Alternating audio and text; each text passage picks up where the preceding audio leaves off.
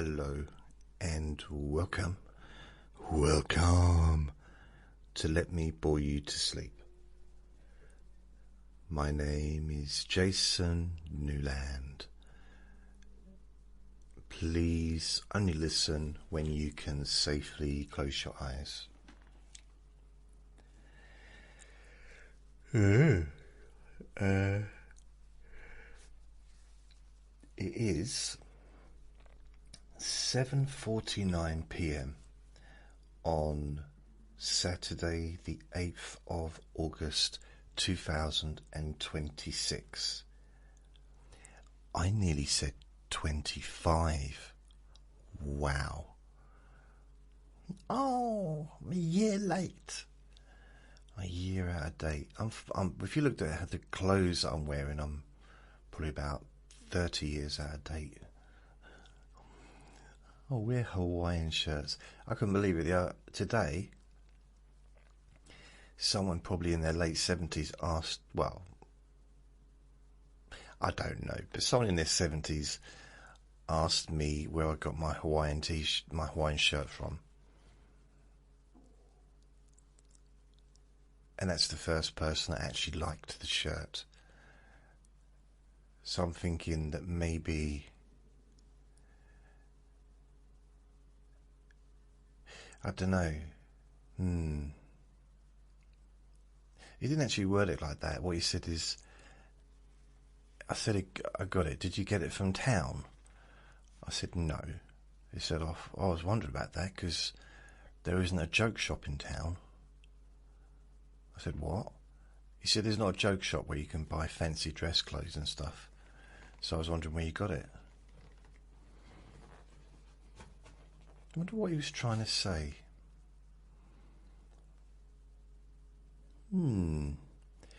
So yeah, this is Let Me Bore You to Sleep. My name's, as I said, Jason Newland. I did a really amazing sleep hypnosis recording earlier today. And when I say amazing, I do mean it was pretty good. In fact, I'm looking forward to listening to it myself tomorrow. I'm not even kidding you. I'm partly tongue-in-cheek when I say it was brilliant, because who am I to say whether it was brilliant or not, but I'm looking forward to listening to it because it's quite a good recording. It's called You Are Perfect the Way You Are. And it's available, on the normal podcasts. Sleep Hypnosis, whatever it's called, Hypnosis for Sleeping Deeply, and Relax and Sleep Hypnosis daily podcasts. It will be on the Sleep Hypnosis podcast when I've eventually once I've updated everything on there. I'm still a little bit behind on that. Now, as I talk to you now, I am watching the boxing. And it's on mute. It's very, very strange to watch boxing on mute. I mean, it's not the first time I've done it. A little bit distracting to do two things at once. I've also realised that I need to upload my recordings to SoundCloud and also to my website, which I haven't done. That's the recording I did earlier today. So it's all a bit, a little bit behind. The reason for that is, so I woke up early like I normally do. I had my breakfast and then I'd listened to some music, chilled out. My life, a lot of it is about staying relaxed. And I've been trying to learn to relax and keep in an almost relaxed state. I'm supposed to try and make that my normal level. And I spent decades trying to get there, which also includes meditation, listening to audiobooks, positive audiobooks, lectures, inspirational stuff, reading books, things like that, as well as creating my own recordings and listening to them. So I kind of I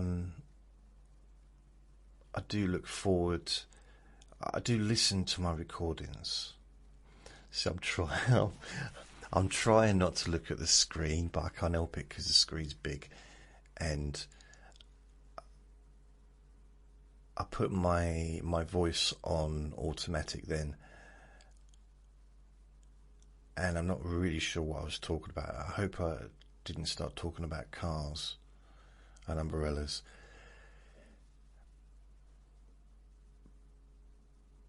I don't know. What was I talking about? Yeah, just being relaxed. And I find when I create a relaxing session, I feel more relaxed. I mean, you could say technically it was a sleep hypnosis recording. You could say it is a inspirational kind of healing kind of recording, or sleep hypnosis recording. You could call it whatever you want, really.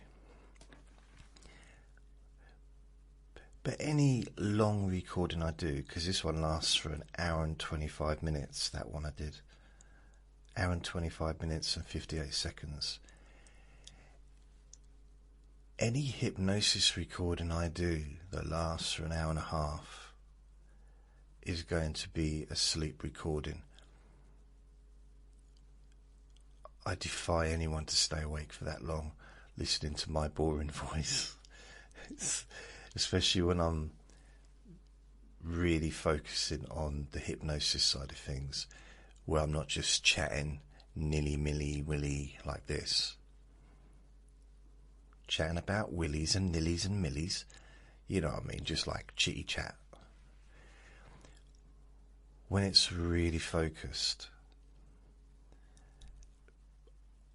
well, I know that I can't stay awake. I wouldn't be able to stay awake during this recording. So if I listen back to this tomorrow, for example, I won't be able to stay awake through it.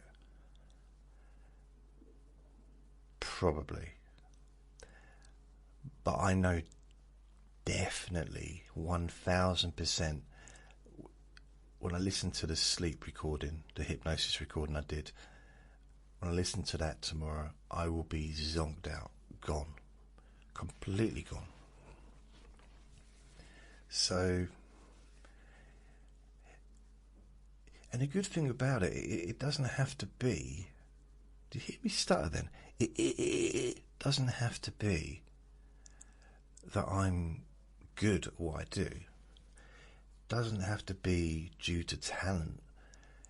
It can just be sheer boredom, the monotony of my voice. So it's a win-win. Whatever the reason that people fall asleep listening to me, it kind of doesn't matter, does it? If it does the job, it does the job. But also, with the one that I was talking about, you're perfect the way you are, even if the person listening to it or the people listening to it don't fall asleep, it kind of doesn't matter, because it's potentially transformational. There's a lot of real meaning in the recording. I'm really bigging up myself today, aren't I? No, but genuinely, I don't. When I do hypnosis recordings, I put a bit more work into them than I used to. I think it's because after 20 years doing just a standard sleep hypnosis recording is just too easy in a sense, or it's not interesting for me. So I'd rather incorporate something useful added on to the sleep, whether it's becoming more positive, whether it's some kind of emotional healing or self-acceptance, or something like that. That to me just seems a bit more useful, as well as falling asleep. Yeah, I think so. I don't know. I've not given it. I was going to say I've not given it a lot of thought. I actually have given it a huge amount of thought. Blimey, I do. This is what I think about a lot. So today, I had lunch with my friend, my Buddhist friend, on Wednesday. And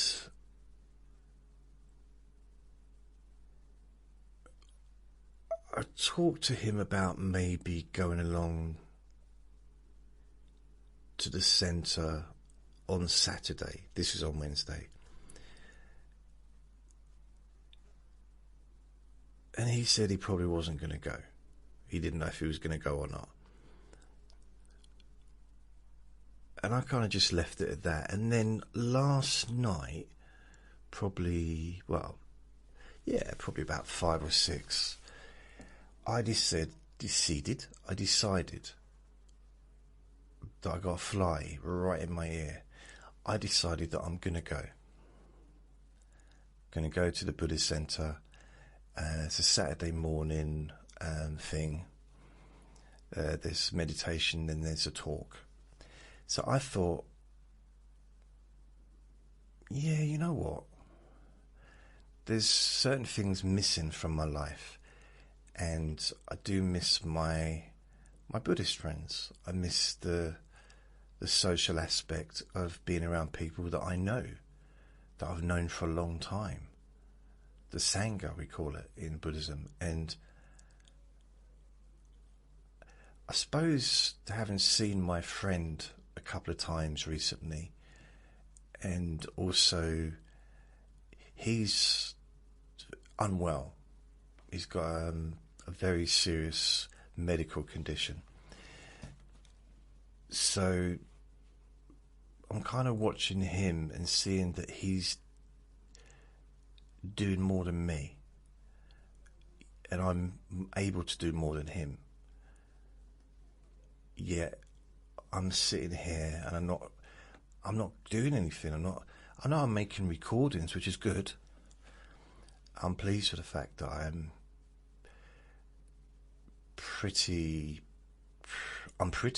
very pretty. Pretty, oh so pretty. Did you know, and it's not necessarily related to what we're talking about, do you know Oliver the movie? Yeah, Oliver the movie. Really famous. One of the most famous movie musicals ever. One of them. I think it was like 1968 or something it came out. Huge in England. It's played on TV. Every Christmas it will get played. Probably again during the year as well. I don't know if it's a big one in America, but it's very dark, but it's a musical as well. And for years and years and years, I wondered, is Oliver Reed related to the director? Because the director, I think it was a lady called Carol Reed. Is he related to her? Well, it turns out, first of all, Carol Reed was a man, and secondly, yes, it was his uncle. I think it was his uncle or his granddad. I think it was his uncle. So, and I think that movie was what made, again, I might be wrong actually. I got to check this out because I'm kind of making it up. Oliver Reed. Oliver Double D. My laptop is starting to play up a bit. The E's are not working. Seriously, the E, I tap it sometimes and nothing happens. So I end up with a brass size. It's weird. Okay. 1960. Ooh. So I'm just going to go and have a look. Let's have a look. 80s. Michael Winner. Why can't it just give a list? A list of... winds me up, that does. Why can't it just give me a list of his movies? Bibliography. Come on. Wow, I had no idea. I'm just looking at Oliver Reed filmography. He started movies in 1955. So he was in 2 movies in 55, 2 in 59. And he was just like an extra in one. He wasn't like a... Yeah, apparently he's uncredited. It's just he wasn't really like he wasn't famous or anything then. Then in 1960, he was in 1, 2, 3, 4, 5, 6, 7, 8 movies. Again, he was just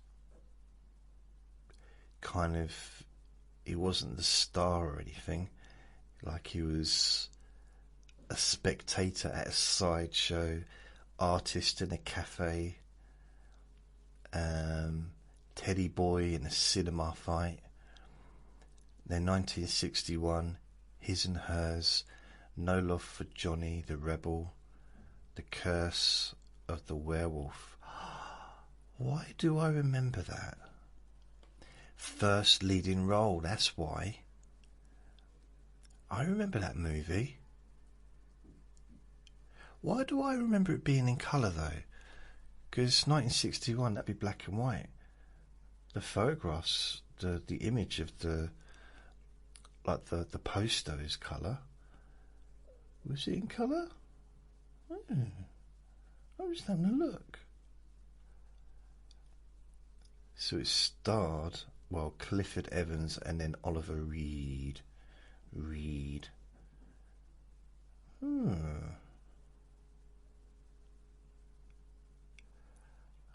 Oh. Anyway, I remember that. That was a good movie, I do believe. So Oliver Reed, going back, so it was his first starring role in what was it called? That's so annoying. Oh, Curse Well. He was in, because he was a teddy boy in one cinema, in one movie. He was a spectator at a sideshow. In one movie called No Love for Johnny, he was a man with a bucket on his head. The thing is, you have to kind of use your previous work, your past work, to promote yourself for future work. So that must have been quite hard when he was going for The Curse of the Werewolf. And they said, "Oh, what have you done? What have you done before?" Well, I was in Life is a Circus. Life is a Circus. Well, what did you play? I was a spectator at a sideshow. All right, what else have you done? The Two Faces of Dr. Jekyll. Well, that's good, because we're doing a horror movie. That's good. Who did you play there? I was a thug. Okay. Anything else? Well, I was in the bulldog breed. Okay, that sounds good. What did you do there? I was a teddy boy in a cinema fight. Oh, okay. Anything else? Well, I was in the rebel. Okay, what? Artist in a cafe. I was artist in a cafe. Well, nothing. None of the roles that you played so far really is kind of makes you suitable to be a star, to be the star of this movie, which we're hoping is going to go on to be a big success. Is there anything else you can tell us about yourself? Any other role that you've had that really will push you to the front of the queue? Because we've got a lot of people we've seen, a lot of great actors that have had some really good roles so far. Not starring roles, but like co-stars. And, that's what we're looking for. Someone that we can take them to the next level and they've got the experience. And Oliver Reed's saying, oh, well, I'm sorry. That's kind of everything, really. Well, thanks, Oliver. Thanks for coming in anyway. But maybe when you've got a bit more experience, we can do something, because, you seem like a lovely chap, lovely moustache. Maybe, once you've got a few more movies under your belt, perhaps you can start getting some more speaking roles and more co-starring roles, and we can give you another look. And Oliver said, oh, thank you very much, sir. And he's on his way out. And suddenly Oliver stops at the door. He says, wait a minute, sir. I just remembered. What's that, Oliver? I played a man with a bucket on his head in the movie No Love for Johnny. And Terence Fisher, the lead, the director, that's the one. Hot dog. That's what we need. You're the one for me. Brilliant. We've got our lead actor. I'm not sure if that happened. So he was in a lot of movies in the 60s. A lot. But none of them, other than Oliver, sort of comes that I haven't heard of before, apart from the Curse of the Werewolf. So he did 1, 2, 3, 4, 5, 6, 7, 8, 9, 10, 11, 12, 13, 14, 17, 18, 19, 20, 21, 22, 23, 24, 25, 26, 27, 28. He'd done 28 movies before 1968, where he was one of the stars in Oliver.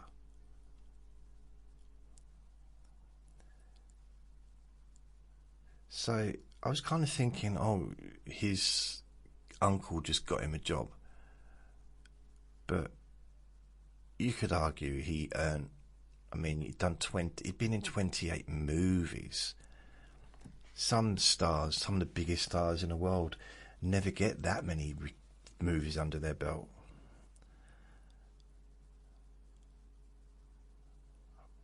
Wow. So yeah, Oliver. Why am I talking? Oh yeah, so basically he was related to Carol Reed. I didn't know Carol could be a man's name. I know anything can now, but I'm talking about, in the 60s. And I'm guessing Carol Reed was probably born in the 20s. So yeah, I didn't realise that. I'm just looking. I remember seeing Oliver Reed in a movie it basically involved him wrestling men in his underwear. They both had their own individual underwear on. That'd be weird, wouldn't it, if they were just both wearing just one pair of underwear? But I don't know what that was, but it was a strange movie. It just was strange. I think I saw that in about 1987 on TV, and I just remember thinking, this is a bit strange. It didn't seem to really be a plot. It's just every opportunity they seemed to just strip down to their underpants and start wrestling on the floor. Maybe it was a wrestling movie. That reminds me. Do you know that for years and years and years I thought to myself that you can't fix a fight, a boxing fight. Not really, because they're punching each other, they're going to hurt each other. I mean, you can fix it, but not the whole way through. And then I saw, you can search this if you want, it's on YouTube, Mr. T against, I think it's Roddy Doyle, or Roddy something, who was, I think he was a wrestler or a big sportsman anyway. And it was, I think, 6 rounds, and it was fixed. No real punches the whole way through it.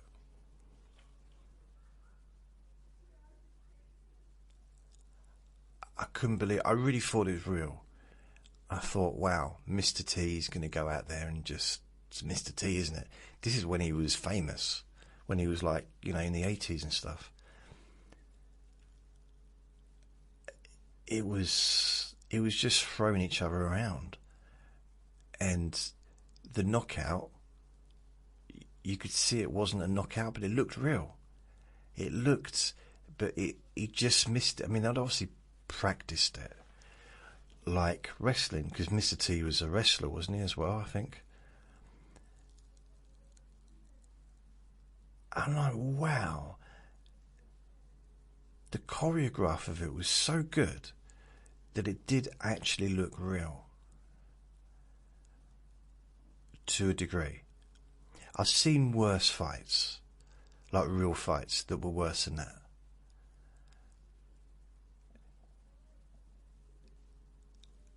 And then I started thinking,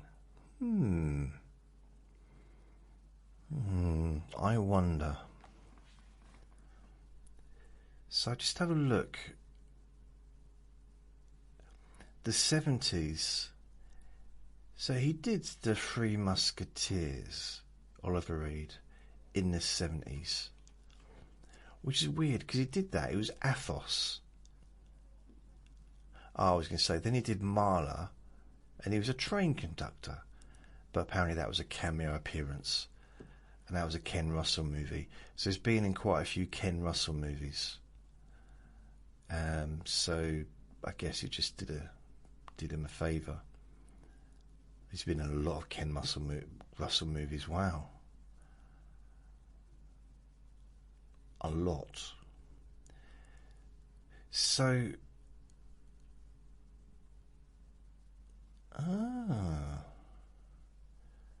So the Four Musketeers, was he in the Three Musketeers? Didn't Three Musketeers happen first? Because the Three Musketeers was the actual name of the book, wasn't it? Oh, it was the first movie he was in, Athos, 1973. So he played Athos in the Three Musketeers. I remember watching that and thinking, oh, he's so broody. So when I was a kid, this is like growing up, because this is like 1970. Three Musketeers was 73, so it probably came on TV, probably late 70s, early 80s, and I remember thinking, very broody, very broody. I wonder if we'll ever see him strip down and start wrestling in his underpants. But I had to wait another sort of 9 years for that. The Four Musketeers was 1974, and he played Athos again. Who's the fourth Musketeer?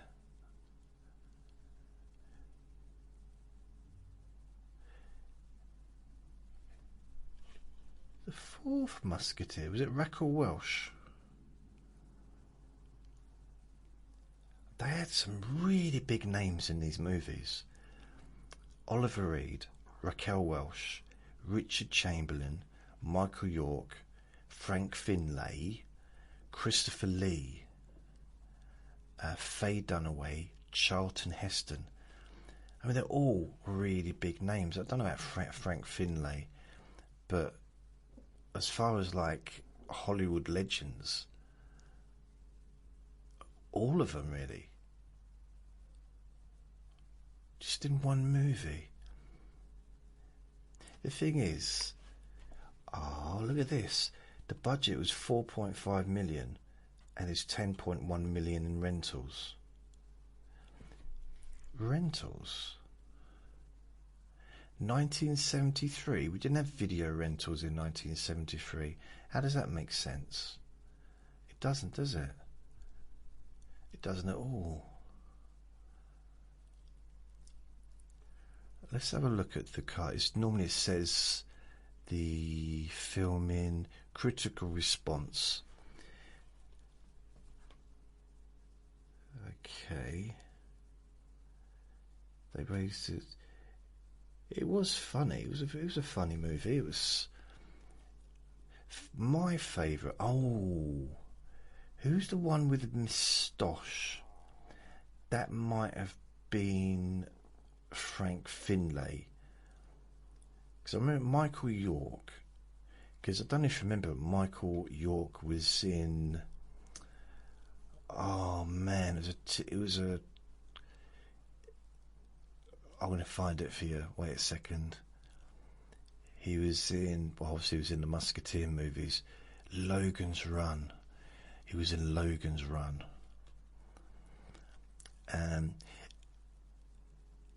Do you know what Logan's Run is? Whoa, whoa, whoa. I tell you what. If you don't know Logan's Run, it's worth watching it. The TV show is really good as well. It was a different actor in the TV show, I think. Yeah, it was. But it's really good. But it's...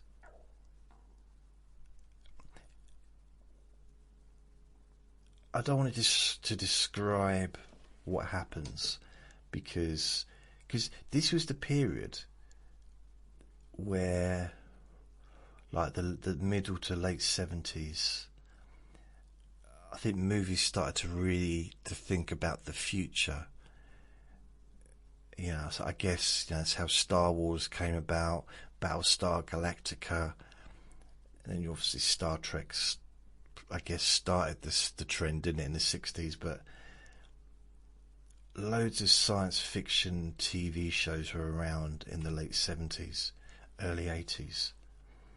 Blake 7, for example. And what's that one? Oh, there was one that was really good. I used to love watching it. In fact, I had one of the toys from the TV show. And there was a bloke that looked like an eagle. And there was a lady that could turn into any animal. Oh, forget it. Forget what the name of the place, the TV show was. And of course we had Doctor Who as well.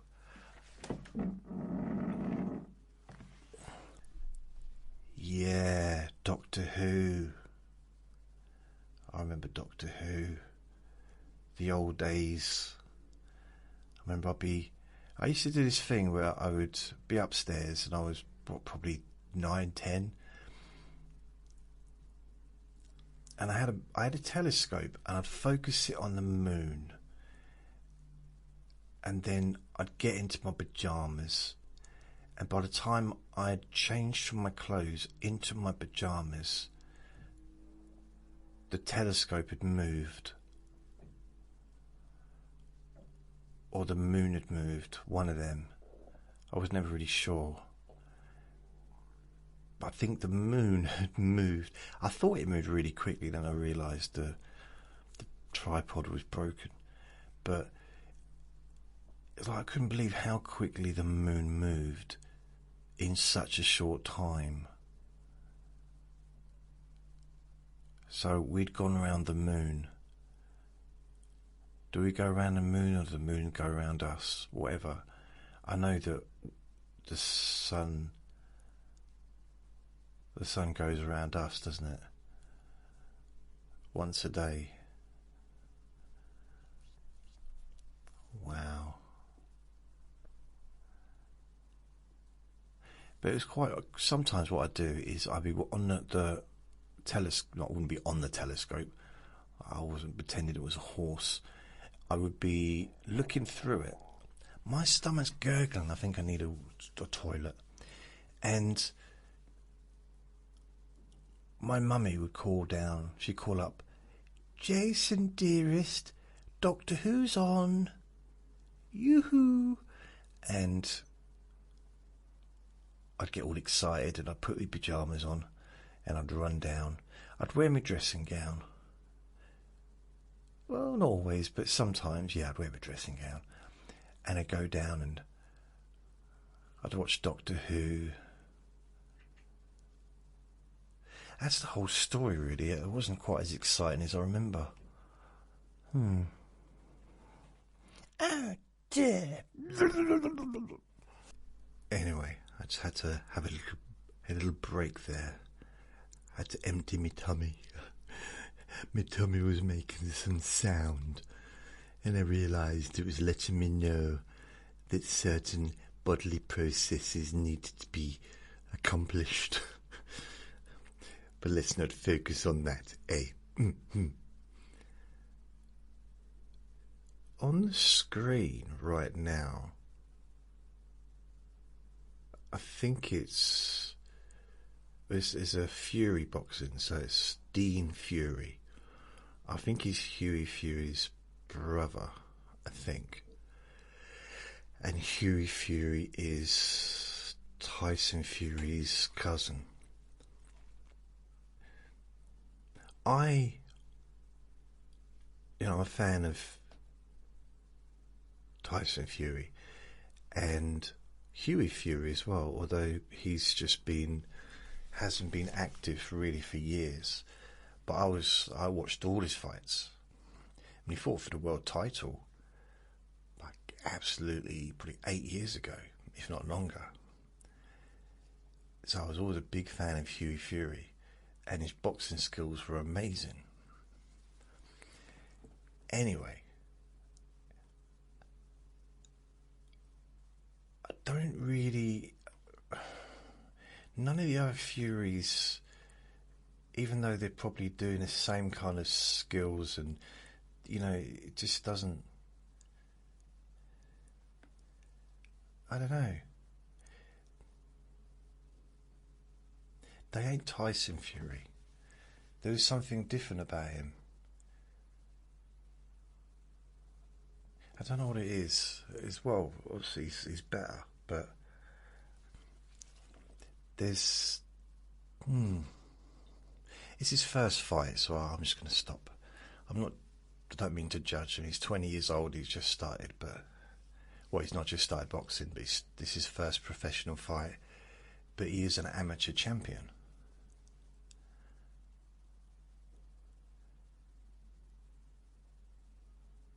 But it's just not.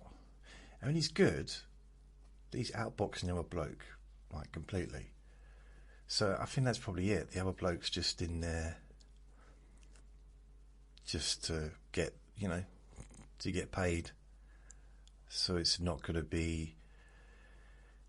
I guess it's not going to be a clean fight because the other bloke's not coming in to really sort of win. I don't know. Anyway, the main fight's on probably about 10. It's now 20-9. Will I be still awake? Or will I still be awake? Or will I be awake still? I don't know. Because I'm used to going to bed at 9 recently. It doesn't really matter, does it? I can watch it back tomorrow But you know, sometimes I don't feel in the mood. You know, it's nice to watch it when it's live. Watching it back afterwards is, it's something that I need to do sometimes, because if it's on when I'm not awake, then I can't watch it, can I? So it has to be watching it back on repeat. But it's not the same. It's not. That's why I will get up or stay up till whatever hour in the morning is required to watch the really big fights. Unless I think there's a possibility that I won't find out the results. But guaranteed, like for example, I think it's November, Tyson Fury and Anthony Joshua are going to be fighting each other.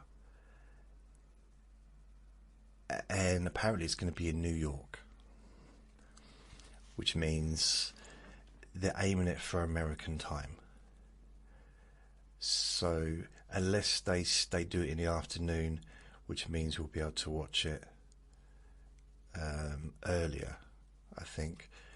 But either way, it's not going to be on at a normal time here. So if I go to bed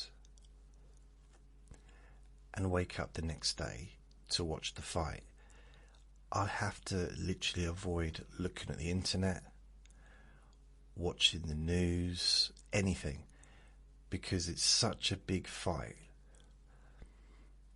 that it's going to be, the result is going to be on the news, because it'll be so hyped up when it happens.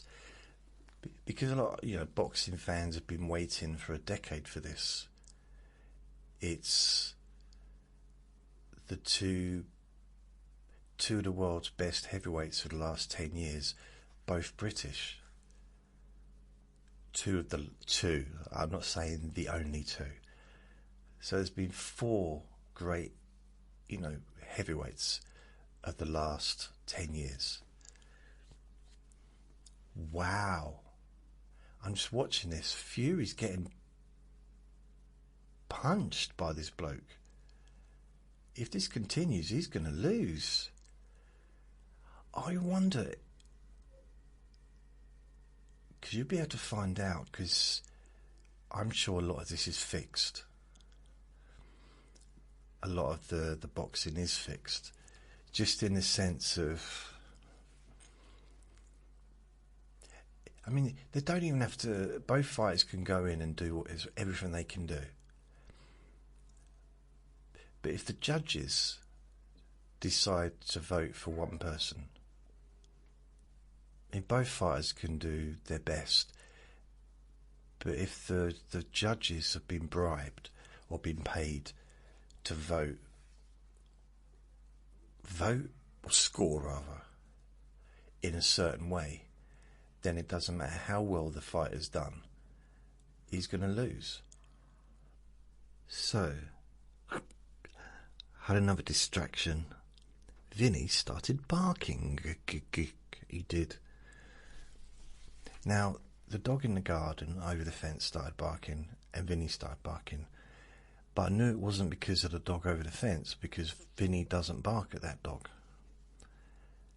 And then I heard another dog in the distance. So basically Vinny and the dog over the fence were barking at that dog in the distance.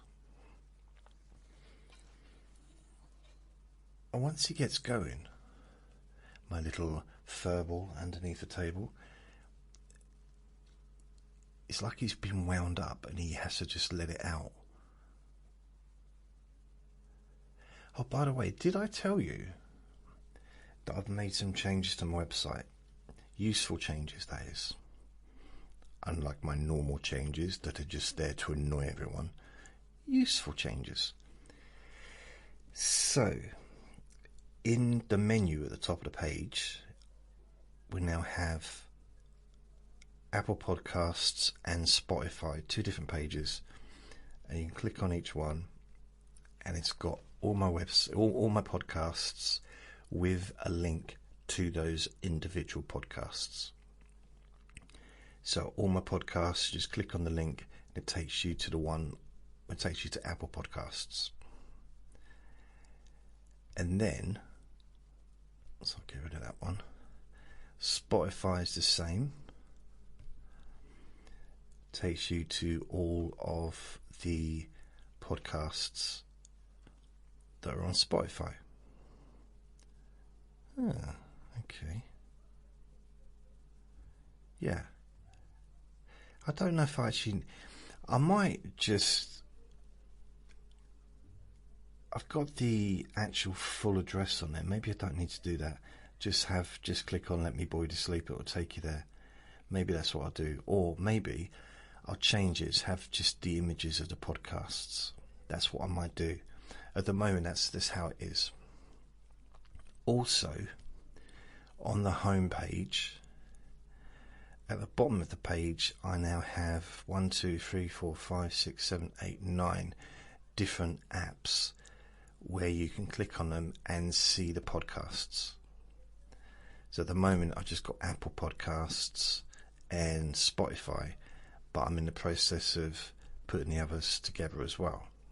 So there's Spreaker, iHeartRadio, Amazon Music and Audible, Castbox, Deezer, Podcast Addict and Podchaser.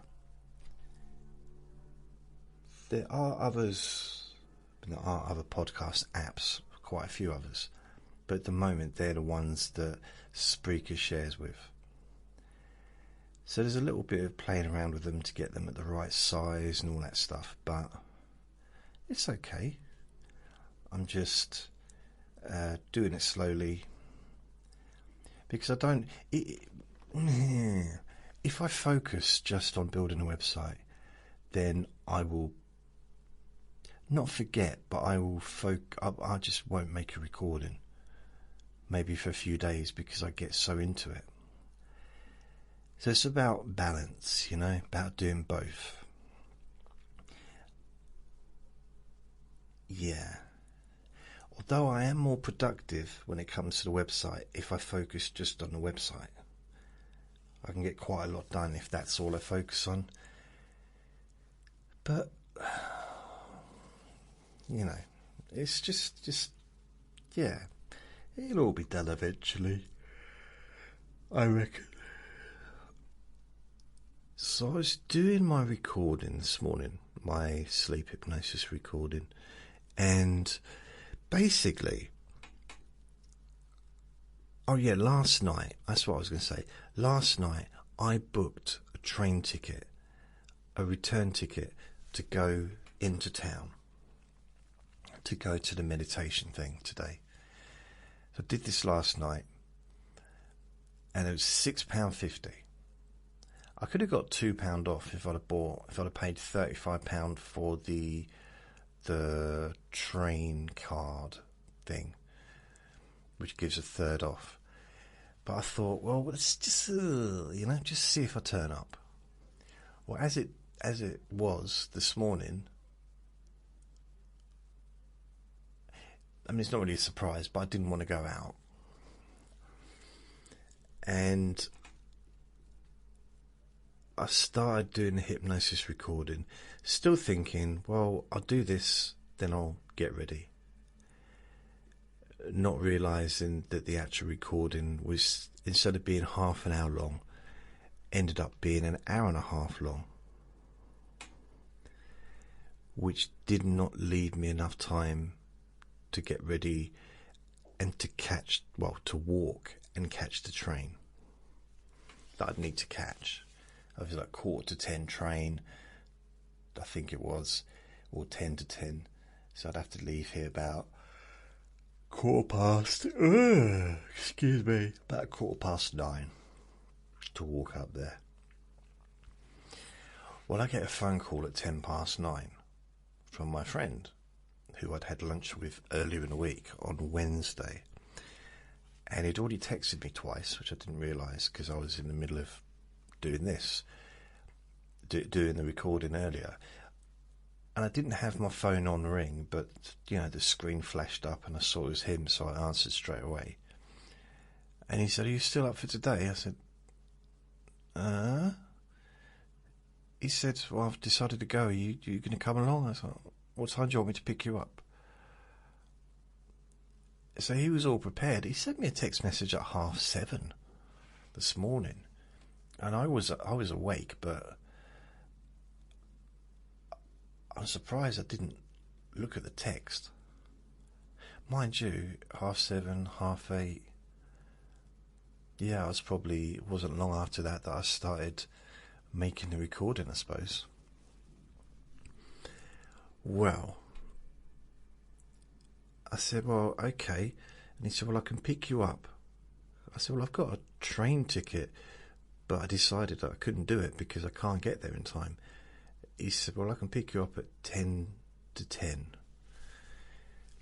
And it was about 12 minutes past 9 at this point, and I thought, yeah, that's enough time, because I needed to eat something. I needed to get cleaned up and get dressed, and also take Vinny into the garden. So it was, you know, just enough time to kind of do everything. So I washed my hair and tried to make myself presentable, because I was going to be in a room with people. It's not so bad, you know, being outside. Because, you know, if I'm not talking about being smelly, but just generally, I want to make sure that I'm clean. If I'm in a field, providing the wind's not blowing, you know, towards the other person, away from me, sort of blowing my stink to them. Just blame it on the field, innit? Just say, yeah, it must be spreading manure again. Weird how they only do it when you're out walking Vinny, isn't it? Which is a bit rude. So, yeah, I go along. And my friend, I get in, right? And there's no room to get in the front, like to put my feet. I don't carry my feet with me, but, you know, to put my feet, like, when I get in there on the floor. And I said, "What's going on?" He said, "Well," I said, "there's no room in the front." He said, "Well, you ain't going to be able to get in the back." I looked, and there was this full of bags. These bags of forest bits. You know, like shrubbery and greenery and all kinds of bits. There's about 20 bags, if not more. And I thought, okay. And he said, "Yeah, we need to go there on the way back to the tip and chuck them down there." And it's free, apparently. If you're not a business, it's free, so you can just go there and get rid of your stuff. Which makes me wonder. Now, I don't know if you can do that with, if it's just garden waste you can do it with, or are you allowed to do it with normal waste? Because if that's the case, when the dust people were on strike, why didn't people just take their stuff to the tip if it didn't cost anything, and just get rid of it instead of just letting all the black bags just build up?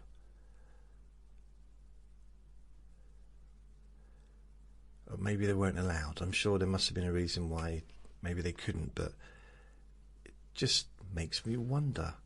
In fact, that's all I can think about now. So we went to the centre. I was a bit nervous because I've not been there regularly for 10 years. I've been there on and off every now and then. But I used to be really involved. I'd be there a lot. Before I moved here, that was. Well, I didn't expect to see so many people in the place. So it was pretty rammed. And I also didn't expect to see so many people that I knew. Some people remembered me, didn't remember my name, but they remembered me, like, remembered my funny face, or remembered me as a person. And yeah, the people, I didn't remember everyone's name either. But it was interesting just to see people and just chat to them. They're so friendly. And I didn't talk to any of the people that go there as... I was basically just talking mainly to the order members and the people that have been going for a long time. Any of the people, I say new, I mean, they might have been going for 8 or 9 years, but I didn't know any of those, so I didn't speak to them because I didn't know them to talk to. I imagine they must have wondered what was going on. Why is this new person? How does this new person know everyone? But it was nice. It was nice to just kind of be there. And I'm sitting next to this bloke that I haven't seen again for ages, and he's been going for 30 years. And I used to sit next to him and chat to him, you know, in the past. And it was just kind of like doing the same thing again, just chatting. He's very funny. He's got a very dry sense of humour. He said, I was talking about Vinny, and he said, so, why did you get a dog? And I just found it hilarious. I was like, I started laughing. I said, that's the strangest question I think I've ever been asked. Why did you get a dog? Just, I don't know, just seemed like a weird question to ask. And it was very funny. So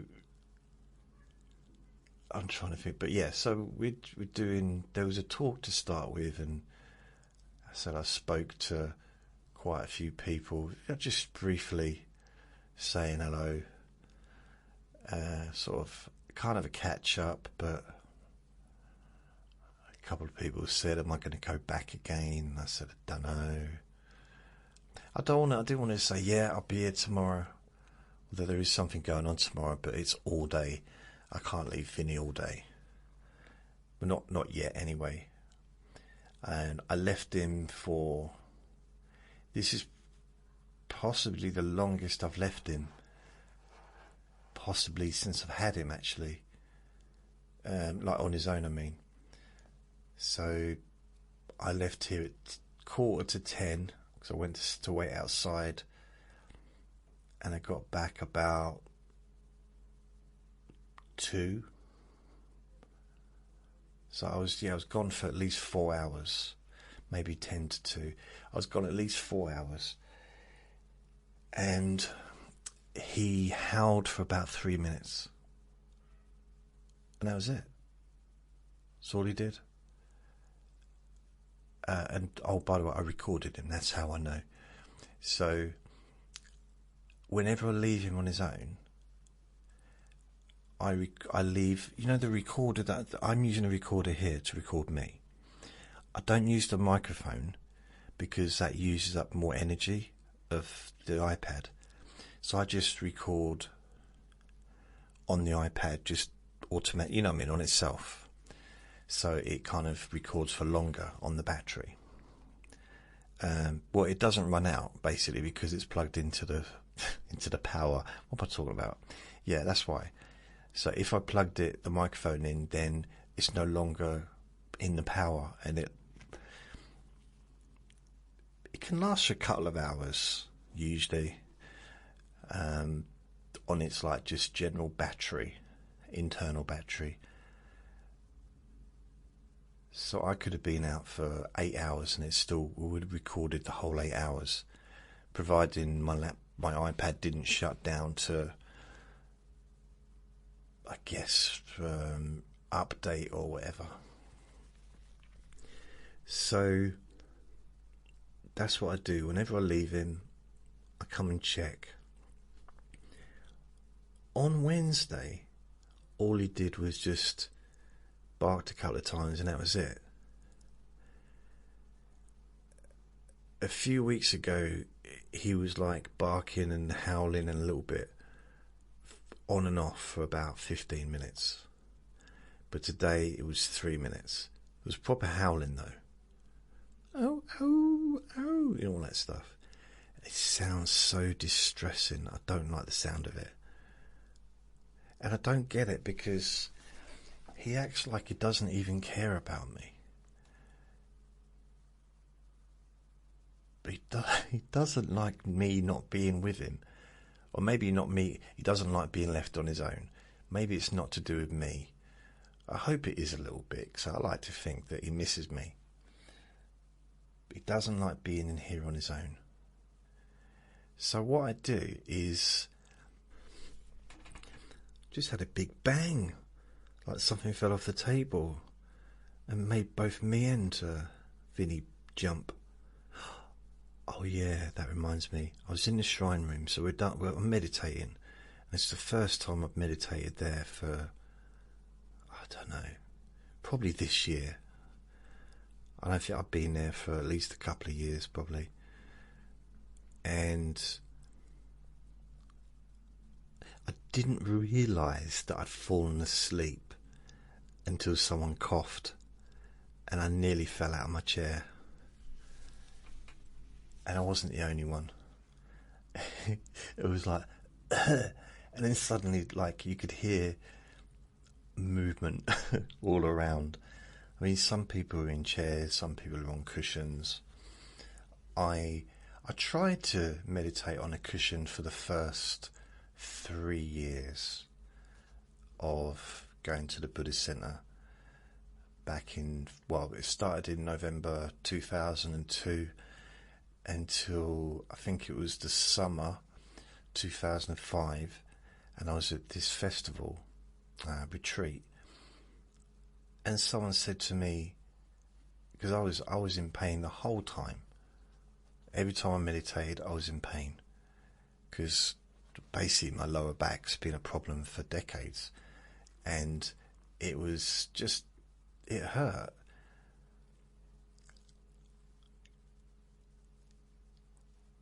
And someone said to me, you know what? I said, what? That's what, and ran away. No, he said, no, what? I said, what? You could try just sitting in a chair, which was always available for me, always. And I kind of knew that, really. I felt that to be a proper Buddhist, to meditate properly, I should be doing the full lotus, whatever it's called. And my body's not built that way. Not even when I was a kid. I could never do that. My hips have never had that kind of flexibility.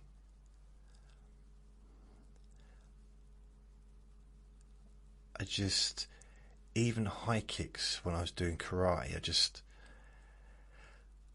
I could do high kicks, but I used to kind of injure myself sometimes doing it. And doing the splits, never. I mean, I'm not saying I could never do it when I was little. I mean, I used to bite my own toenails when I was really little. But, so I'm sure, because there's a point when you're little, you can pretty much put your head behind your legs, and the flexibility is just ridiculous, isn't it? And some people keep a degree of flexibility more than others, and I just, for some reason, I could do the half splits quite easily, but that's the stretching. I always found the stretching is the hardest part of doing martial arts. The first time I ever did stretching was, I mean, we did a bit at school, a bit of a little bit. But really, it's when I started doing kickboxing. My neighbour opposite me, he was in the armed forces in America, so he was on the American base. And my next door neighbour, the kid next door, there was two of them. The younger one, so he was younger than me, he knocked on the door and said, "Do you want to come to kickboxing with me?" And I said, "No, go away." And he said, "Oh, please." I said, "What do you mean?" He said, "Well, what's his name?" I kind of knew who he was. Opposite, because I knew his son, who was sort of pretty much the same age as my little brother. And he said that he teaches kickboxing, and he wants to teach. I asked him to teach me, but he said I can only do it if someone else comes along so you can spar. I said, all right. So I went along and went onto the base, the American base, and went to this gym. It was really all set up, and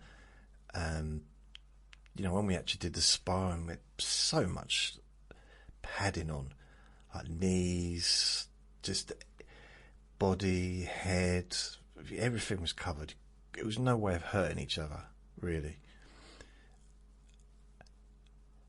But the thing I struggled with wasn't the punching or the kicking, because I had enough flexibility to kick and punch, because I was like 12, 13. The stretching, that destroyed me. Absolutely destroyed me. Honestly, I could hardly walk the next day. And I thought, okay, it's just a thing. The next week, I could hardly walk again, because it was just Saturday mornings for a few weeks. And then I started karate, and I was doing both for a while. And I decided karate's for me. Because the thing is, with the kickboxing, it was just me and the other kid. There wasn't any camaraderie. There wasn't like with karate, there was a bunch of people. Most people older, a lot of adults, and other kids that were kind of my age, a bit older.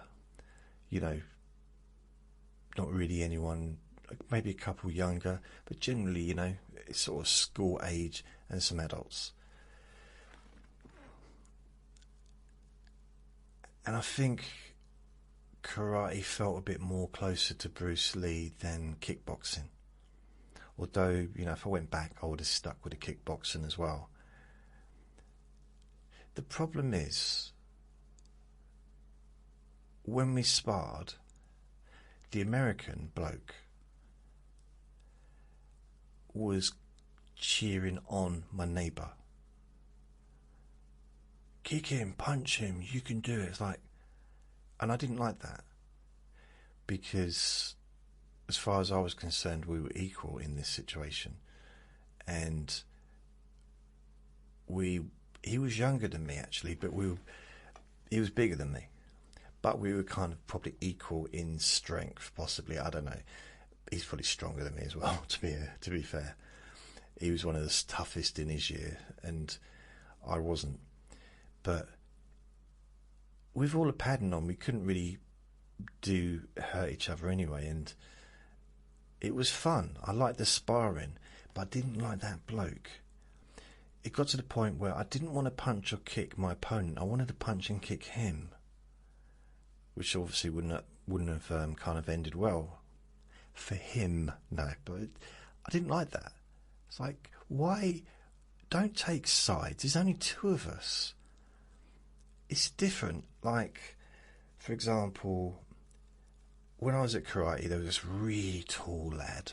He was a brown belt. He got his black belt, I think, once he left school. But he was a lot older than me, about 6'6", and he used to bully me on when it comes to sparring. He just kept kicking me over, and I'd end up having to accidentally punch him my head height, which is his groin height. So eventually he learned to stop doing it. But then when I left school and I started working in a chip shop, it turned out that my bosses, well, both my bosses was a man and a wife. My husband and wife were both my bosses. I dealt more with him because he worked in a chip shop, but she was pretty much the boss. Her brother was a black belt in karate, the same as the same. It was just another version of the same club that I went to.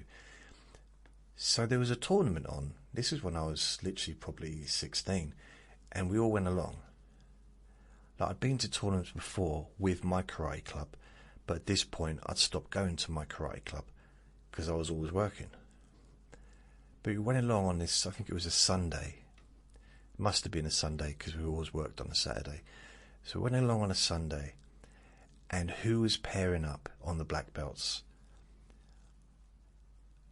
It was my boss's brother against this tall bloke that used to push me and kick me all over the place, who's now a black belt, you know, when I was like at karate. Ironically, my boss's brother was just as tall as him, so I was cheering for him.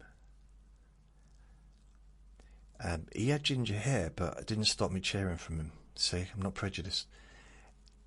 And he literally, honestly, he won in spectacular fashion, and it was almost, I don't know, it was nice.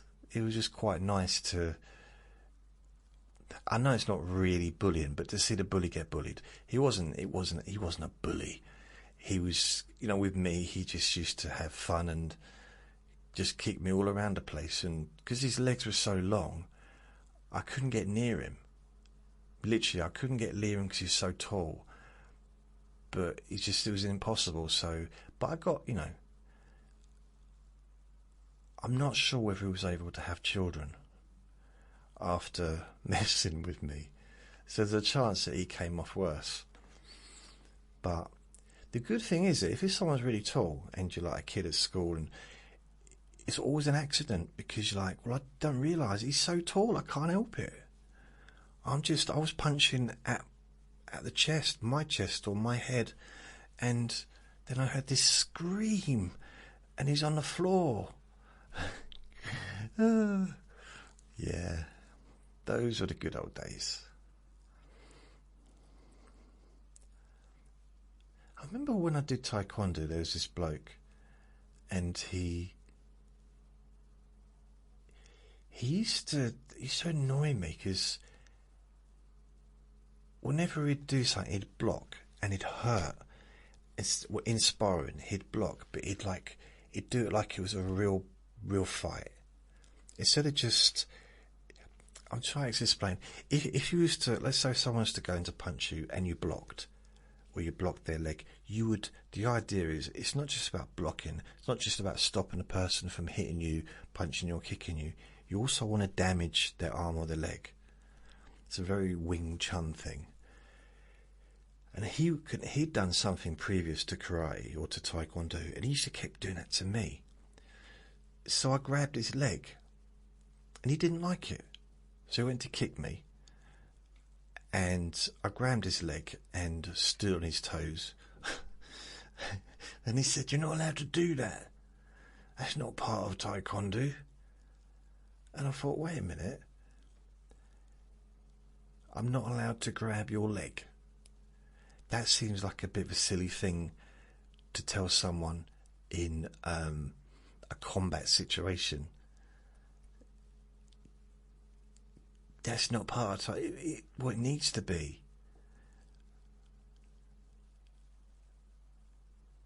I mean, really, if someone's coming to kick you, grabbing their leg is probably the best thing you can do, because once you've got their leg, they're very restricted. Just moving their long leg away gently, like just moving it away. Hope that's okay. It can put them off balance, but they've still got both their feet to kick you with. If you grab one of their legs, that means they're on one leg, which means they're dependent upon you. What you do next is going to depend on what they do next. Having so much wisdom is very hard at my age. So much wisdom. So much. But, yeah.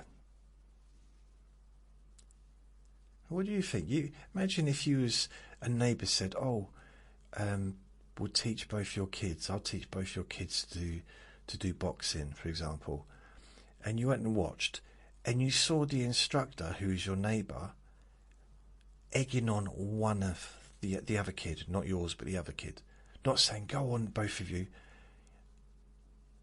It'd be annoying, wouldn't it? And you could argue, well, you know, it was 43 years ago. I should really let it go. Wow. 43 years ago. 40, so altogether, 43 years.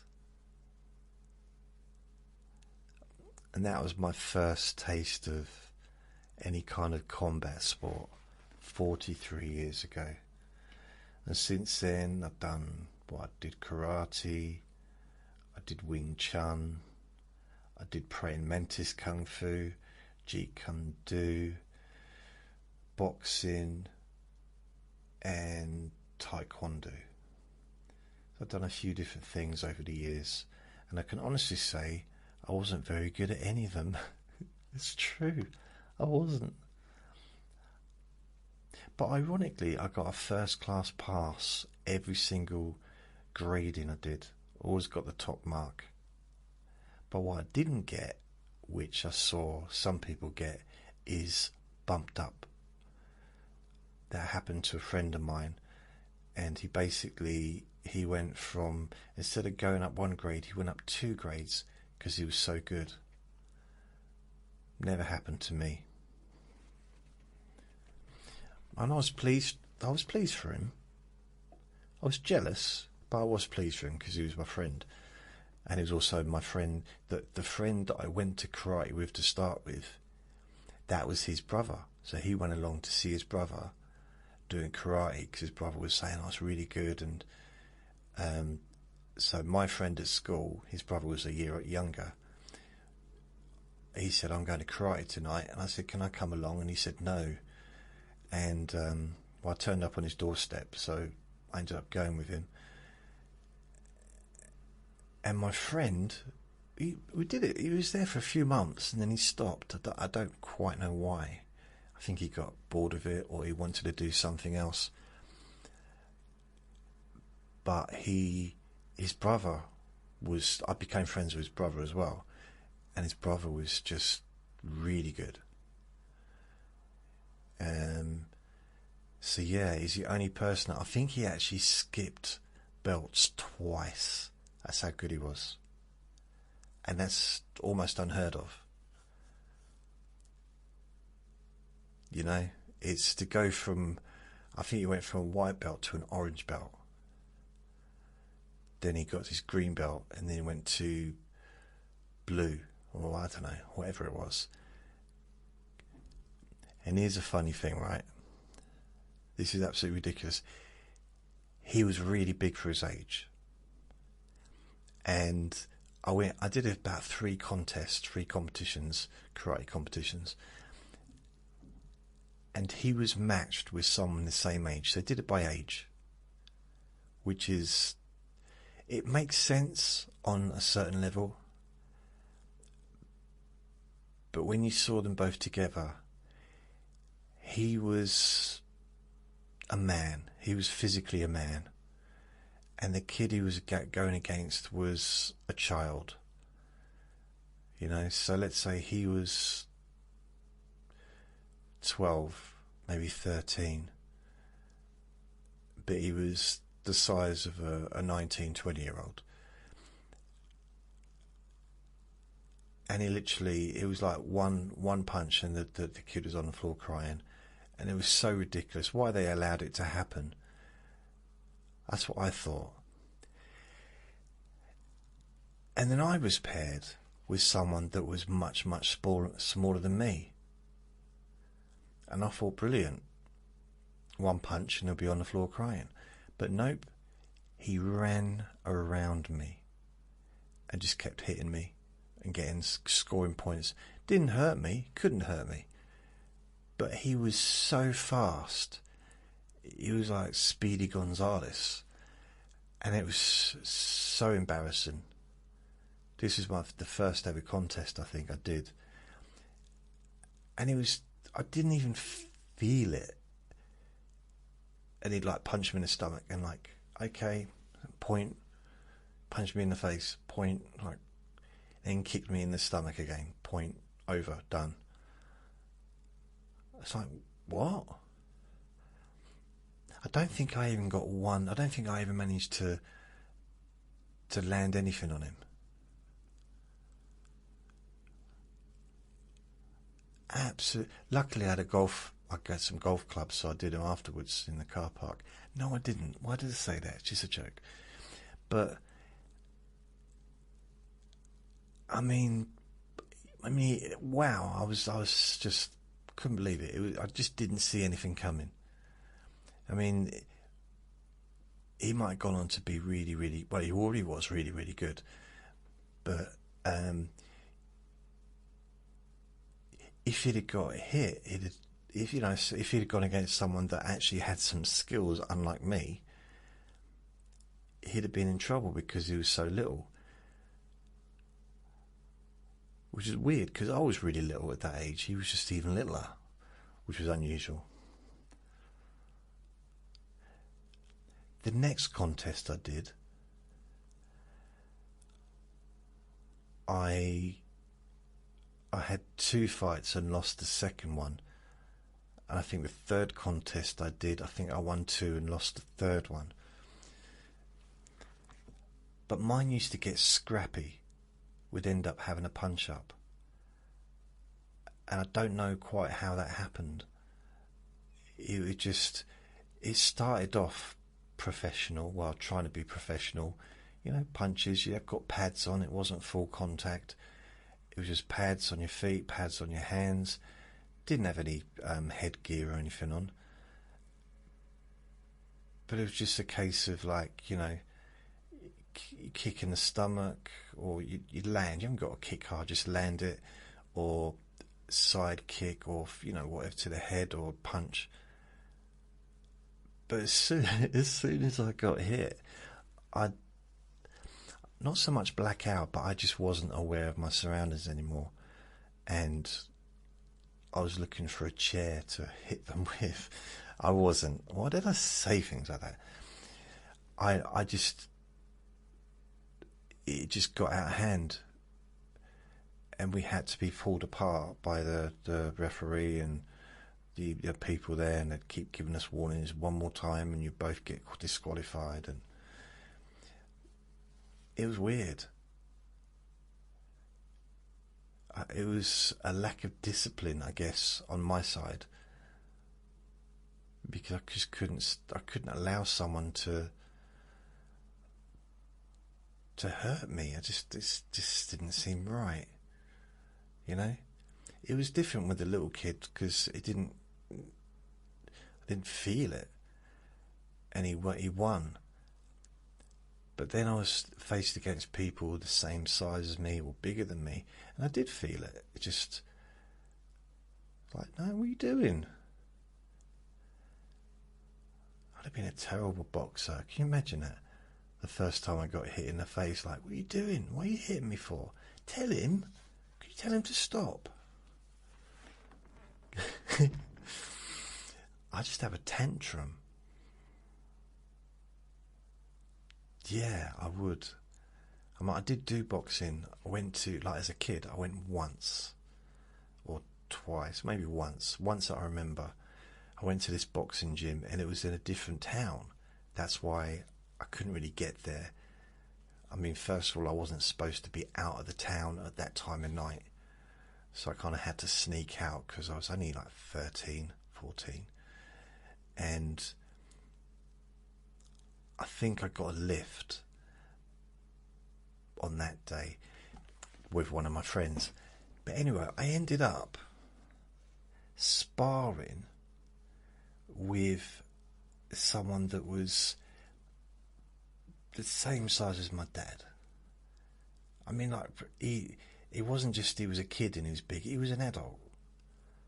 He might have only been like late teens, but he's still an adult, you know.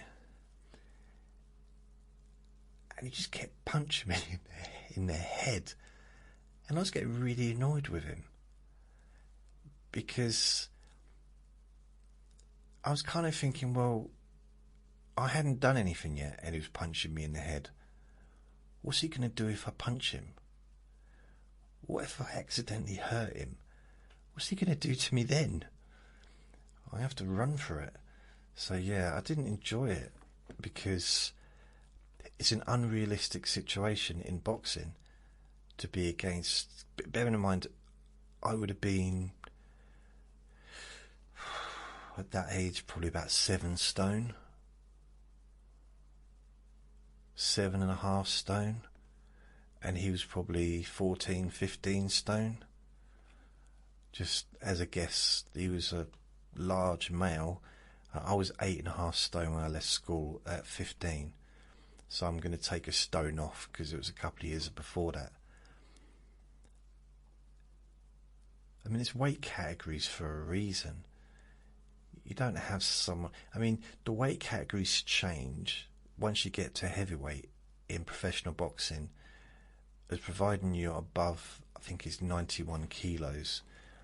It doesn't matter if you're 91 kilos or 200 kilos. Everyone's fighting each other. But below that, you have to be within a certain range of weights. So there's no way someone of my weight back then, which would have been like bantamweight probably, flyweight or bantamweight, against someone that was probably at least light heavyweight, if not cruiserweight, or heavyweight maybe. Probably, yeah, maybe at least cruiserweight. That would have just been ridiculous. I mean, I was so light, literally. If I'd have got punched in the chin, I'd have gone up and I would have literally, it'd be like a cartoon, I'd have floated down from side to side like a feather. That's how light I was. When my parents went out, when it was a windy day, my dad used to use me as a kite. Wow. That was a funny joke in my head before I said it, and I started laughing at the idea of it. Because we used to go onto it was like a cliff top on a really windy day, and we used to go kiting, or whatever you want to call it. And it was fun to a degree. I mean, it's only so exciting you can get watching something in the sky like that, but it's interesting if you're the one holding the string or holding, controlling it. So we'd have our own ones as well, but they get tangled, and that was what I was trying to say, because I was so light, they used to use me as a kite. I didn't need to explain it really, did I? Possibly not. It's just because when I started to say it, I started laughing because for some reason I found it funny. It's one of those really silly. I guess I was visualising myself just holding onto some sticks, screaming, "Get me down, get me down. I promise I won't wear your underwear anymore." So anyway, I'm going to watch the boxing because they're about to start. I think this is the co-main event, and it's supposed to be a good one. So I'm going to do that. So, thank you for listening, and remember to be kind to yourself, because you do deserve to be happy. And be gentle with yourself. You deserve to feel safe. Lots of love. Bye.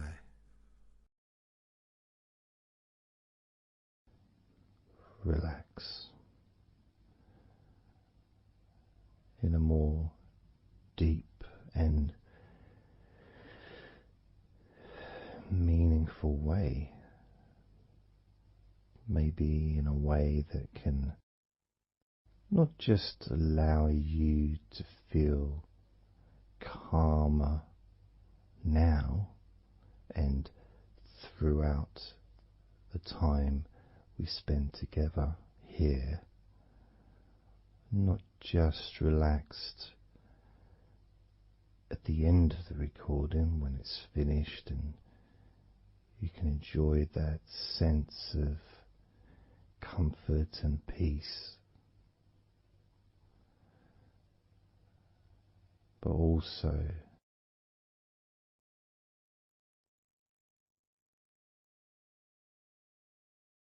I think it would be nice to have those feelings of relaxation continue for longer after the recording is ended, so that you can still benefit from listening to my voice, maybe in a few hours' time, perhaps tomorrow.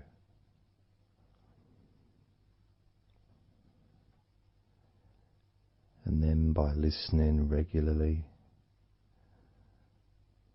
especially if you find, like some people do, and myself as well, sometimes I find one particular recording that really resonates with me,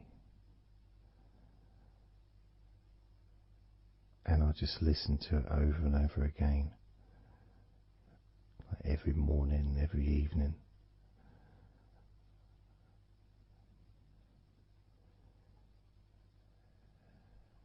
There was this recording from, we're going back to about 1999. It wasn't hypnosis, but it was a guided visualization, so it kind of was hypnosis really. And I managed to find it again, and it still has the same effect on me. And part of it was the person's voice relaxed me. Just felt so peaceful, and I'd look forward to listening to her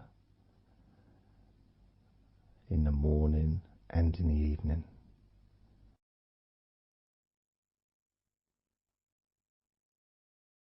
And I knew before even pressing the play button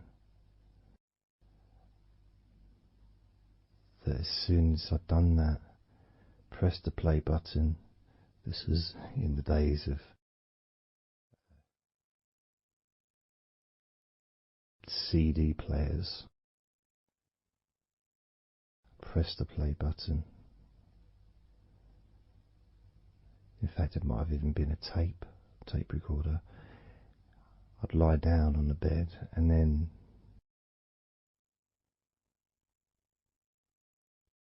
even without necessarily listening to her words,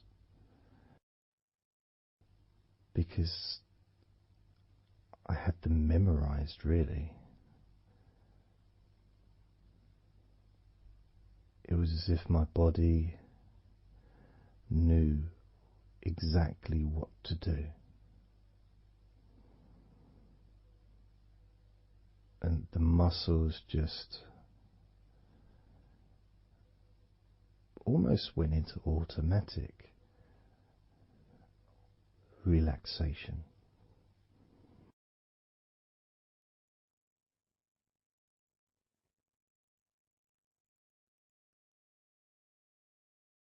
And I remember my mind would slow down.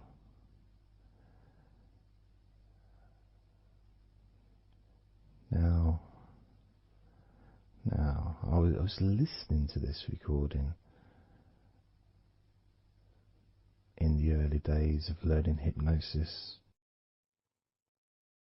and long before I ever made any videos or audio recordings myself, because I didn't start doing that till 2006.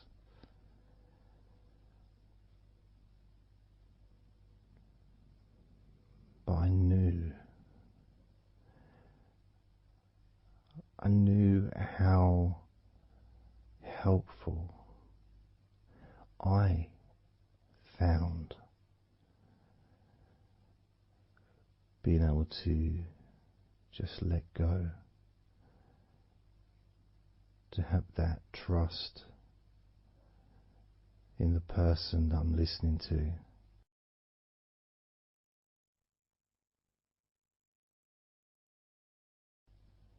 Knowing that it's going to be just as relaxing, if not more so, each time you hear my voice. You may feel the same.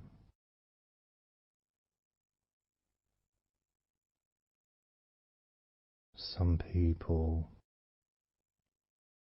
have been listening to me for over a decade.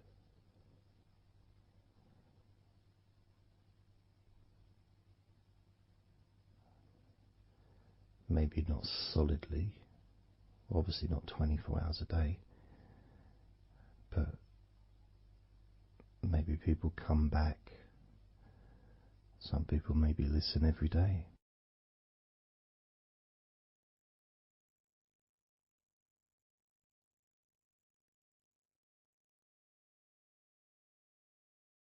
And something that I do, which you may not realize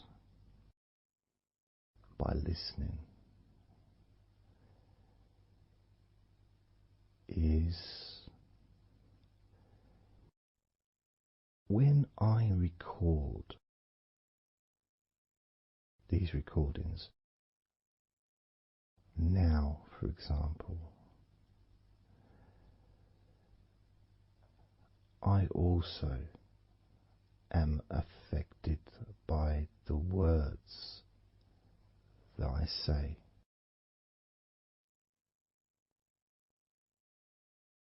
So if I said to you, focus on your feet, notice your feet relaxing, I will be focusing on my feet. I will be noticing my feet relaxing.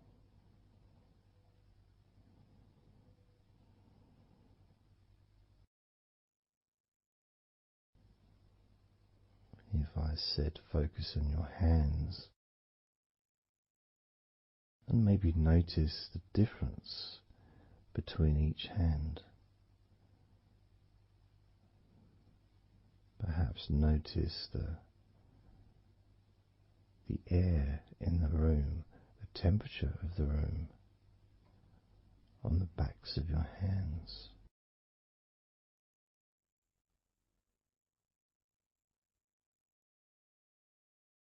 You may start to notice what almost feels like a very light breeze, even though there may not be any type of breeze at all where you are right now.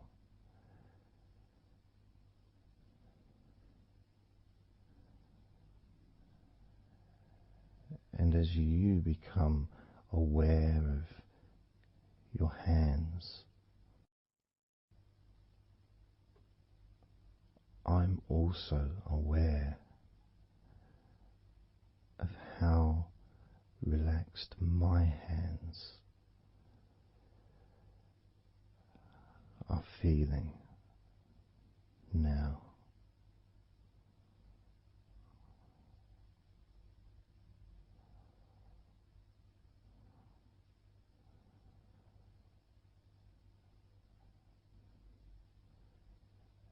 And when it comes to potentially drifting off to sleep, which may be the reason you're listening,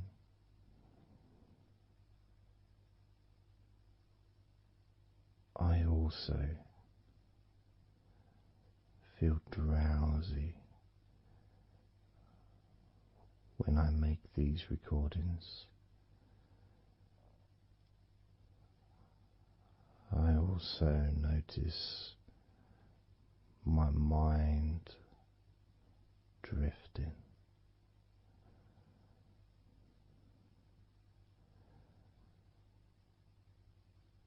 In fact, at times I've actually fallen asleep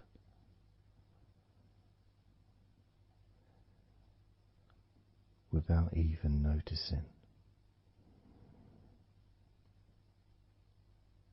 And then I carry on talking.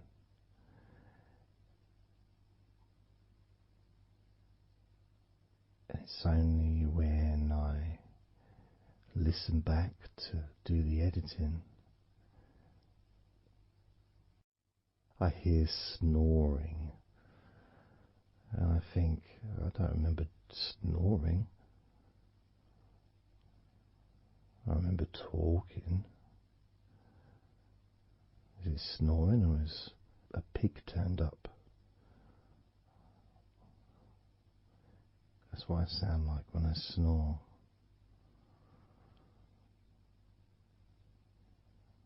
And I get really into the whole experience.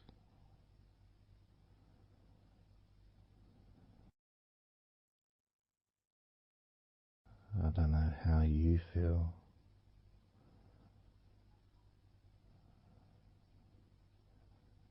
How relaxed you feel in your feet. How relaxed you feel in your hands.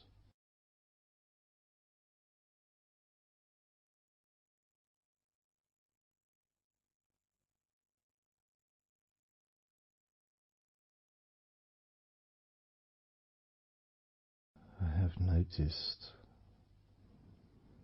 more and more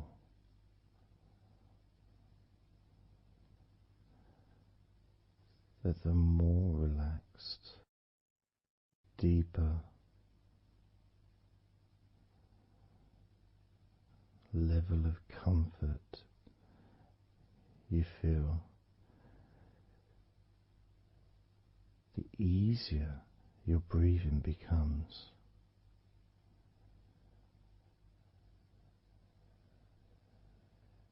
It's almost like that additional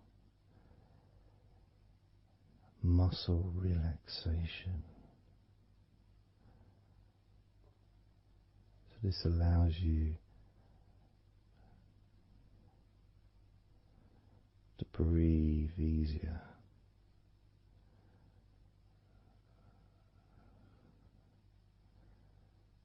Without necessarily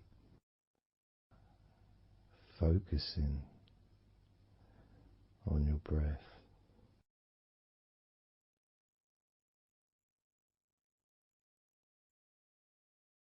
However, being able to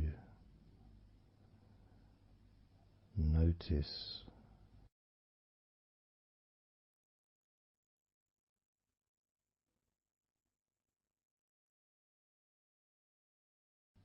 the ease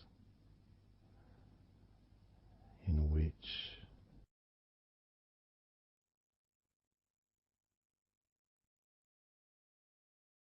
you breathe so naturally.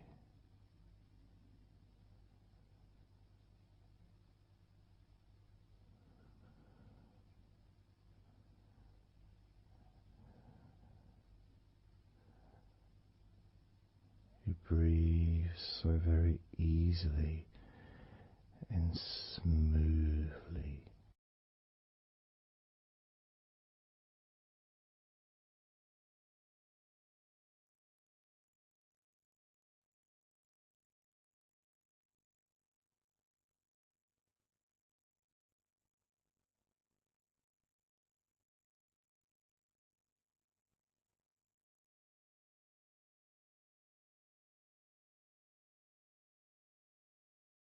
Whenever I imagine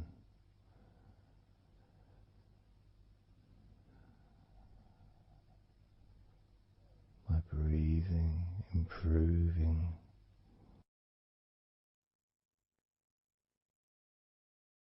when I've got my eyes closed,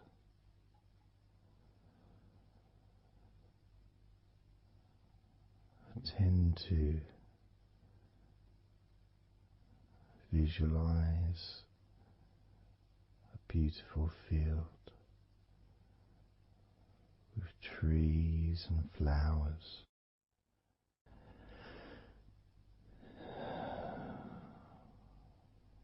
producing all that life-giving oxygen.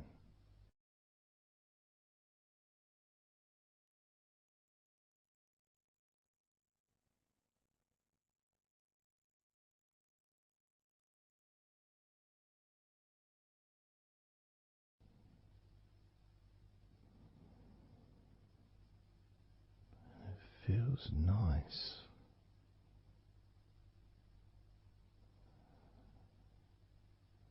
to, if nothing else,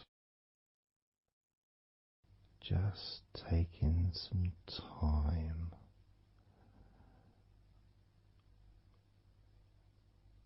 away from everything.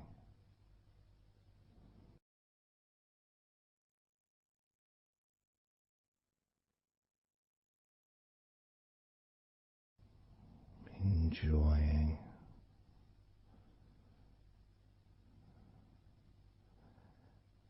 that feeling of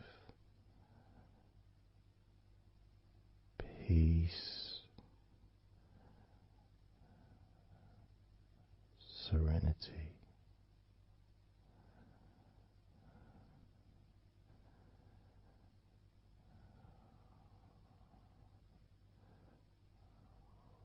with a joyful heart.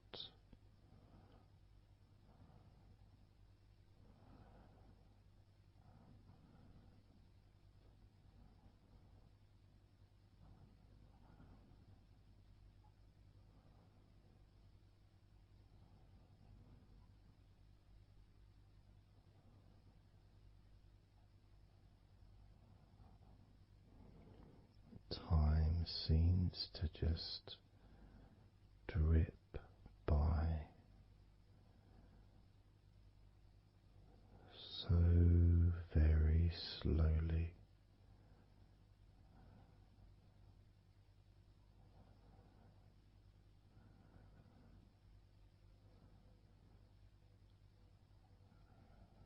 Relaxed,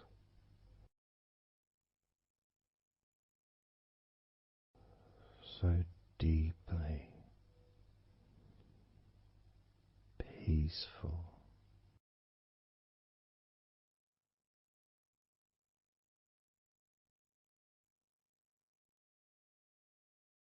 completely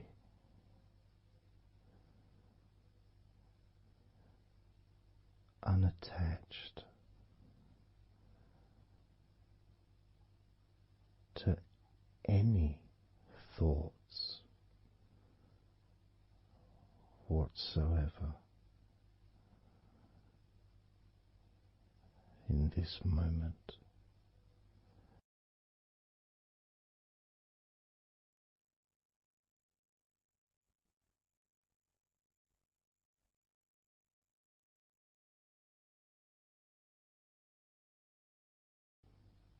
Completely free.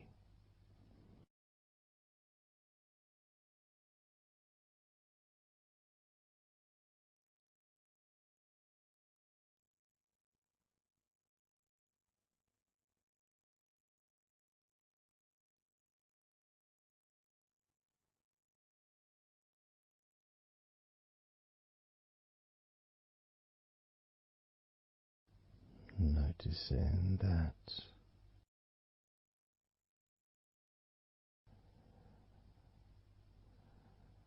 your mind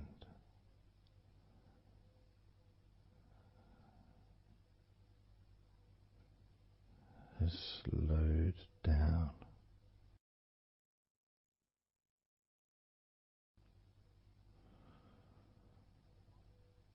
Slowed down.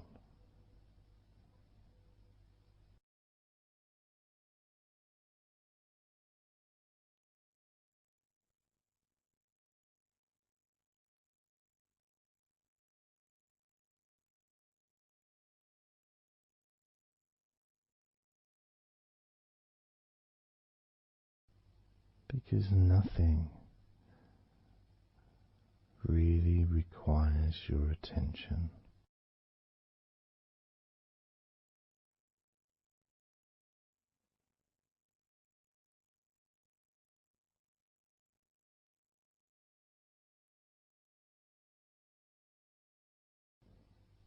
You can enjoy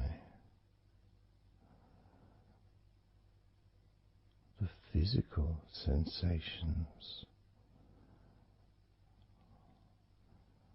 of allowing the stress to drip out of your body.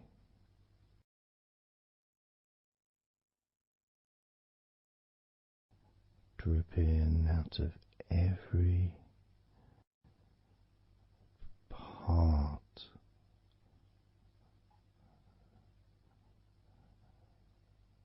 of your body.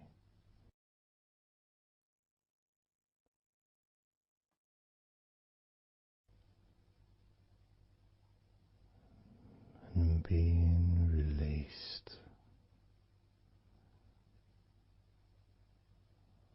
from your brain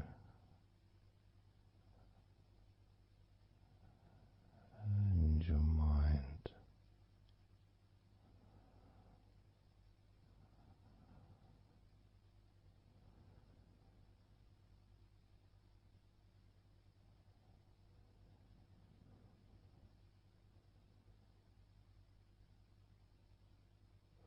Slowly but surely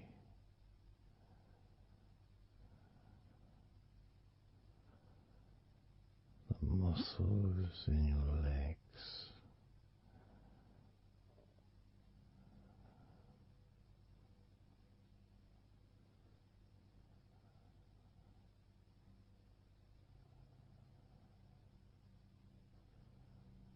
relax,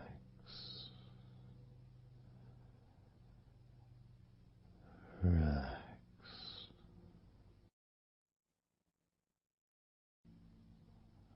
relax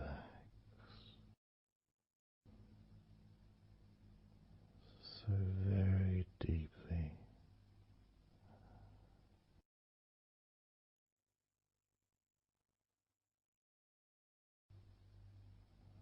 Relax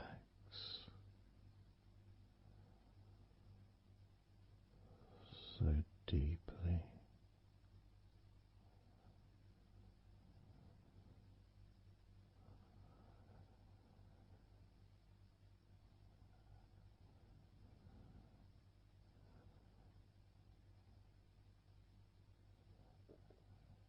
And the feelings,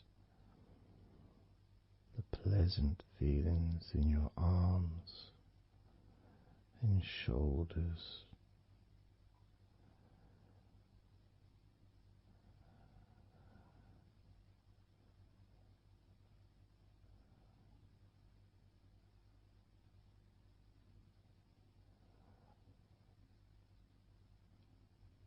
deepening each part of your body further and deeper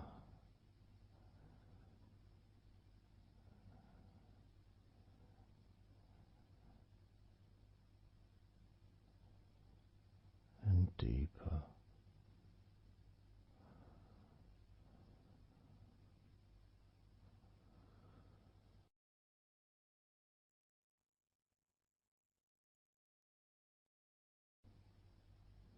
noticing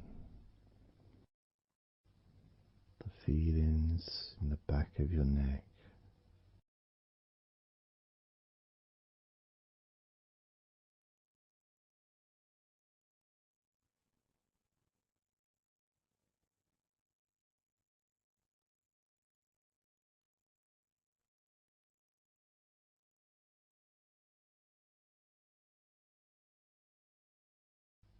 The feelings in your wrists,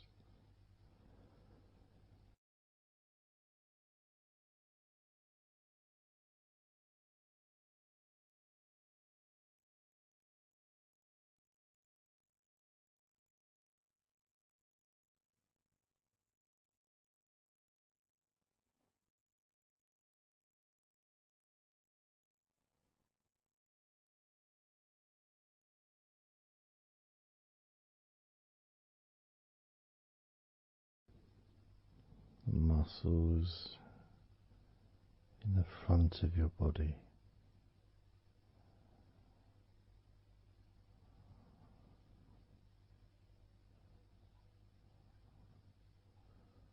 Are also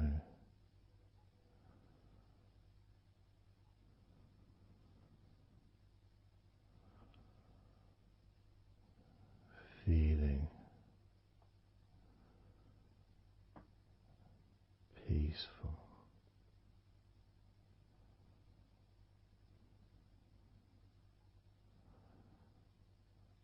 deeply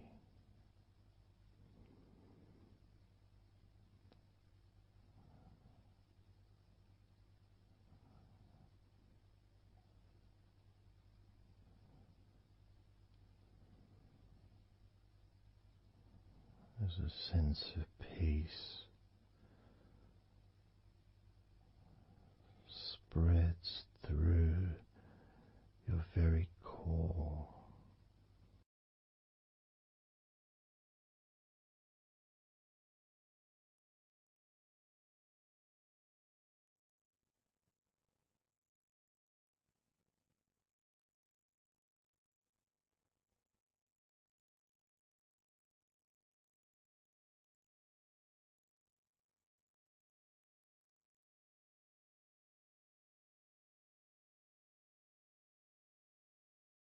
Even when you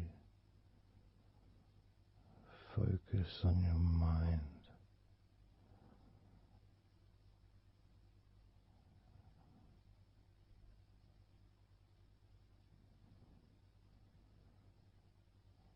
your mind becomes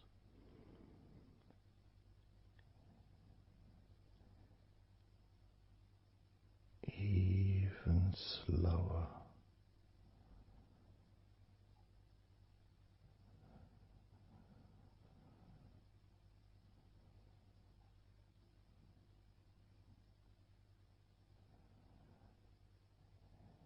even deeper,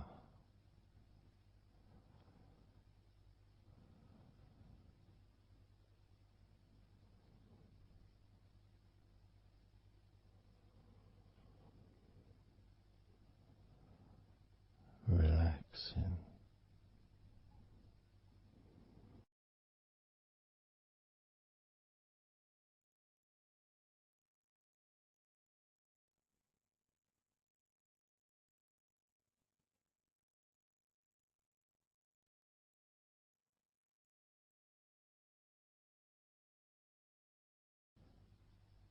so very slow.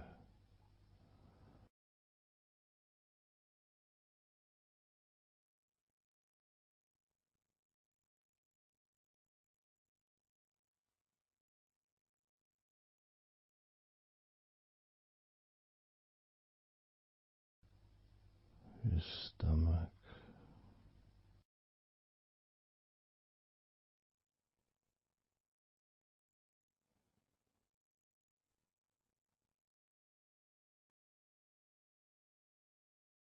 peaceful in your stomach.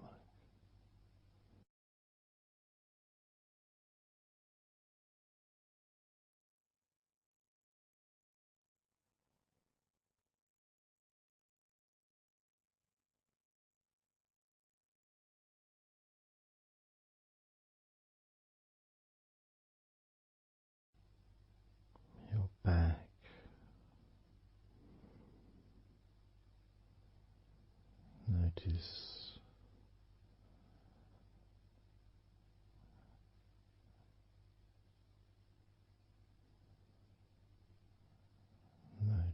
how relaxed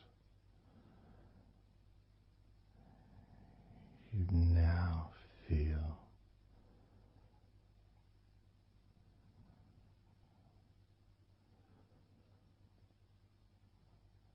in the whole of your back.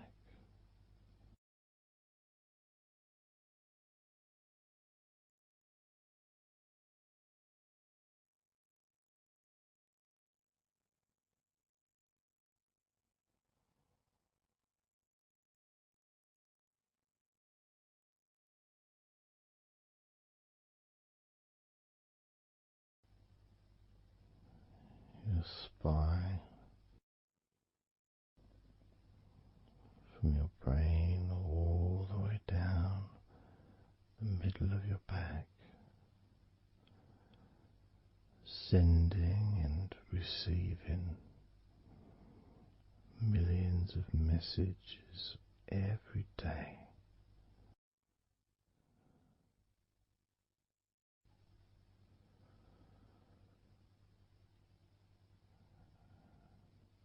Deep comfort increasing.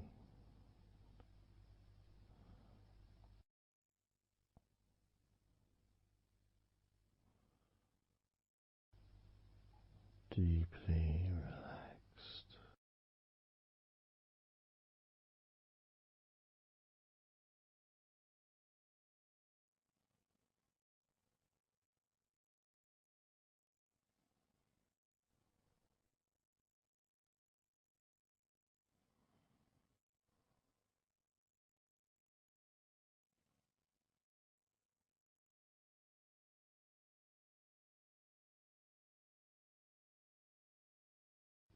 Your knees,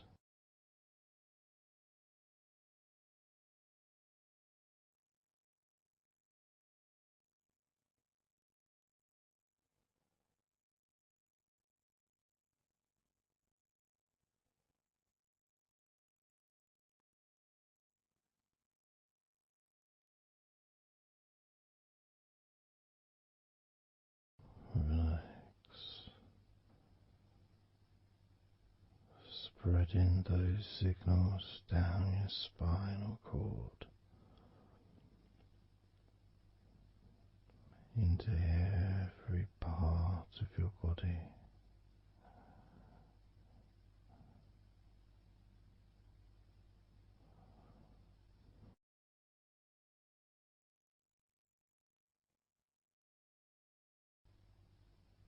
Your shins and your calf muscles,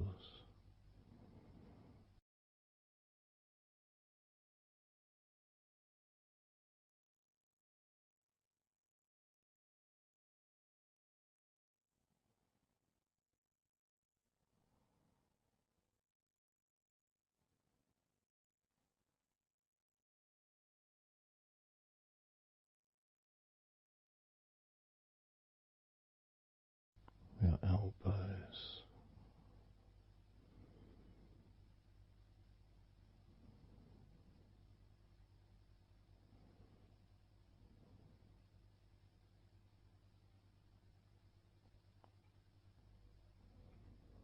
feelings of peace and tranquility spreading through your body. Tips of your toes to your eyes, your fingers all the way to your lower back.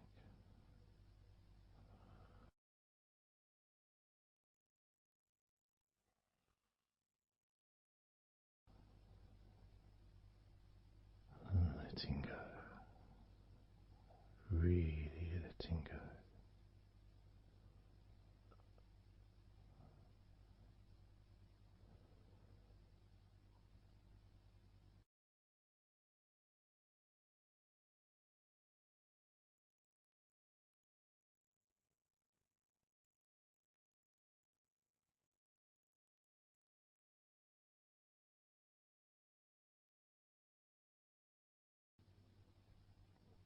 peace.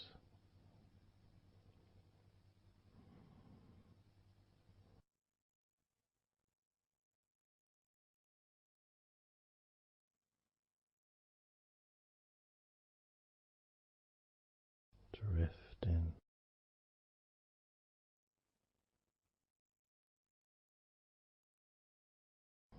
Mind just wandering away.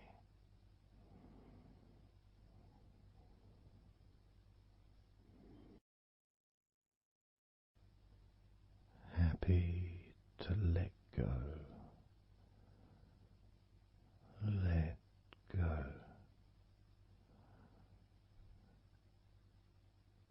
Completely let go.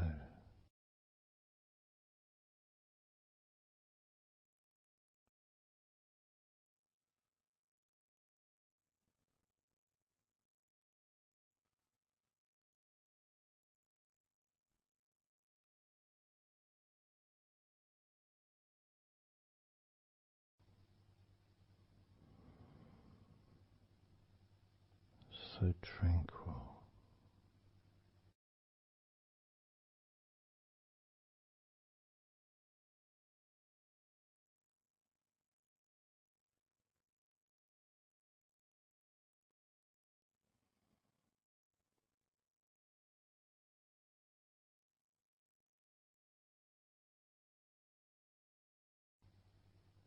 Your whole body enjoying a sense of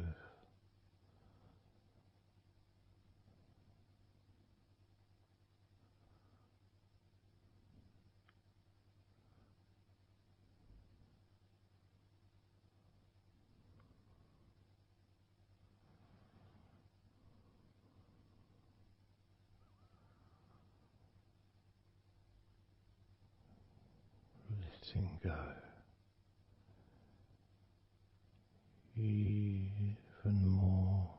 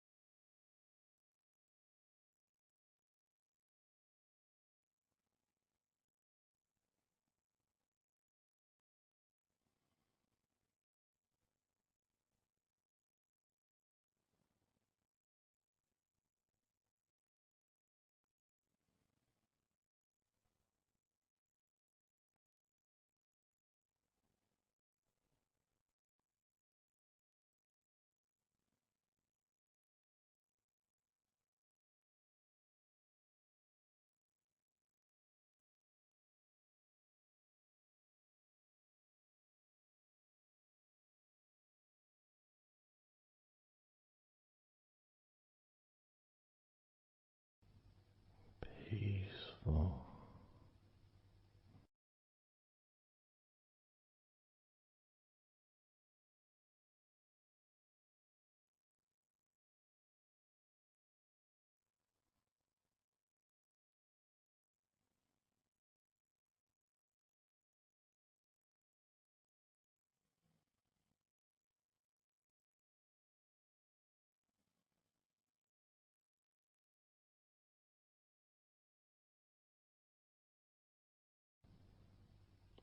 Enjoying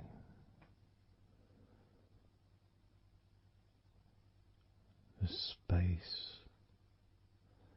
this space of peace and safety.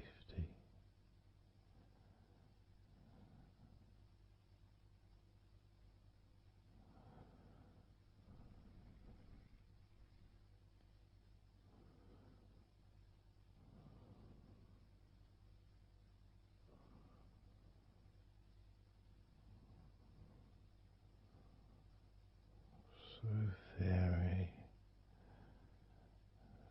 very relaxed.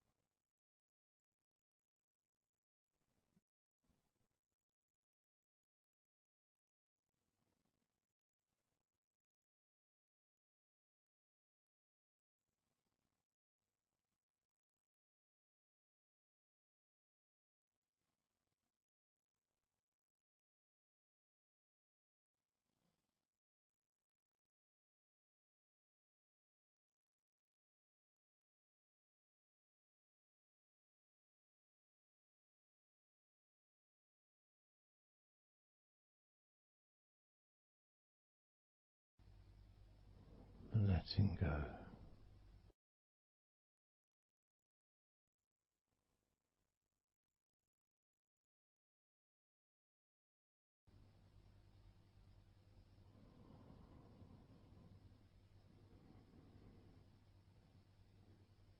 Maybe we can just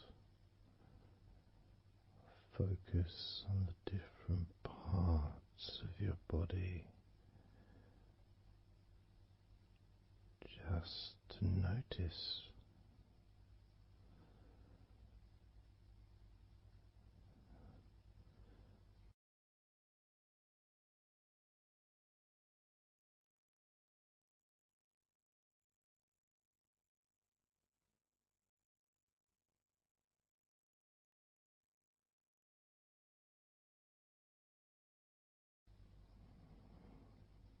your forehead and your eyes.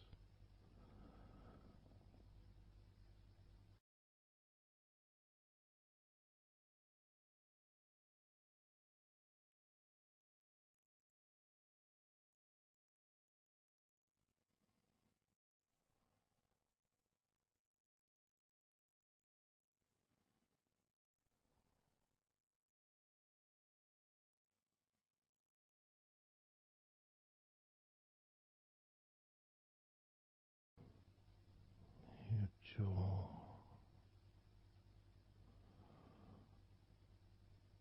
so loose.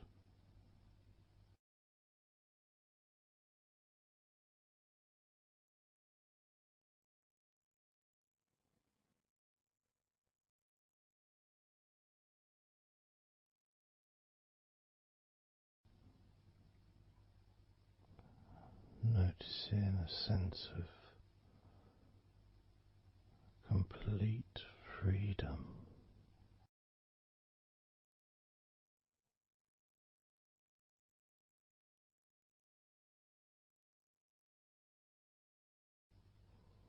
Absolute freedom.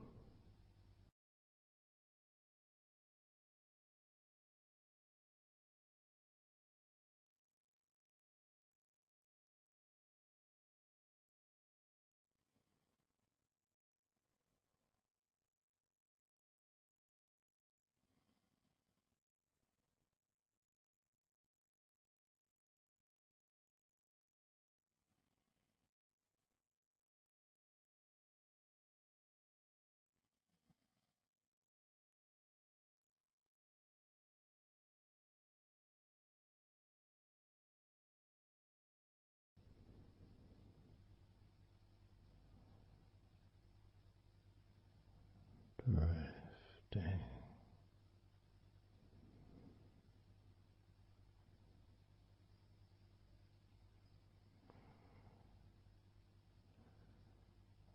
drifting,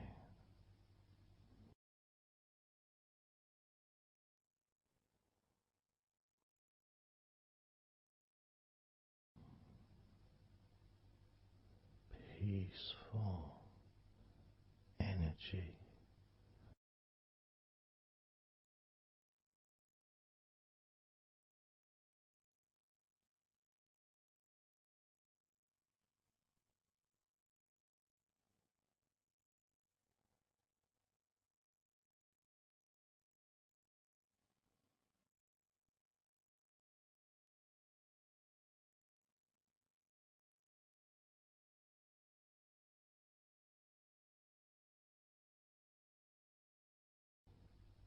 Peace to breathe,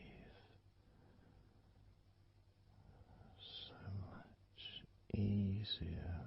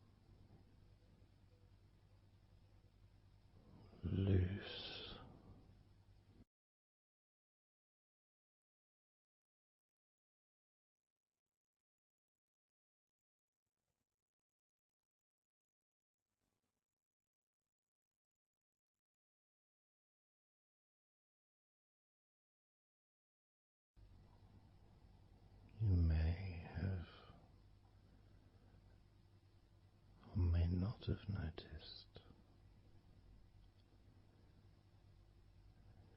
your mind drifting.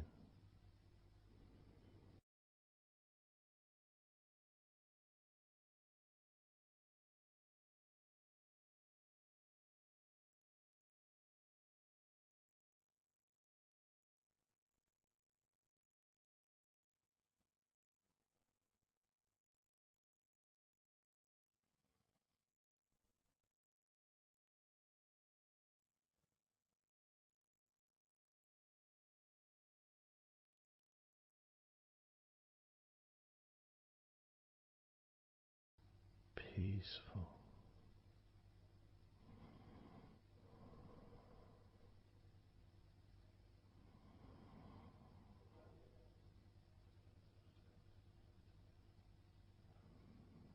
Moving even more deeply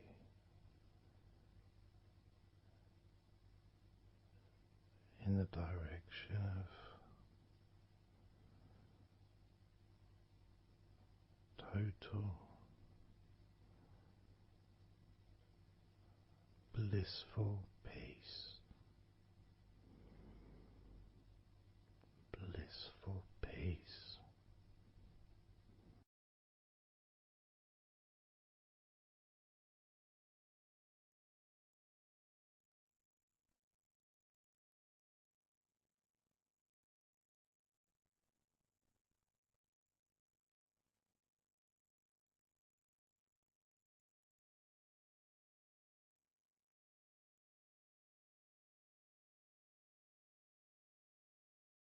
Drifting.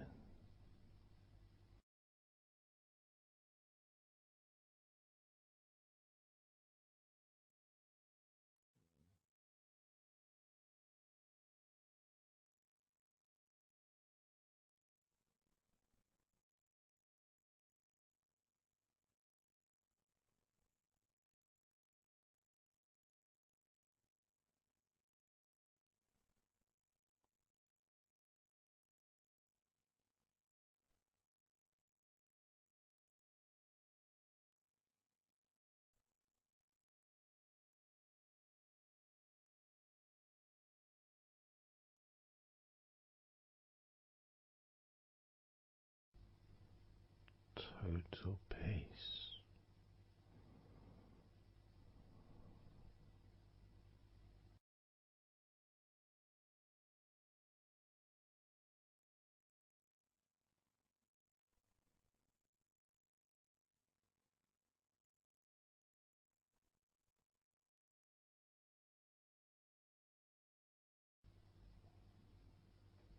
Calm.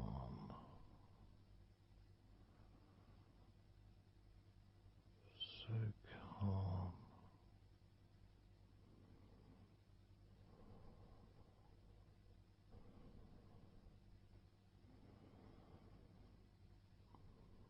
Letting go.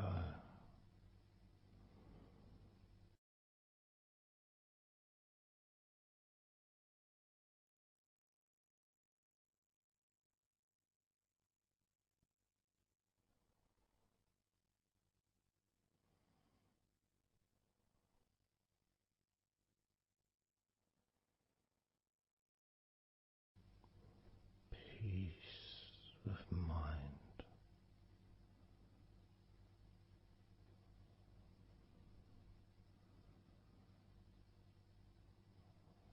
Relaxed body.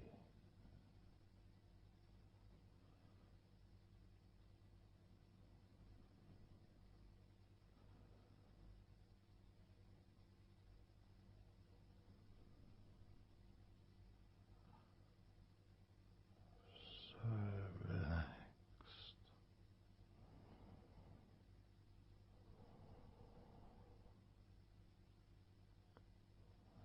So relaxed.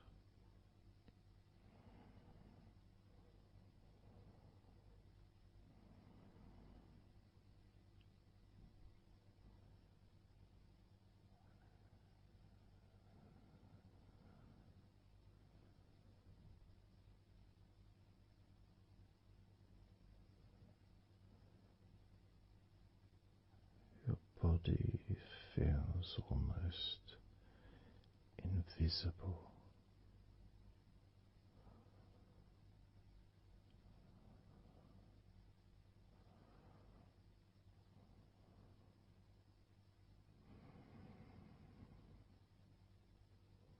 So very relaxed and peaceful.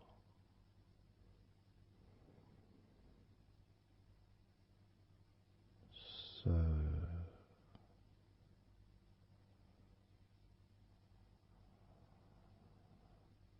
peaceful.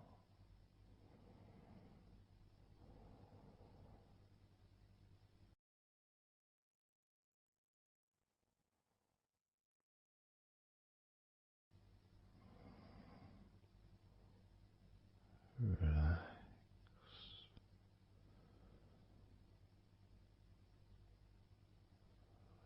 Let go.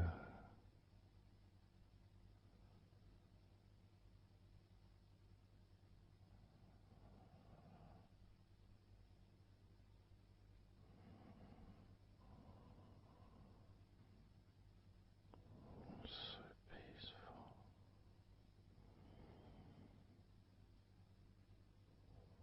So very,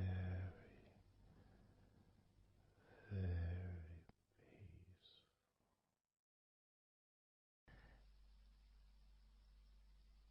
And you could start to notice that you are feeling more relaxed. Even though I've not purposely focused your mind upon that sense of physical comfort that is growing within you throughout your body. And your mind starts to slow down. And that could be almost in recognition of,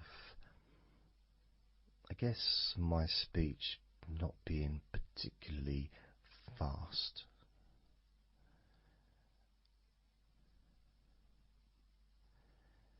And things just generally feel calmer just by listening to my voice. You give yourself an opportunity to take a break from the day, take a break from your life as it is, and to give yourself a rest, giving yourself permission to take some time off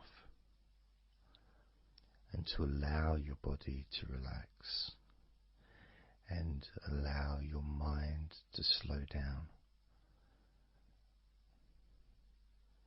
which in turn releases the tension, any stresses that you had in your body.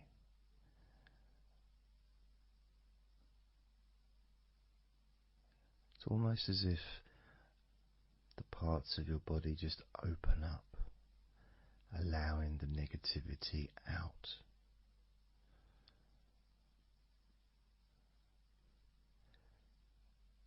And at the same time, replacing that negativity with positive, healing energy, which then fills your body up, and your mind too also starts to appreciate those feelings of increasing confidence and an almost uplifting feeling, a positive healing, an energy that spreads through your body like a wave comfort. And all this comes from just allowing yourself a few minutes, maybe half an hour, however long you want it to be, to just rest.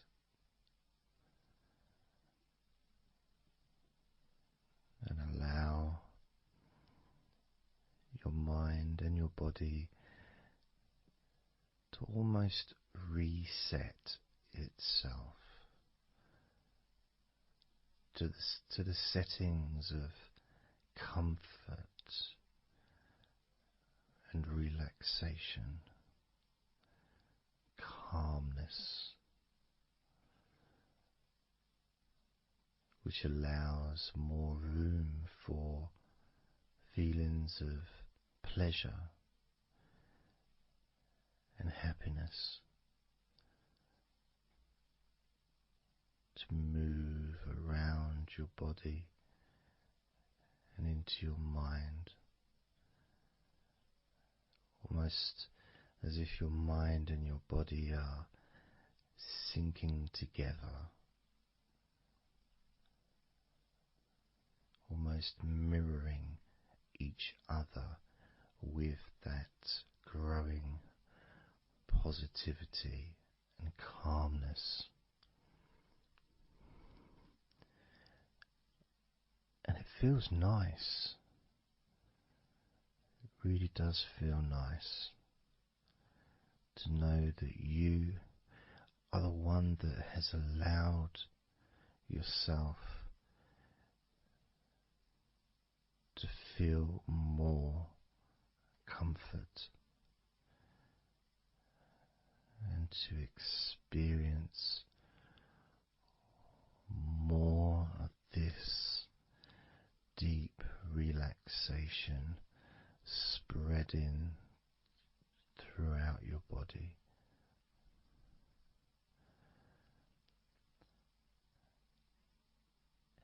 And as I focus on each part of your body, you can notice that that part becomes even more relaxed just by focusing on it. It becomes even more calm and comfortable just by focusing. And as I move down your body, starting at your head, the parts that you've already focused on will continue to relax deeply. And those parts that we've not yet focused on will just automatically release any remaining tension in anticipation of even more comfort about to come.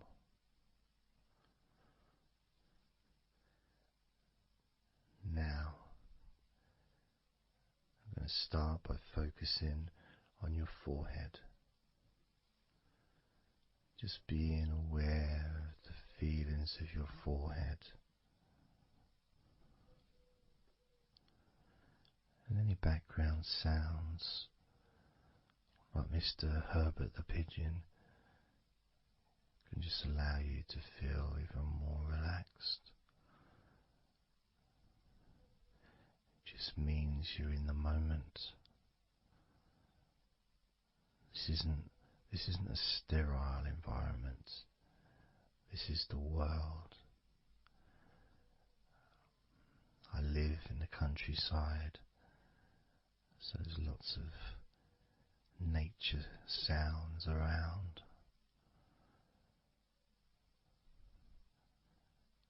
So as you focus on your forehead, just notice how it becomes even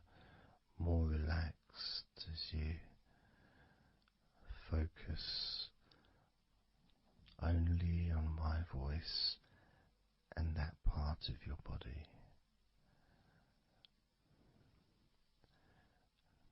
Moving down to your eyes, focusing on your eyes, noticing how your eyelids feel so heavy, yet so light at the same time, and all the muscles around your eyes relaxing completely. Moving your focus down to your mouth, your lips, your tongue, your teeth and your gums, and the whole of your mouth relaxing, calm and loose. As you focus now on your jaw,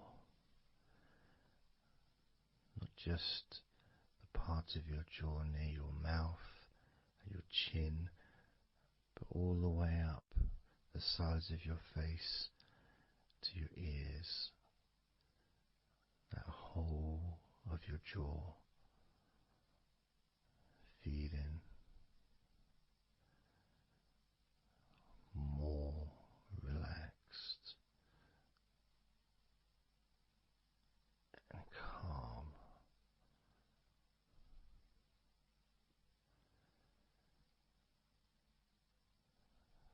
Focusing on your neck, the front of your neck and your throat, relaxing and loose and calm. The sides of your neck,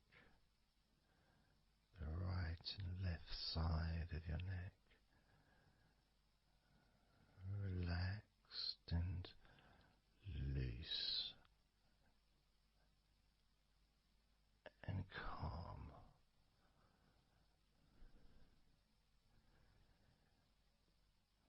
And now the back of your neck, focusing on the back of your neck,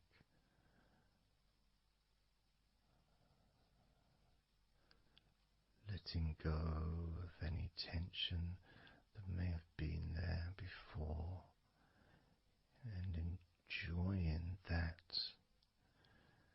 sense of increasing comfort and release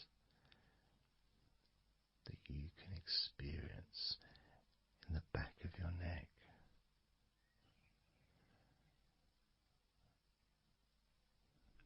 Moving down your back and moving either side of your spine, right from the top of your back all the way down to the bottom of your back.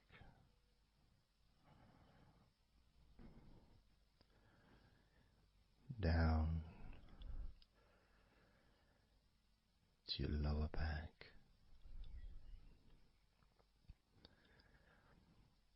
As you move up and down your spine, you can feel the muscles either side of your spine relaxing even more.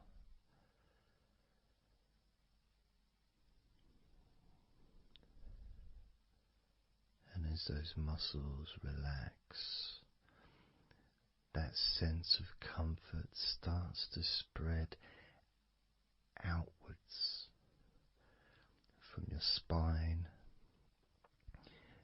into both sides of your back, the top of your back, the middle and your lower back. And as you scan gently and slowly up and down your back, as the muscles in the top of your back relax and become looser.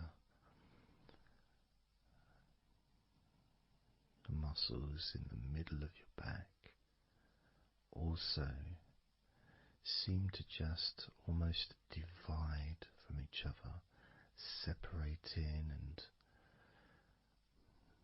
almost melting.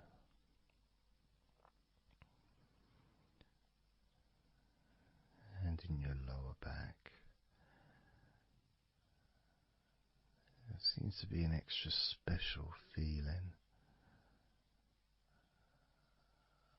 of comfort that spreads into your hips. So down your lower back and into your hips, into the area where your coccyx are, and into your buttocks. And all those muscles that spread from your lower back into your hip area start to melt, start to really let go.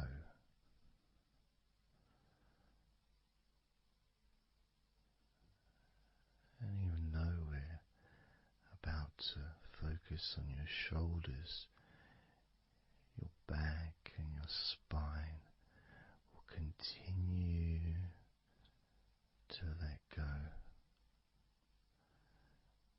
Continue to relax so calmly. And as you focus on your shoulders, you may notice that they're already feeling really loose. They're already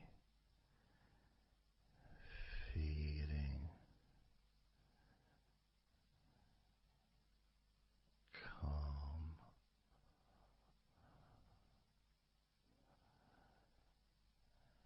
And that feeling of those muscles that move from your neck into your shoulders.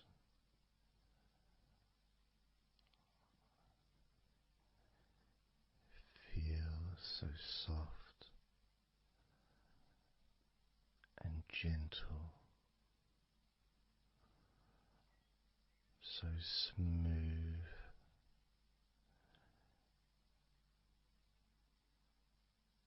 and calm.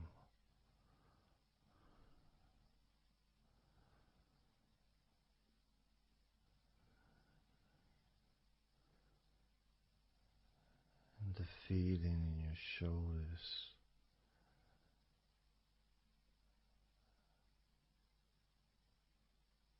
seems to spread deep into your shoulders. That sense of relaxation, not just traveling deeply into your muscles, but also relaxing the bones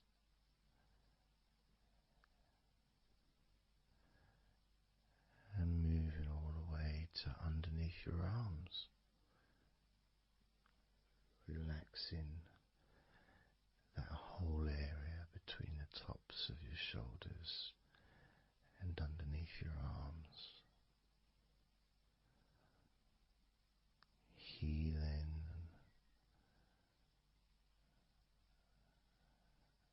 You feel so relaxed and comfortable in your shoulders, which sends that deep healing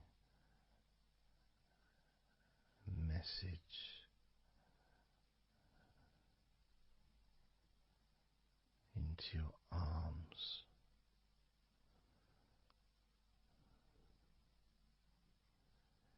And you may feel almost as if your arms are not even there because they're so relaxed,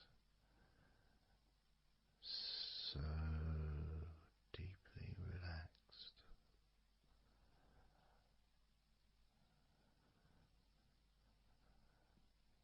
So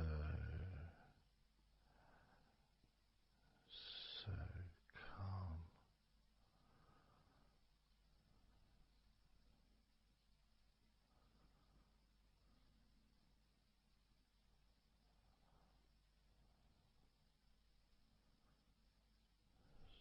So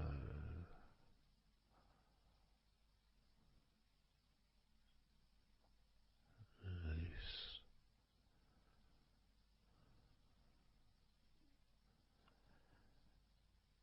That feeling spreading all the way down your arms to your elbows, including your elbows.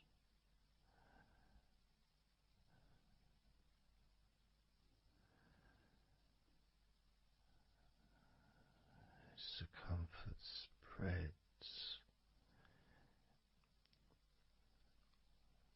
all the way into your wrists, your forearms and your wrists,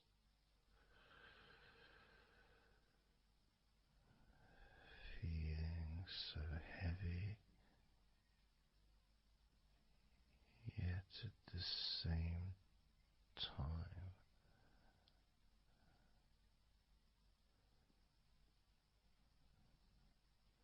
so light and gentle.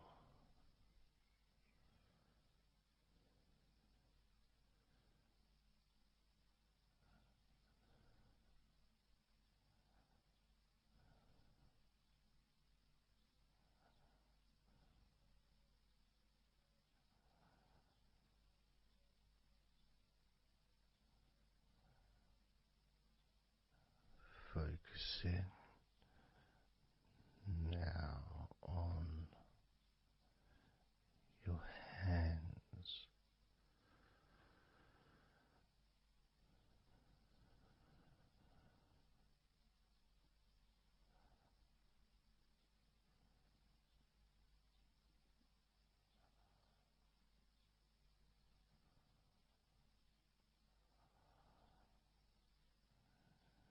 your hands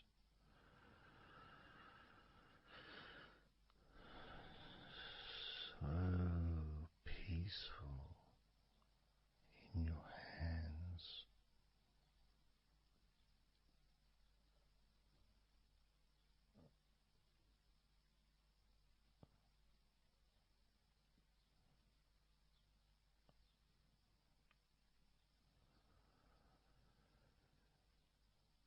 There's a sense of real peace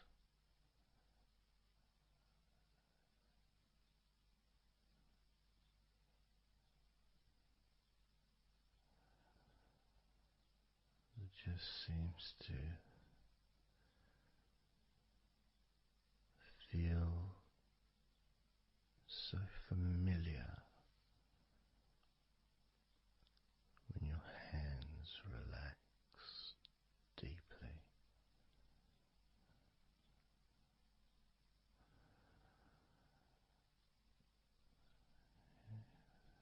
Feels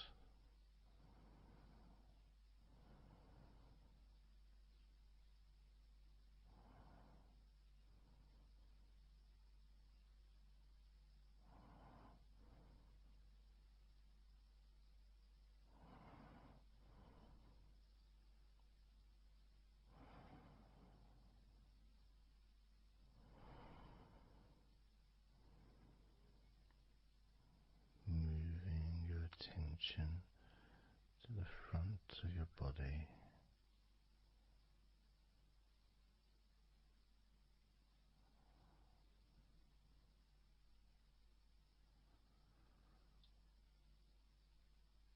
So comfortable.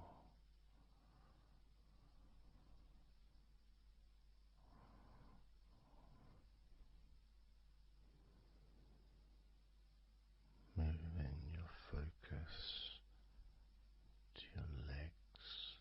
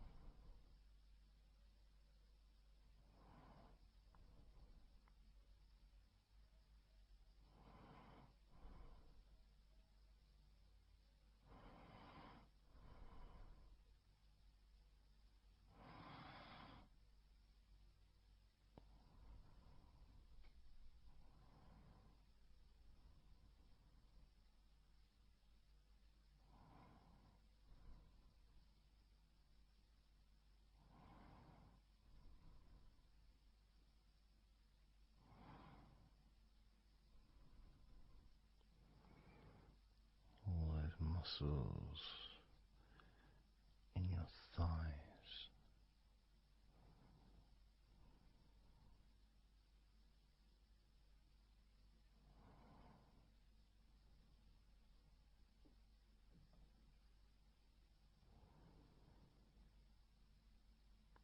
your knees, so relaxed.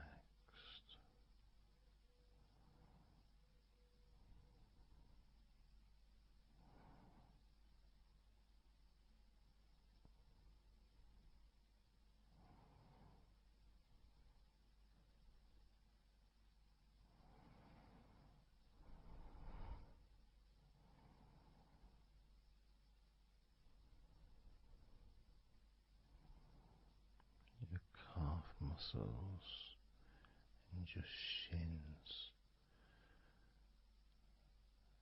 completely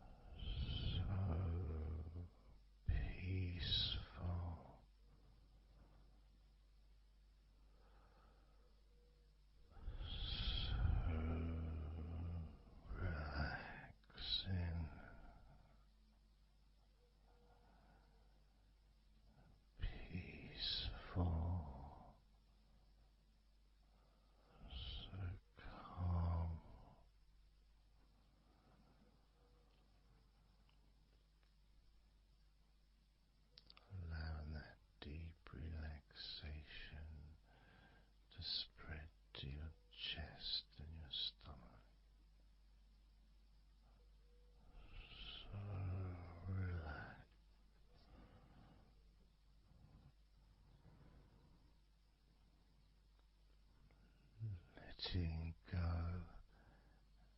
of everything.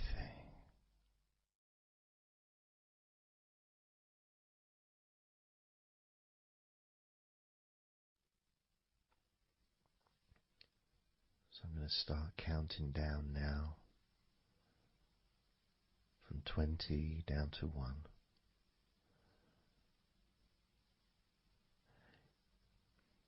You can imagine, in a way, it's like just walking down some steps. And each step, all 20 steps, and each step represents a level of comfort. Each step represents a deepening of that comfort.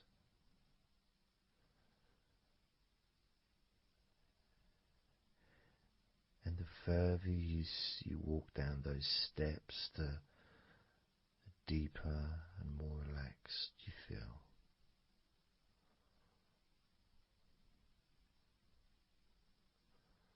So, starting with number 20.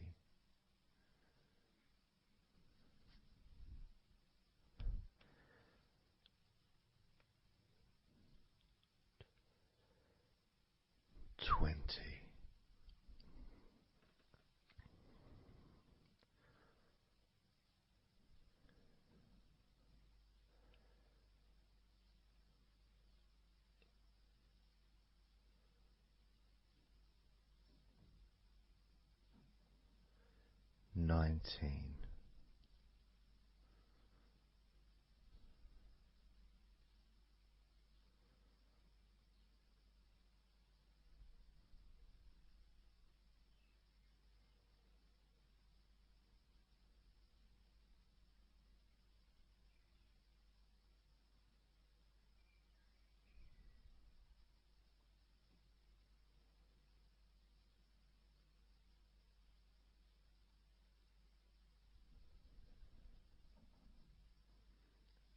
18.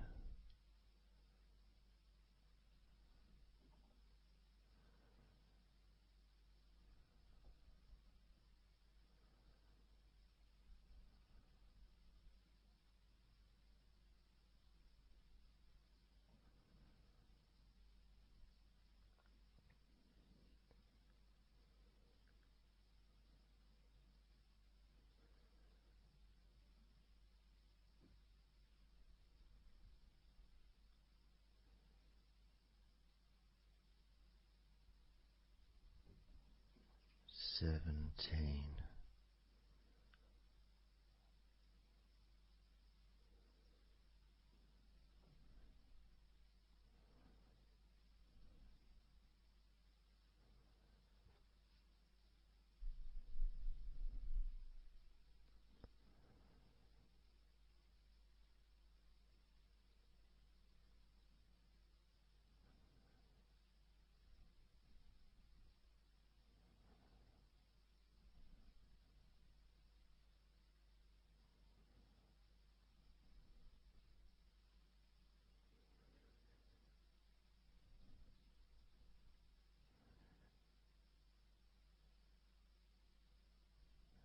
16. 15.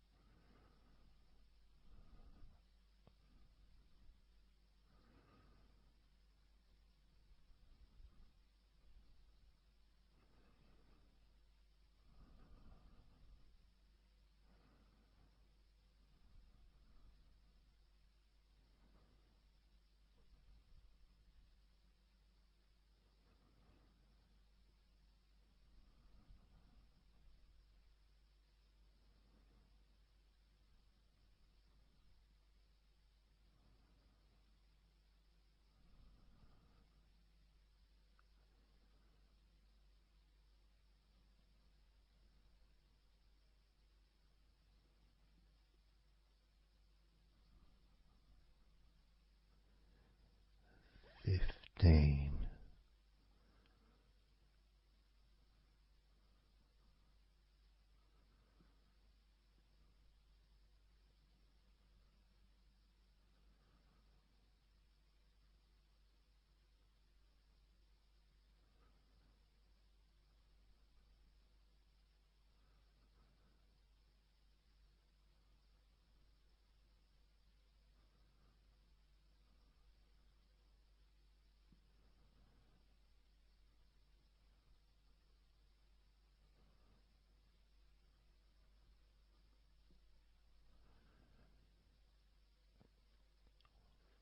14.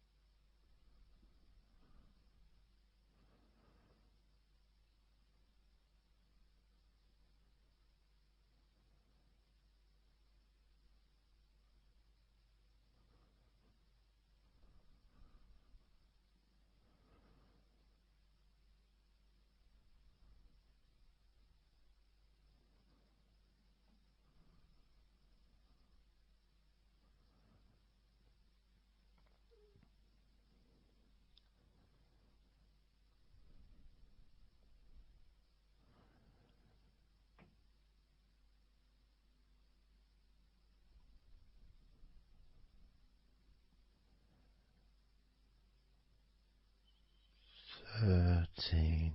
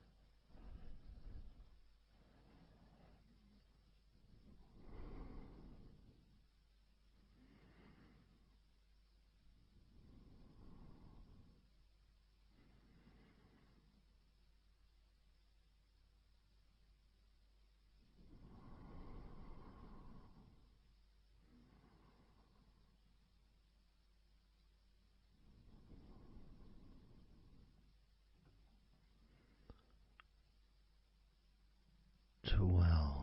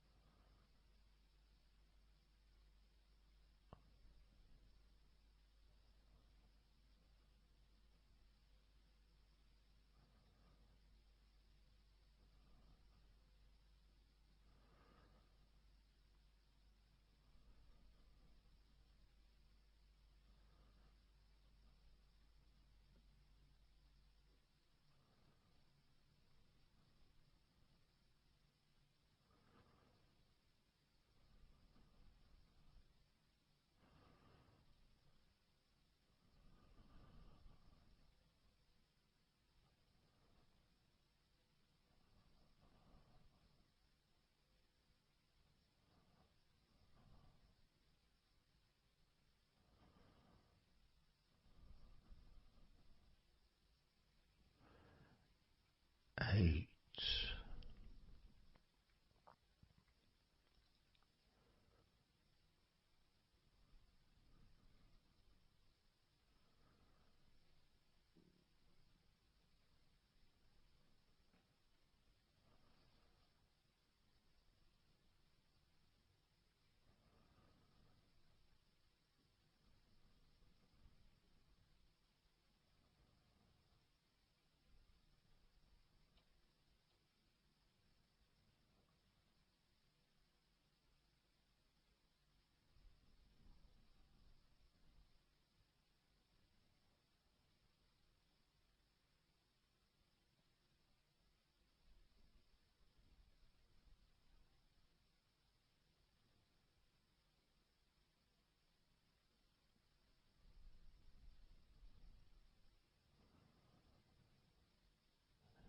7.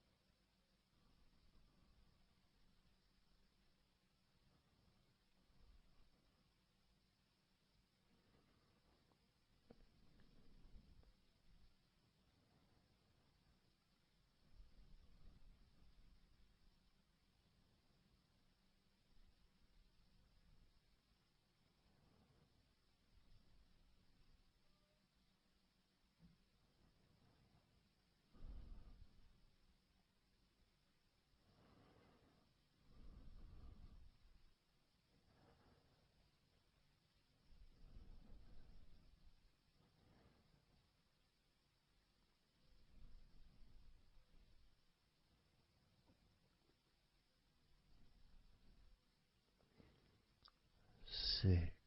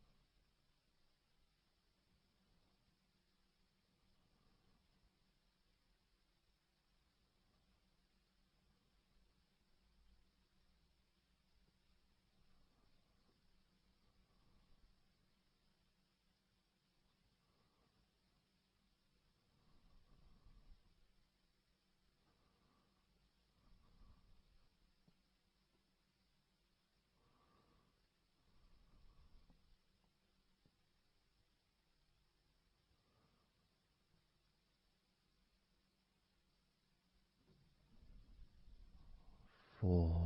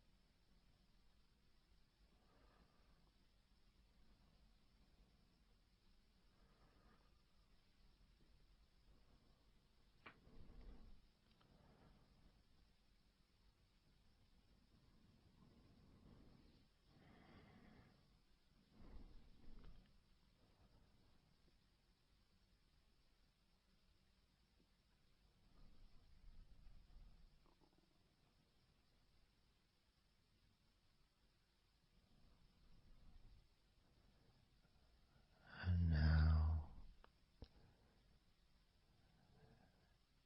as you focus on your eyes,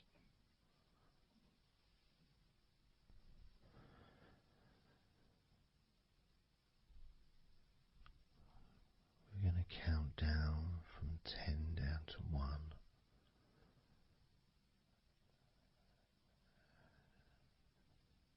Focus in just on your eyes. your eyelids, the muscles around your eyes, your eyeballs themselves, that whole area that makes up your eye.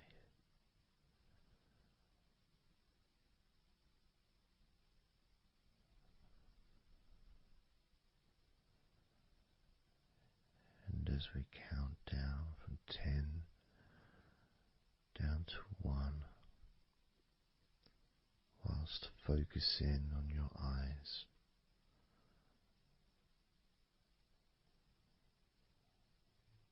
you will become twice as relaxed with each number counting down. And you may find that all you want to do is just drift off to sleep. And if that's what you want, then just allow yourself to do that.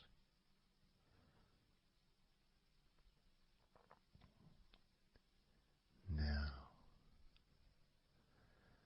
focusing on your eyes, I'm going to begin counting down from 10 down to 1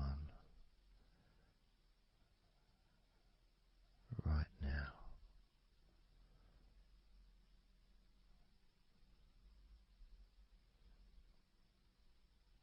10. 9.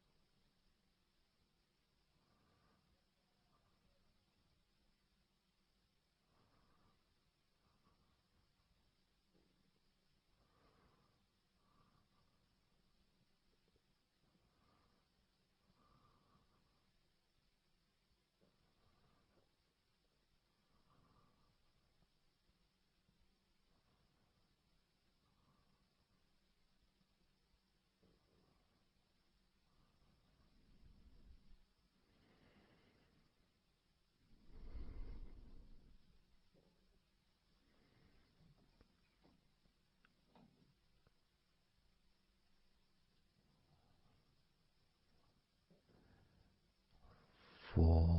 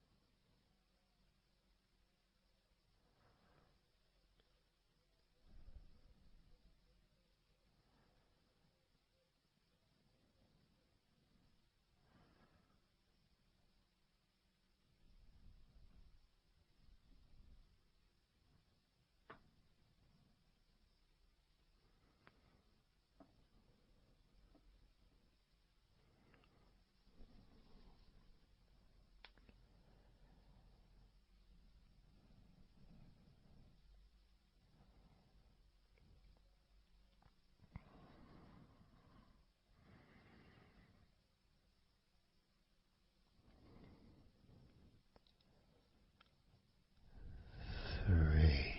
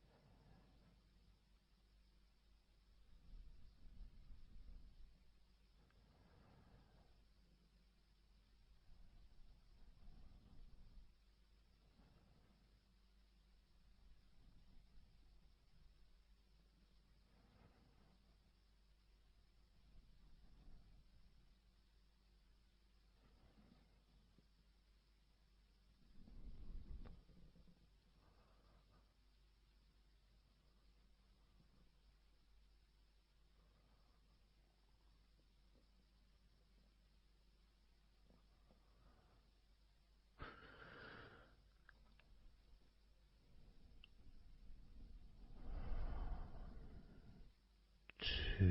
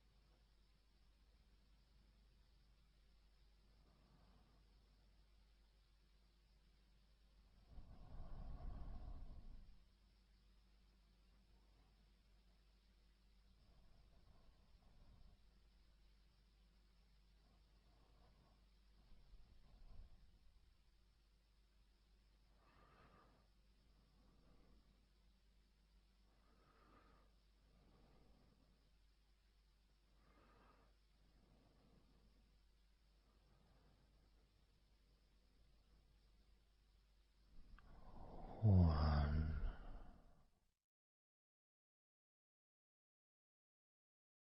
So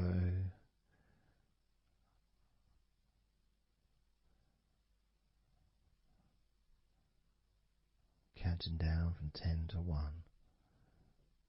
10, 9, 8, 7, 6, 5, 4, 3, 2, 1.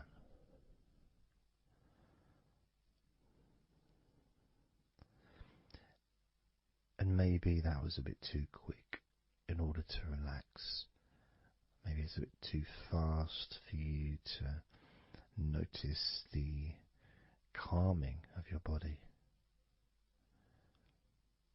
Maybe even a little bit of pressure there, like Well, you're counting down from 10 to 1. What do you expect me to do, man?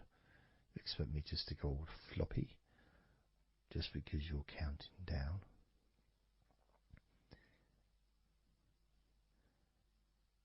We could try again, but this time I'll go a bit slower. This time, as you focus on the whole of your body before we focus on your legs, just notice how your body does start to feel more relaxed with every number that I count down. 10.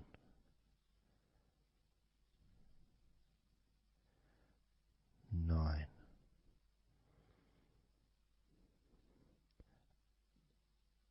8.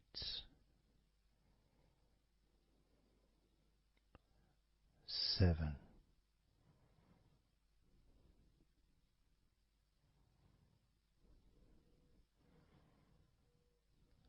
6.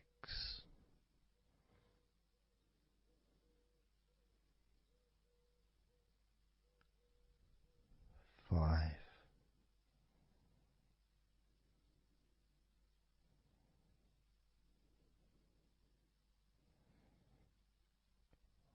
4.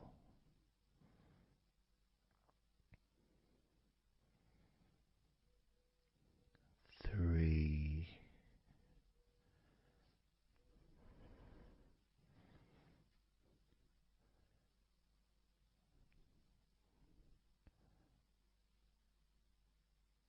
2.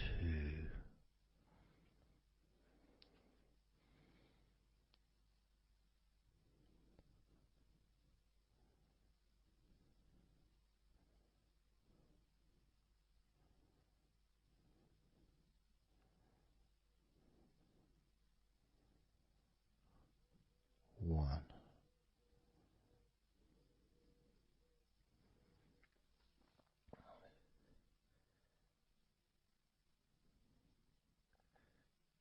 And just notice how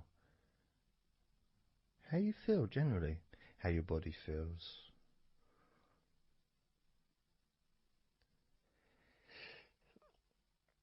It's not necessarily even about counting down from 10 to 1. It's that space that you have, that space between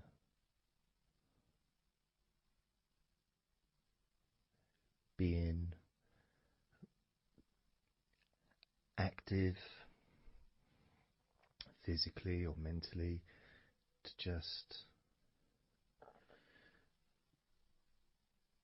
sitting or lying down, just being there, not doing anything, not saying anything, not needing to think about anything. So it opens up a space, a bit of a space, a gap.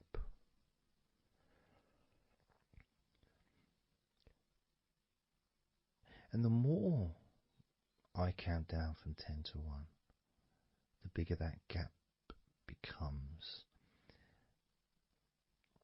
So there's that gap of calmness, of comfort, relaxation.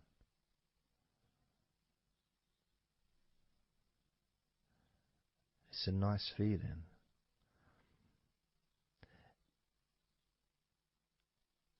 And it moves those stresses or discomforts physically or emotionally, moves them away.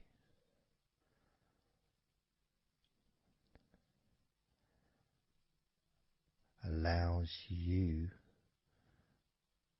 to just slow down. So I'm going to count again from 10 down to 1 and notice that gap widening. the gap. And as it widens, it's almost like the stress and attention falls into the gap.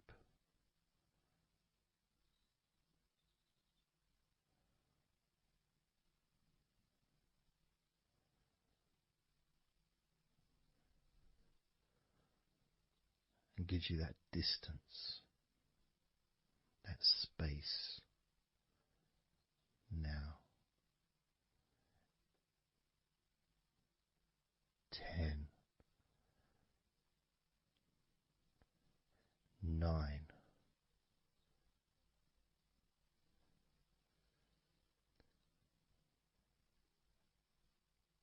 8,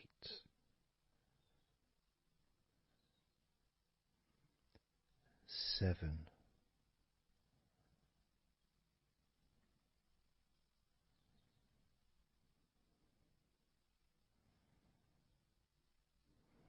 6,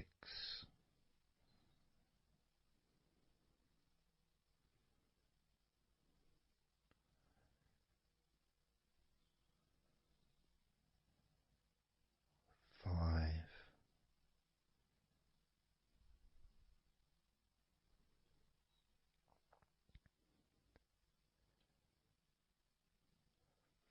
4,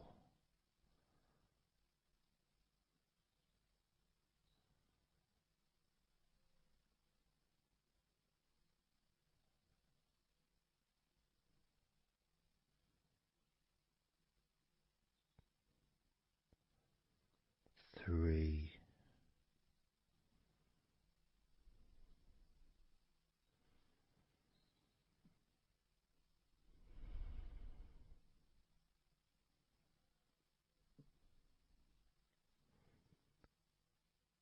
2,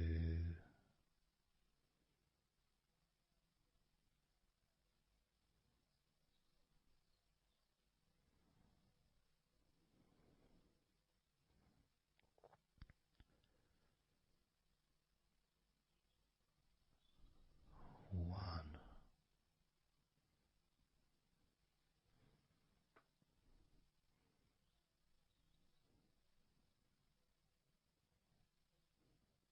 And how does your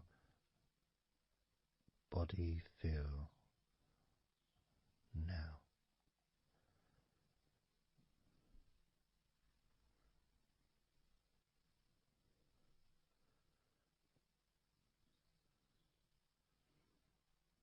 Can you notice that you're feeling calmer?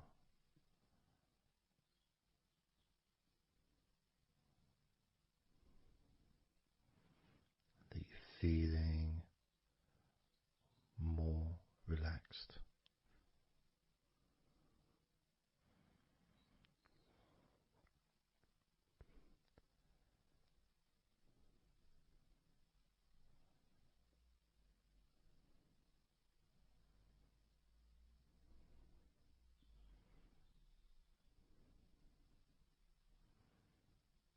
As we now focus on your legs, just your legs.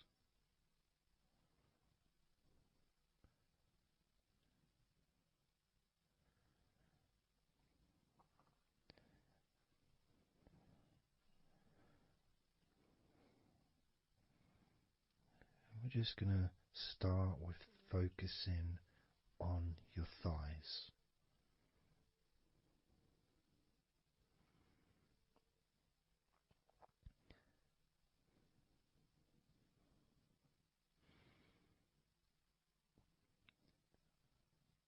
Of course, it's not the most exciting thing to be doing because I'm sure, like most of your body, there's not a lot going on right now.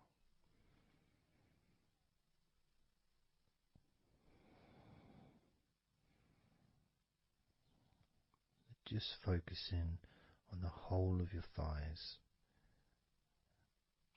the tops of your thighs, the sides of your thighs, the bottoms of your thighs, your outer thighs and your inner thighs. Basically, the whole of your thigh that leads into your hip goes down to your knee joint.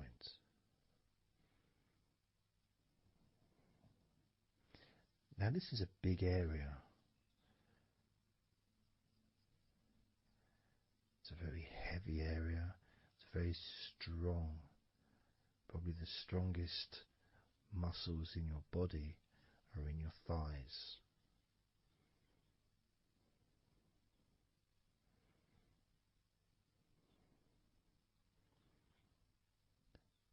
But I don't think we perhaps give enough attention to our thighs.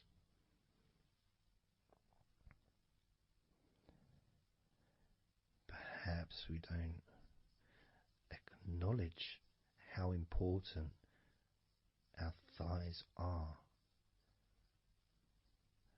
to our lives.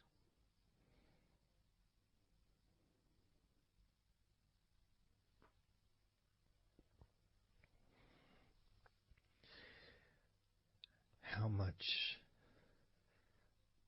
they actually do for us all through our lives.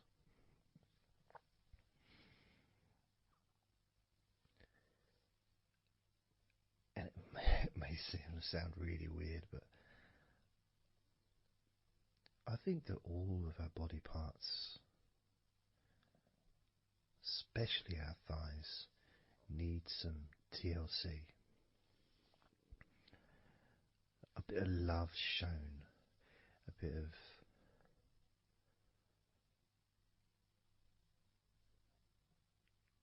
acknowledgement,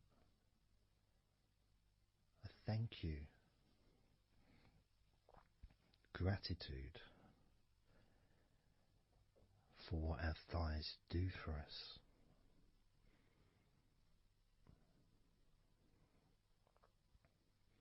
And I know this may sound a bit strange.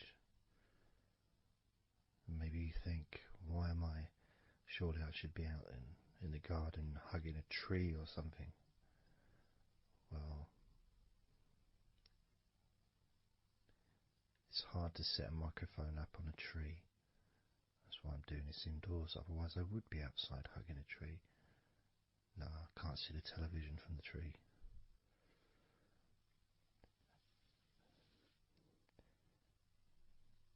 If you move down to your knees, again, such an important part.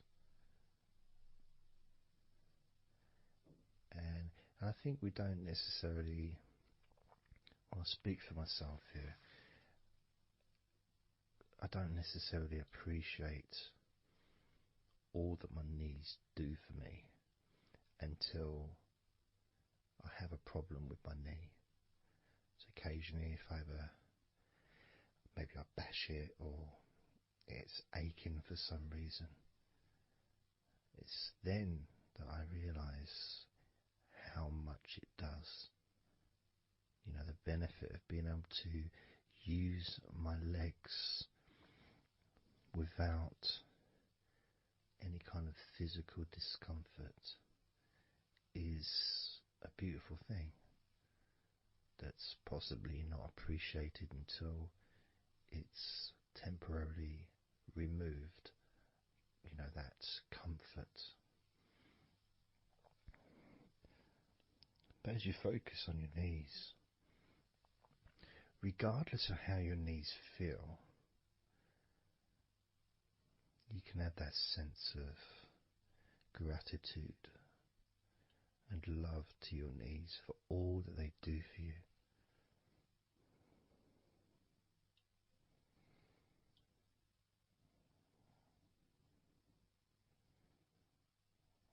And you can still have that attention on your thighs and maybe notice how your thighs feel. Maybe you've noticed that they are relaxing more deeply.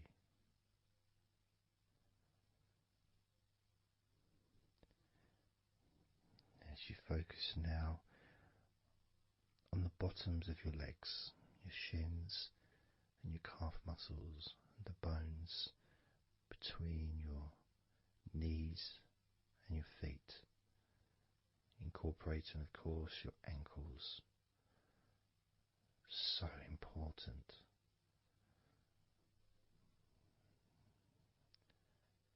Anyone that's had even like the slightest sprain of an ankle knows how much we take our ankles for granted.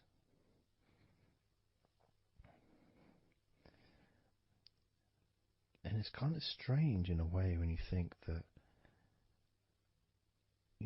logically our wrists are a lot thinner than the rest of our arms, which is okay, can't see any problem with that because we're just picking stuff up. But our ankles are so much thinner than the rest of our legs.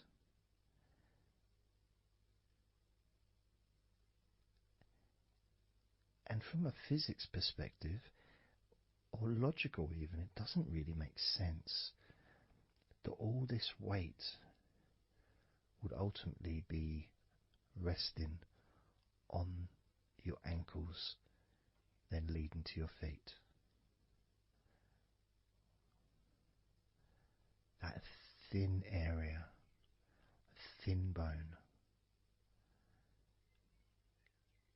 yet it does so much great work. Supports us, supports our body for a lifetime. Helps us to balance, helps you to get around and be mobile.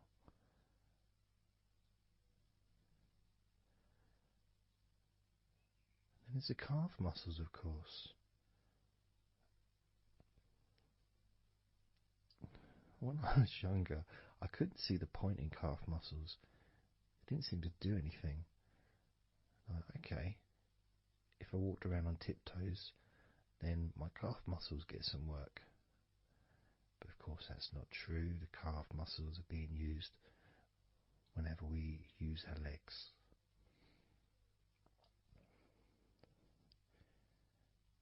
And your shins,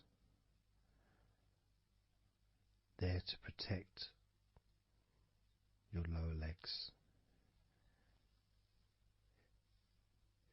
shaped in a way almost as a protector for the bone.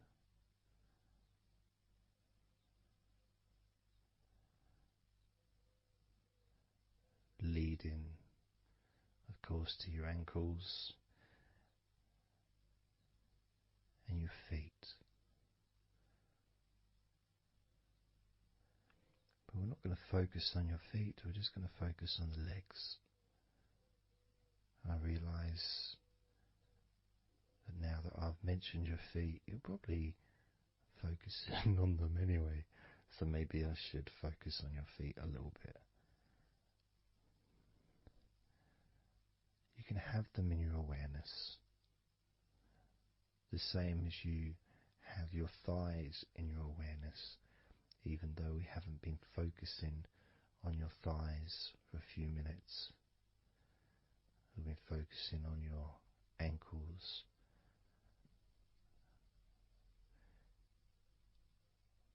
there's still that sensation of comfort in your thighs. And there's that movement of energy, because the thighs hold lots of different sensations. Of course, there's the muscles, the big, strong muscles that we have in our thighs.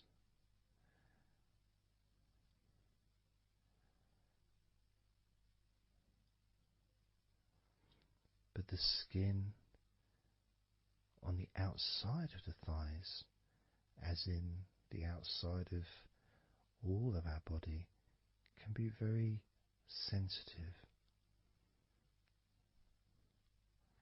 sensitive to the touch, sensitive to temperature.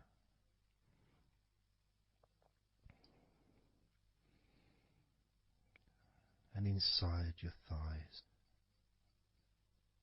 the bones, there's the muscle, there's the blood vessels, the arteries. So all this stuff, it's inside your thighs. And I guess sometimes it'd be nice if you could actually put your fingers inside your thighs and massage. So you can massage on the outside, of course, but to be able to get deep into the muscles, and to be able to just massage inside your thighs, massaging the bones of your leg, massaging all the veins, and just gently healing your thighs. And you could move down, massaging inside your knees, just massaging those bones, but with healing fingertips, spreading that healing energy deep into the joints of your knees.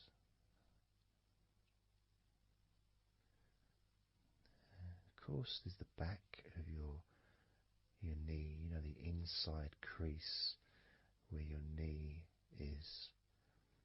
It's a very sensitive area. Feels very nice when you stroke it. That might be because it's an area that's not really touched very often. It's almost like a hidden part, that crease in your legs. It's almost like a part that has a sensitivity which is a little bit different.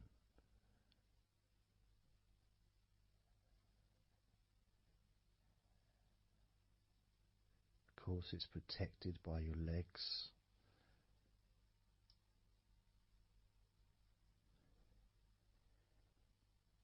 So you can imagine putting your fingers into that crease in your legs.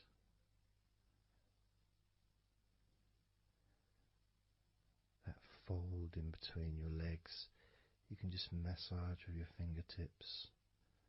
Imagine your fingertips going inside, massaging the muscle tissue. You can of course feel the bones of your knees healing through your fingertips.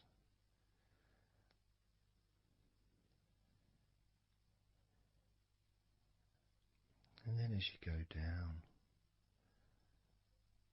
to your calf muscles, now that's a part I'd like to be able to really put my fingertips deep inside my calf muscles, massaging every single tissue of that muscle, healing every part.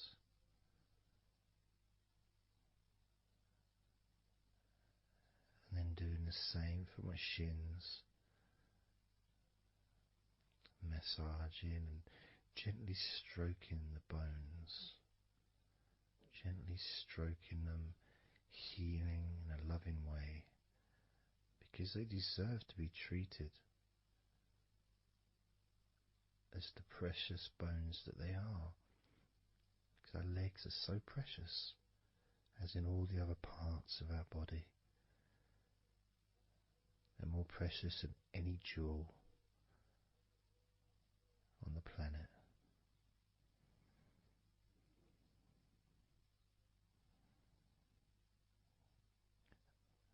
And when you start to think about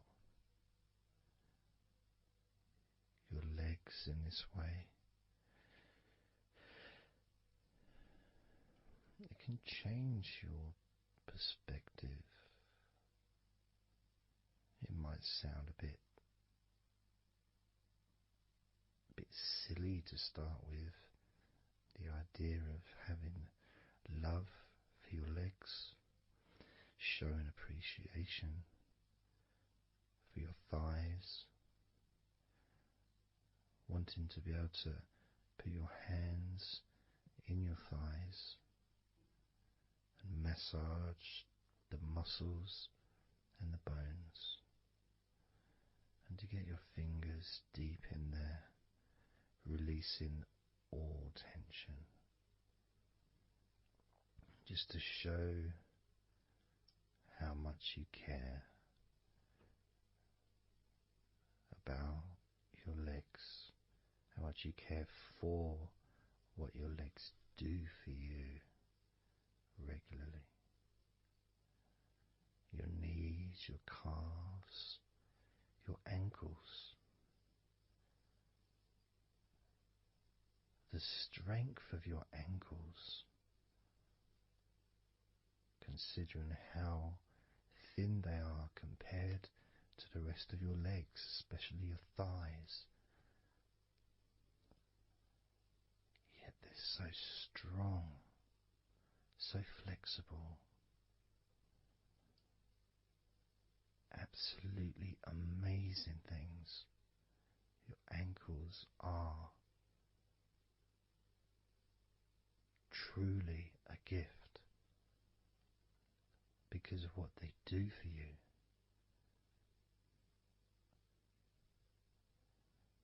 Supporting all that weight, regardless of what weight you are, even if you're only 8 stone, it's still a lot of weight for these little ankles. Now I'm a lot heavier than 8 stone, double that. Yet my ankles support my body all the time. Although they do give off a sigh of relief when I sit down. In fact, my whole legs do. My feet also go whew, and my toes clap. They're so happy.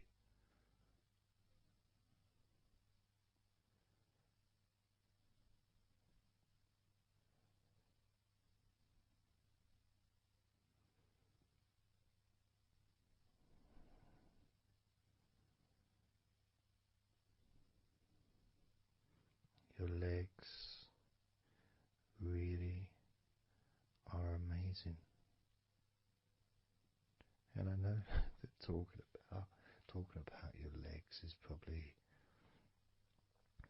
possibly among the most boring things you've ever heard anyone say, possibly. But boring or not, everything I said is true. Your legs are amazing.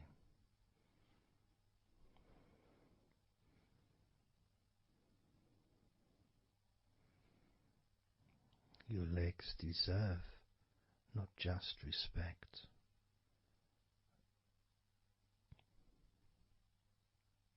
but they deserve to relax deeply.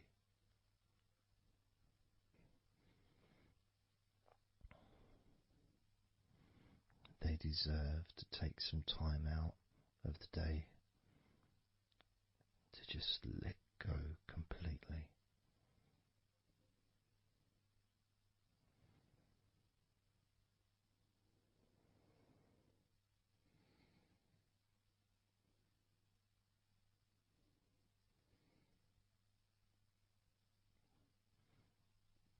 Your legs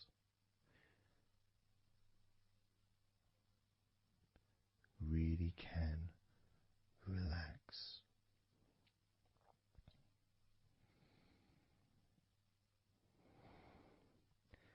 And because the legs are such a very important part of your body, when you relax your legs, the rest of your body also naturally follows in that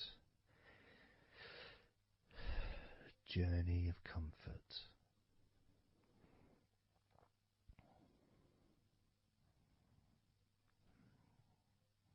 I can feel it in my hips. My hips feel really loose. And also my lower back as well. My lower back really feels stretched, even though I'm just sitting in a chair and there's no stretching as far as I'm aware that I'm doing. But it's almost as if the muscles are just relaxed so much that there is a natural stretch as the tension has reduced a lot.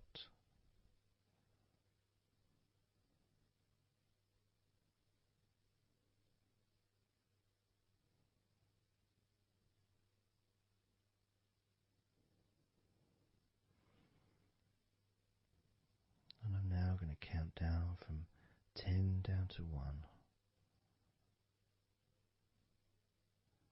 And you can continue to feel wonderfully relaxed. 10,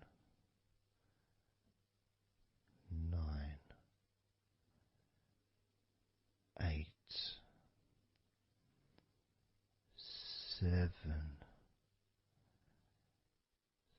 6,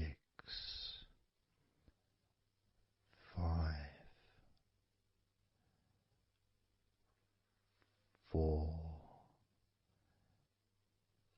3, 2, 1.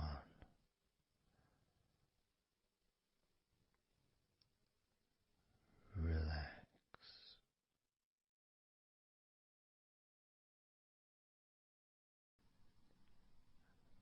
So I'm just going to count down from 5 down to 1.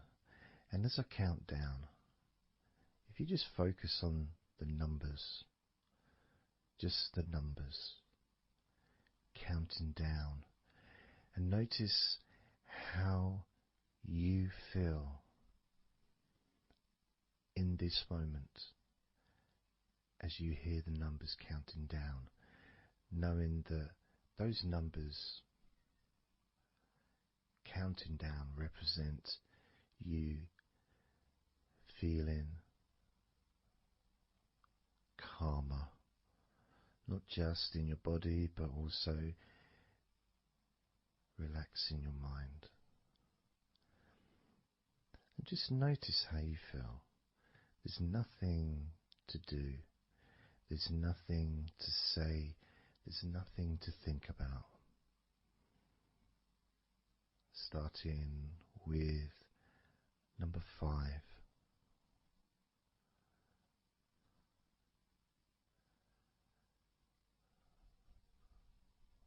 4.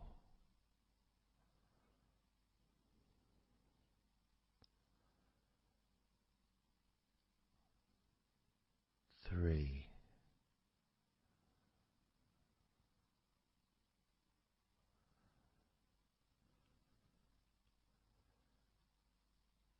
2.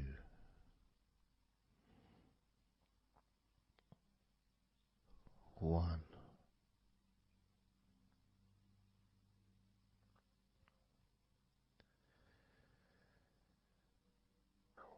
As you notice the gradual letting go of the tension in your body, you may also begin to notice and be aware of how your mind is starting to slow down. This is just a natural thing that happens. It's not really a special procedure. It's just natural because as your body relaxes, your mind also starts to relax. And the more your mind relaxes, the more your body relaxes. It's just a continuous circle of relaxation.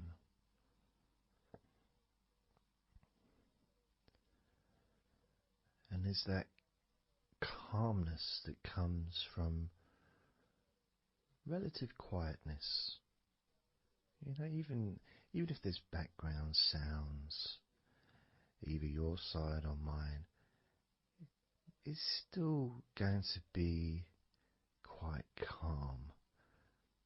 You know, you haven't got the television on, there's no music in the background unless you're listening to the recording with music, of course.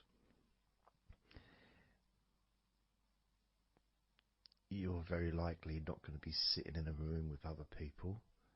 Of course you might be, but generally it's more ideal if you can do this on your own.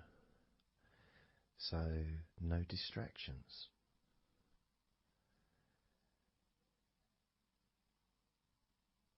And when you stop thinking about stuff,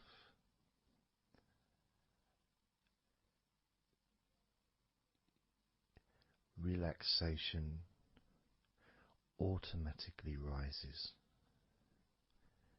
A sense of comfort starts to grow. And without trying to build it up into something fantastical or something magical, this is just a natural process, something that's easy to accomplish. In fact, it's almost, the sense of relaxing completely happens really when you put no effort into it. It's not something that you can really force. It's something that happens naturally. And part of the process of this recording and others is simply to allow you to take advantage of this space, this time, to just let go, to just be here, to be in tune with how you feel.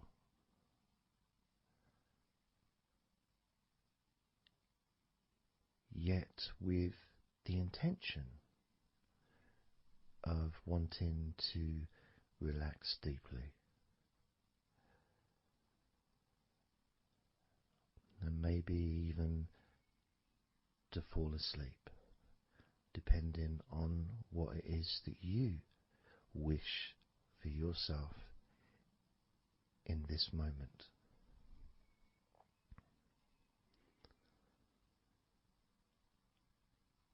As we know, relaxing is the majority of the process of falling asleep. The actual falling asleep part is the tiny bit at the end. The deeper relaxed you become, the easier you find yourself drifting.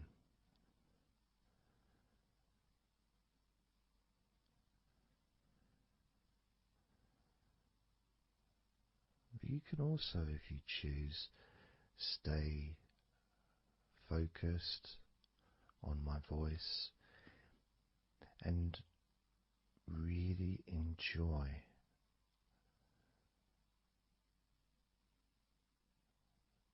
the process of gradually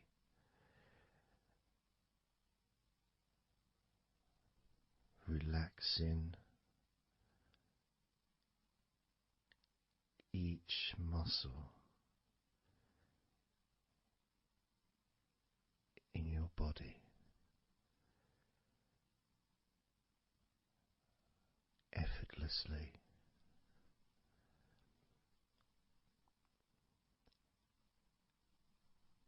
and just observing the sensation of letting go.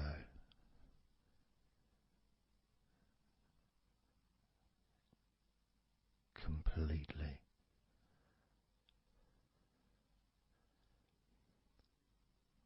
This time I'm going to count from 6 down to 1.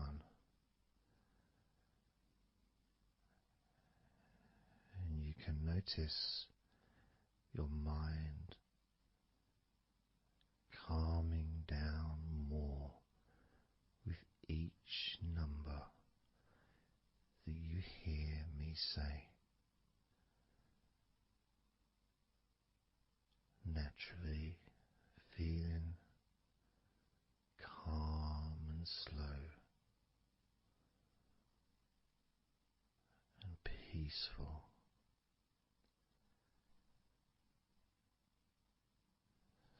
6.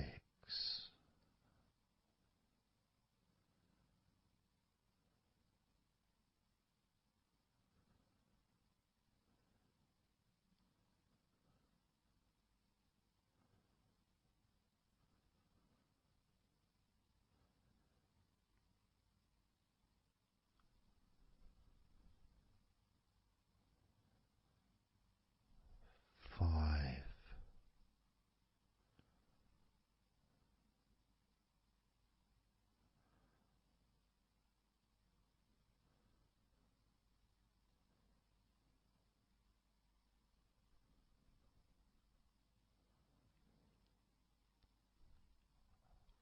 4.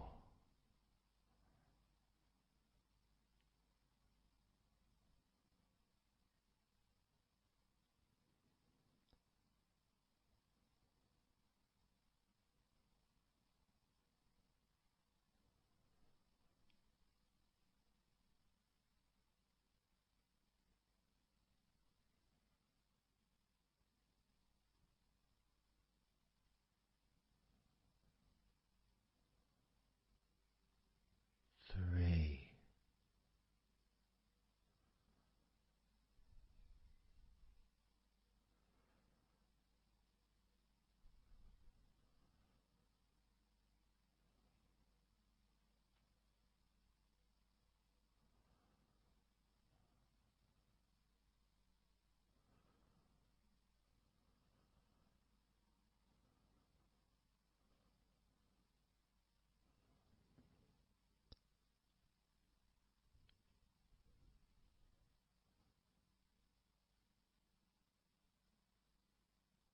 2.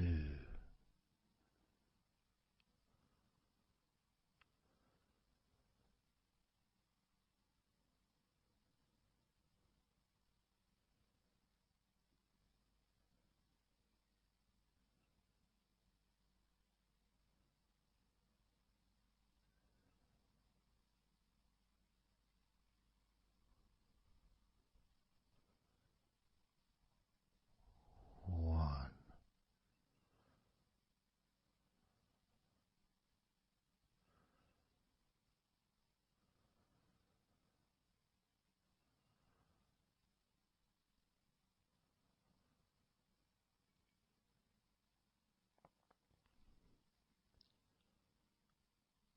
Being aware of how your mind has slowed right down, sinking deeply into relaxation.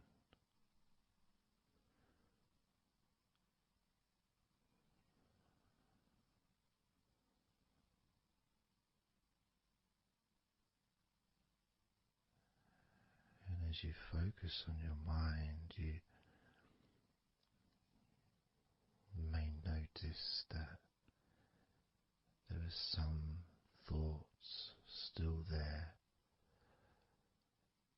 maybe some stubborn thoughts that for some reason perhaps need your attention.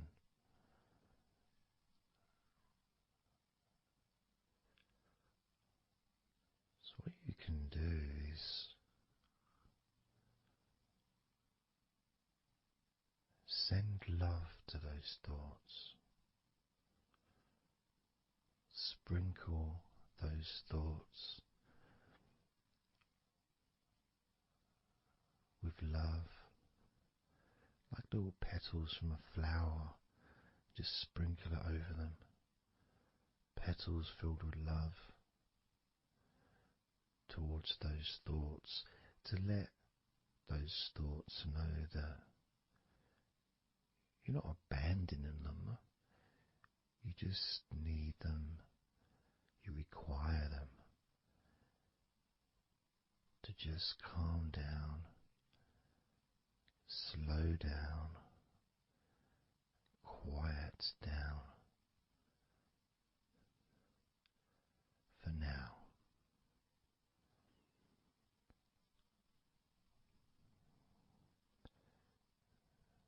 So as you focus on those remaining thoughts, as we count down this time from 7 down to 1, with each number, just imagine sprinkling those flower petals of love, kindness, gratitude over those thoughts, which will allow them to just melt away and relax deeply. With every number,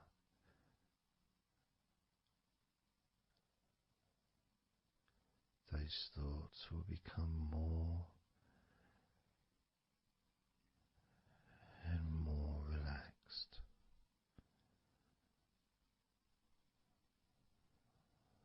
Starting with number 7.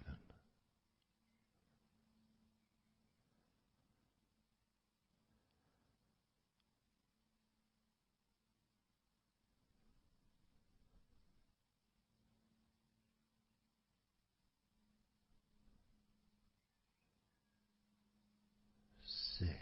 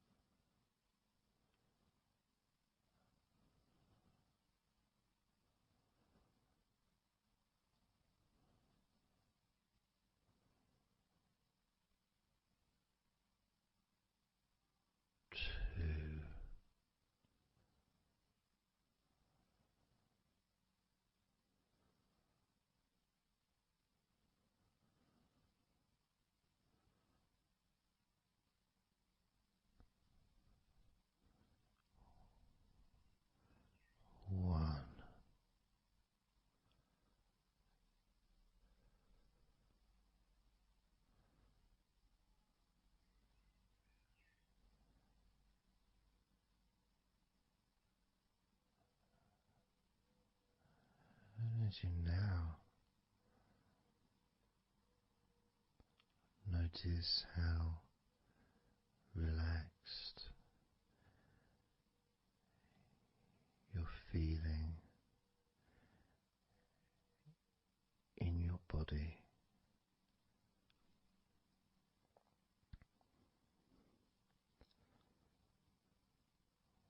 We're going to focus on your hands.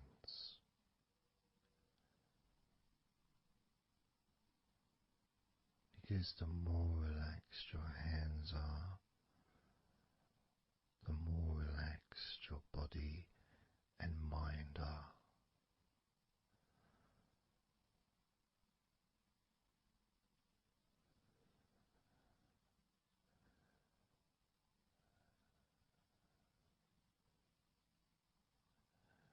And as you focus on your hands and your fingers,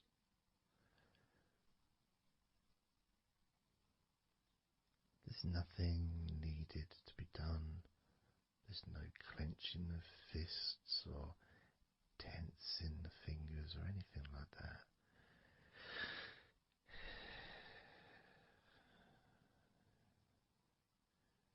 It's just noticing and focusing on your hands.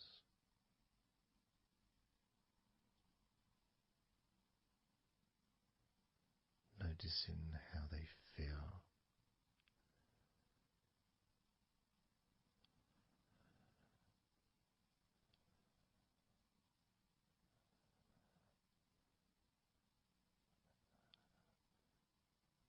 Because the more relaxed your hands feel, the calmer your mind feels, and the more comfort you feel throughout your body.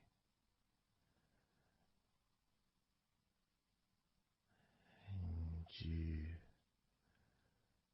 may have already noticed that your mind is starting to drift.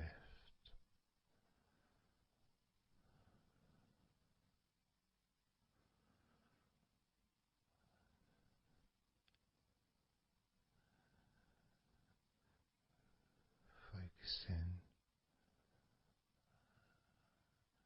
just on your hands and fingers, allowing them to experience a real deepening of that relaxation in your hands and fingers.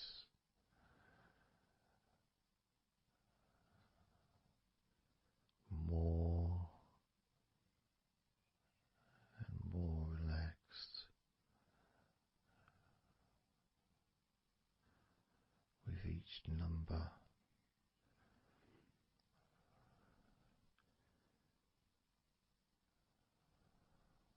From 8 down to 1.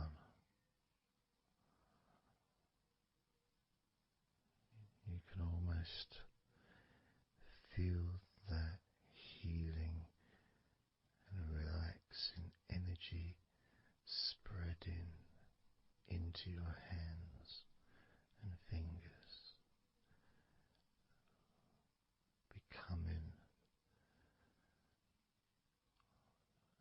even more relaxing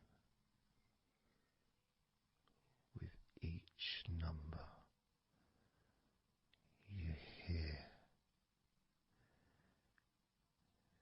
going down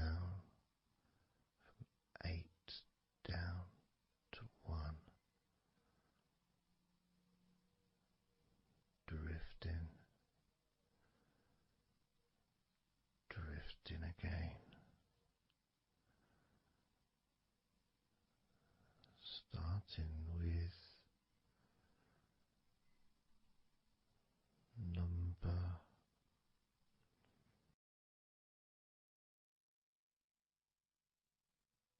8.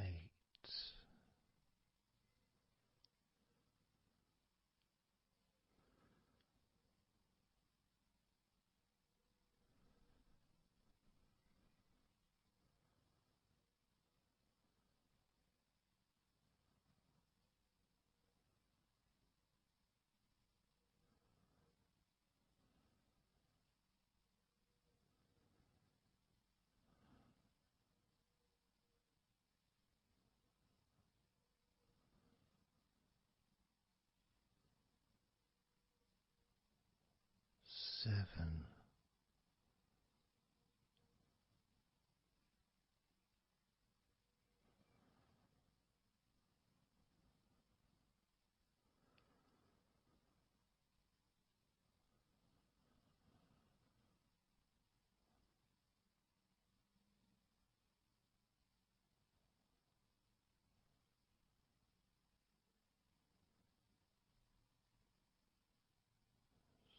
6.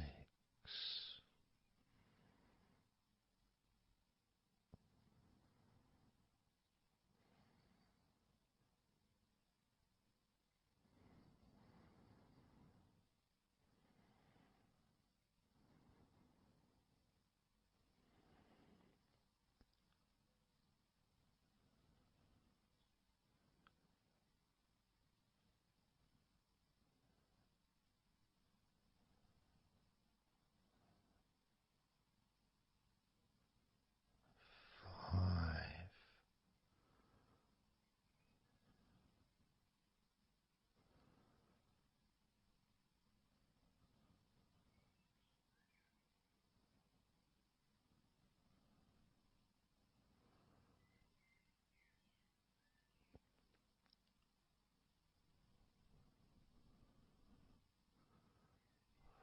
4.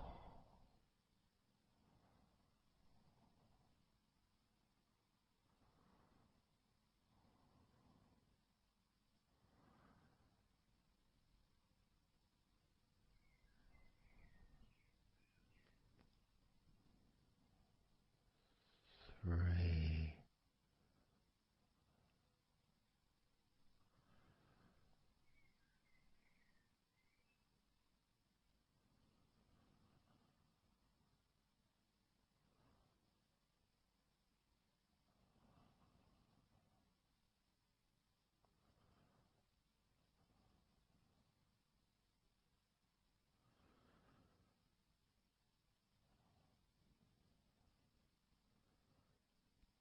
2. 1.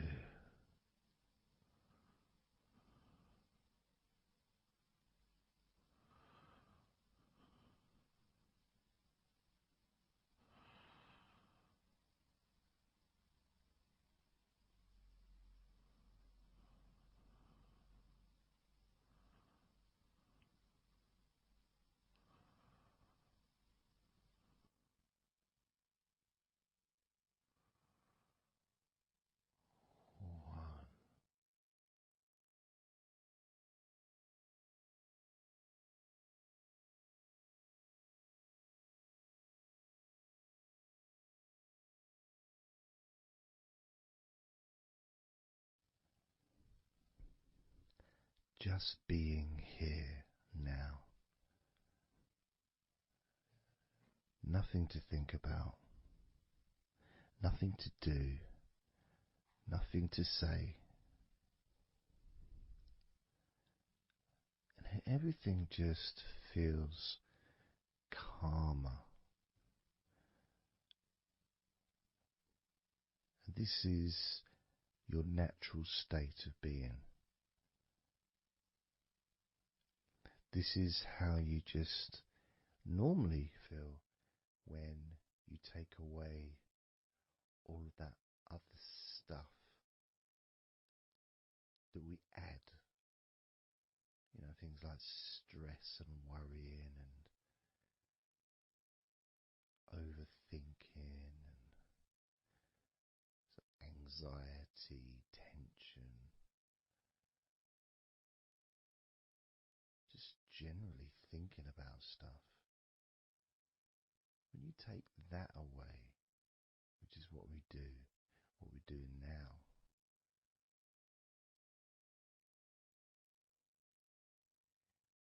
you're left with a real sense of peacefulness, which comes to you very quickly. Because ultimately, it's just a feeling. A feeling of comfort. It's almost as if you've gone inside yourself and you've found a special place where everything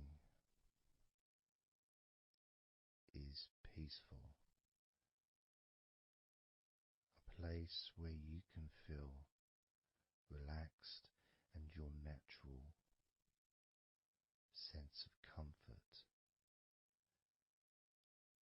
A place where you can be you. Where you can accept yourself for who you are. A place where you're not trying to please anybody else, ever. A place where you can actually not just love yourself, but in some ways, more importantly, you can like yourself. Appreciate who you are.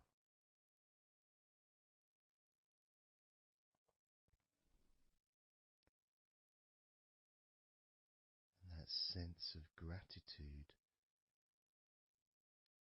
is in the air all around you.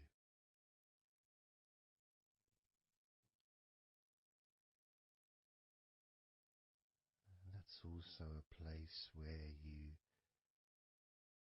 can actually feel the healing energy soaking into your body.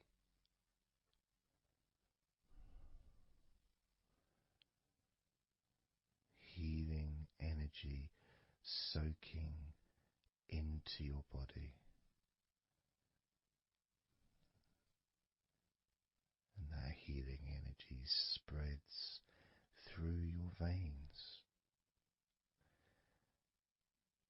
traveling to each and every single part of your body.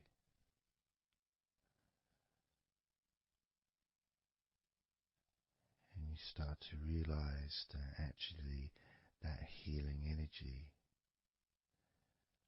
has not just entered into your brain, it's become part of your brain. And that spinal fluid is now mixed with healing energy.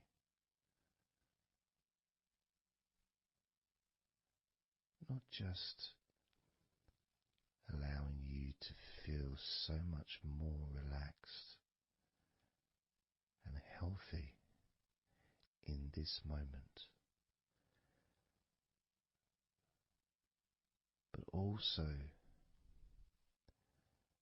you start to realize that actually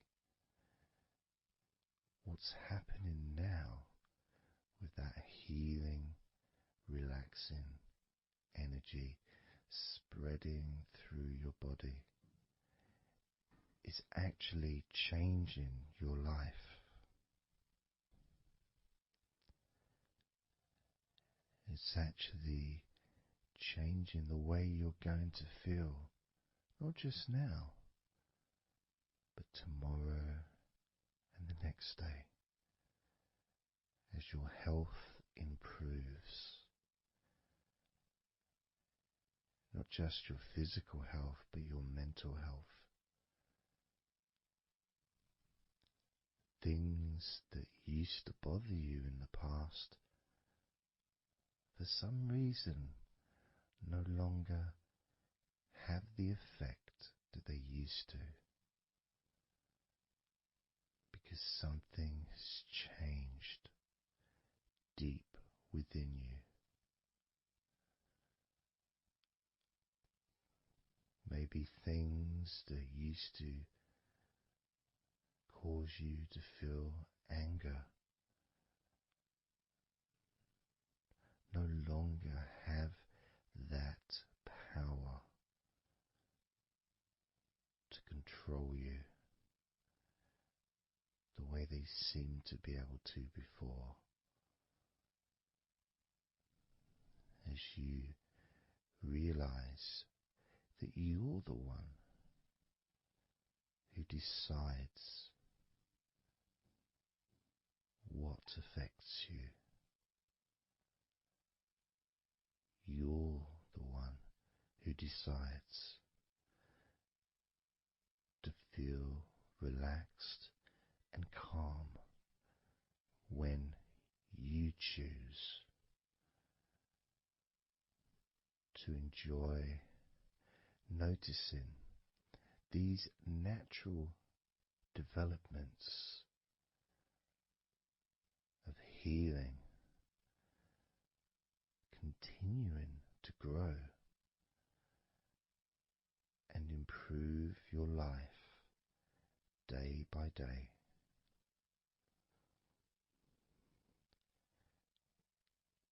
Including, of course, your ability to relax so much easier and sleeping is the most natural thing in the world to you, because falling asleep is something that you've done so many times in your life, and you know that you were born, as we all were, with the ability to fall asleep naturally. We were born with that ability to just drift off into a deep, healing sleep.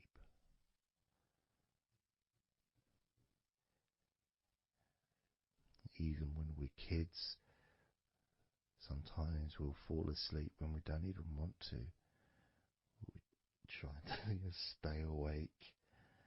Maybe it's a birthday in the morning, or it's Christmas or holiday or something we look forward to. We don't want to go to sleep. But the more we want to stay awake, the more we just start to drift.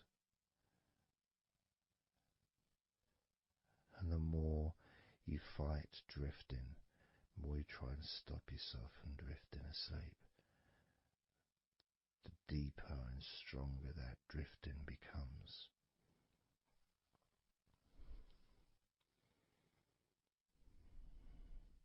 Because we're born not just with the need to relax deeply and to naturally fall asleep,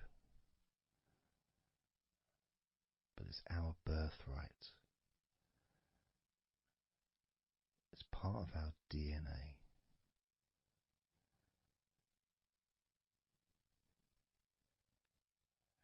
And sometimes as we get older in life, perhaps at times we have forgotten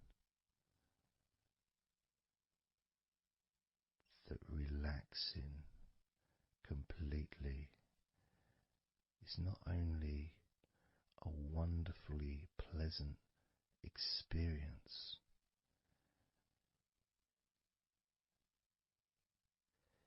it's also really easy.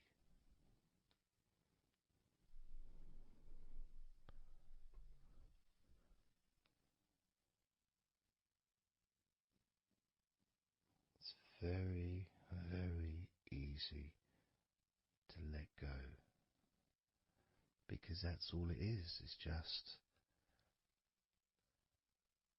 deciding to let go.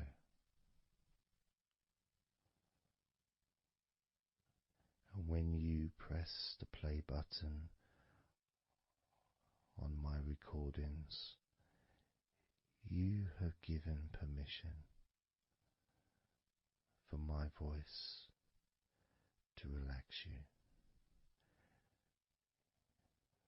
When you press that play button, you have given me permission for my words to affect you in a positive, only a positive way, opening up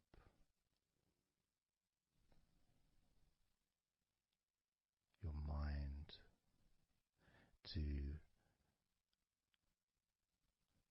useful and healing suggestions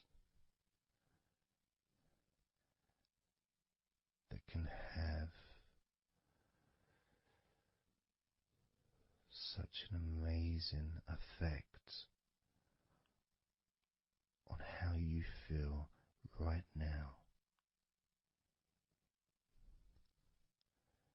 as well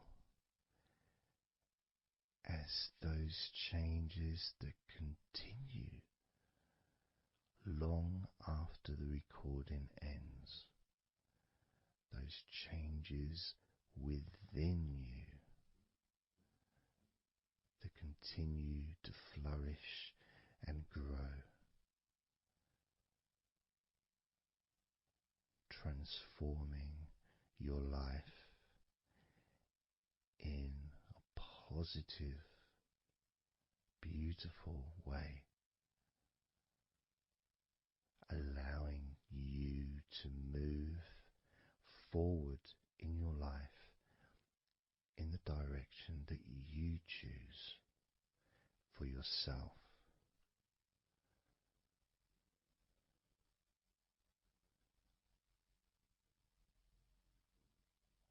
And this feeling that you can experience of safety, comfort, calmness,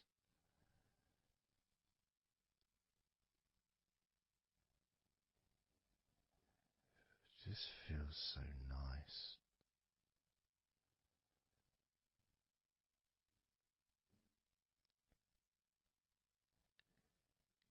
It's such a healthy place to be.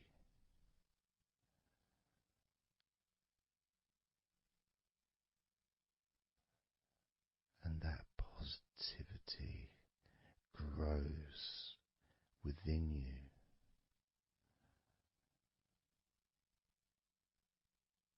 Each and every day, moving forward, you're going to find that you're more relaxed physically and in your mind is more relaxed.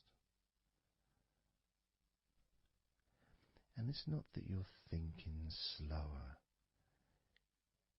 it's just that your mind will be less clogged up with unnecessary negativity. Because from now on, your mind rejects negativity. From now on, you're going to start noticing when negativity arises, and you can just say stop. Stop. And that negativity will turn around and leave you alone.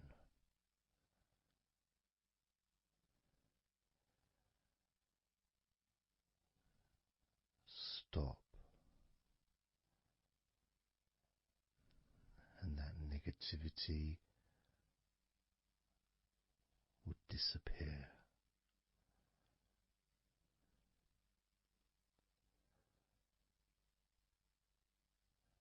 And as you notice that you feel way more relaxed than you probably expected,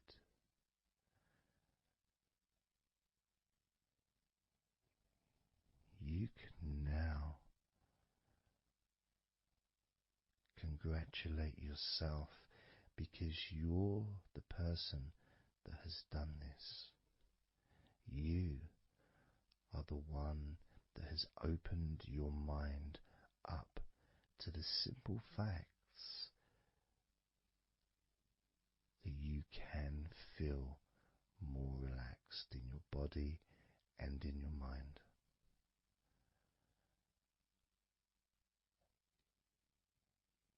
You've opened your mind up to the birthright of being able to just fall asleep easily when you choose.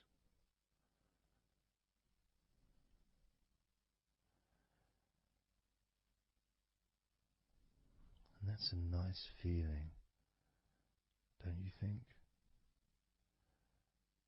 Feels nice, doesn't it? To feel calm with all that healing energy spreading through your body and your mind.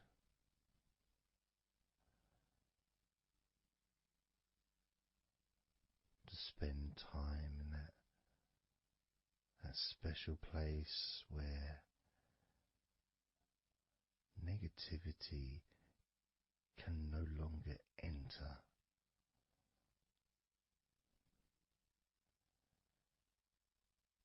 Negativity is banned, it's barred, it's not allowed entry. It doesn't deserve to be here, it doesn't belong here. Negativity has no place in your life.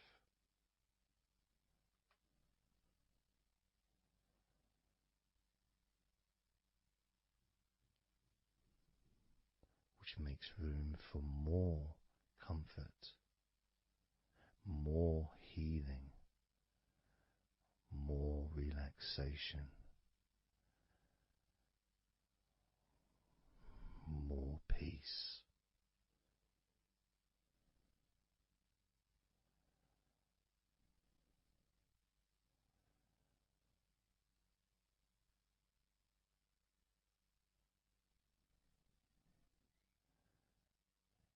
It feels nice, doesn't it? To just let go of everything.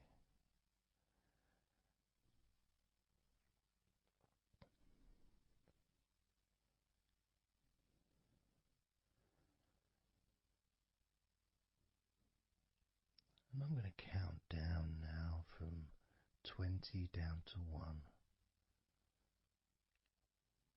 You can continue to relax. If you choose, you can drift to sleep. With every number you hear me say, you can feel twice as relaxed. Or if you choose, you can feel twice as sleepy.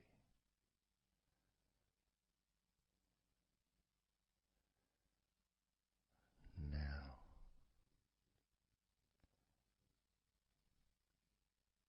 20.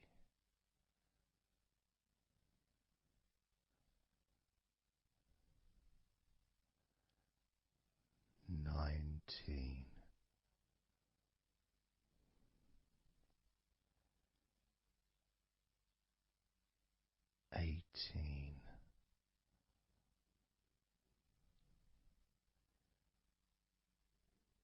17,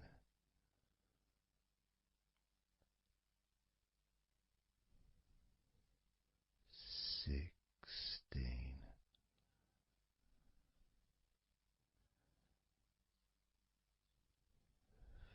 15,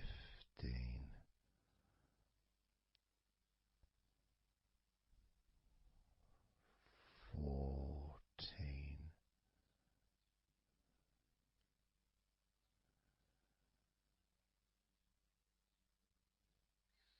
13,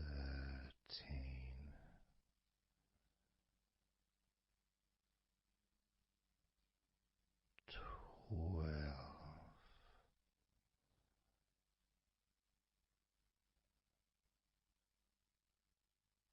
11,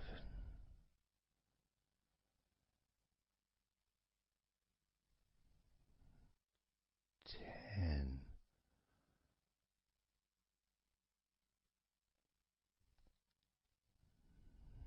9,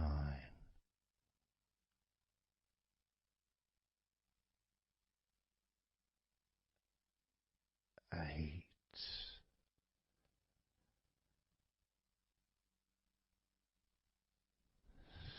7,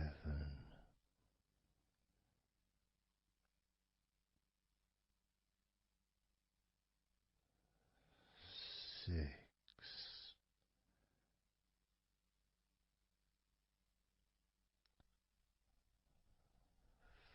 5,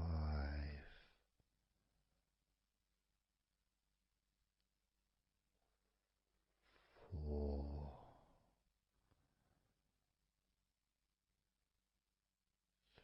3,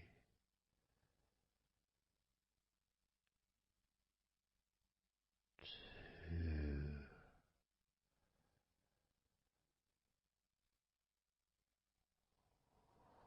1.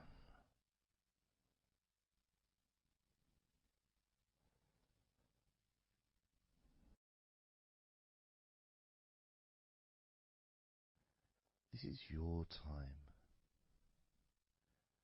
to just take a break. Your time to relax, to allow your mind to slow down.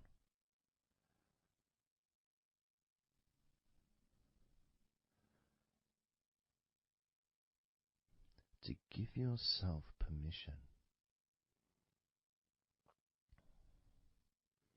to take a break from everything. And you're the only person that can make that decision. You're the only person that can actually tell your mind to just relax.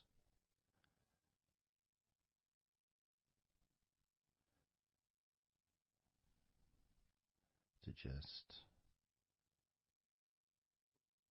take some time off.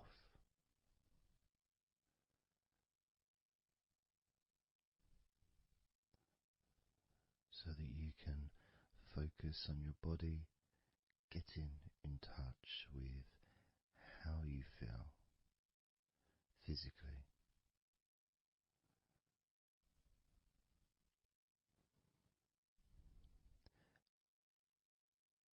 And in the process of this body scan, where you focus on different parts of your body,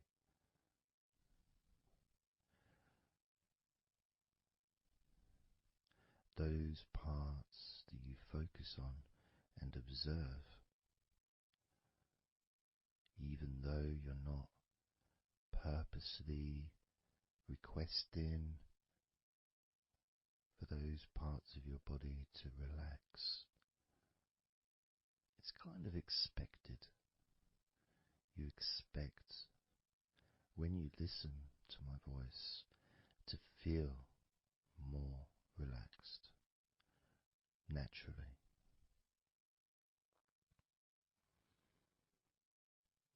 Because when you're listening to me, your attention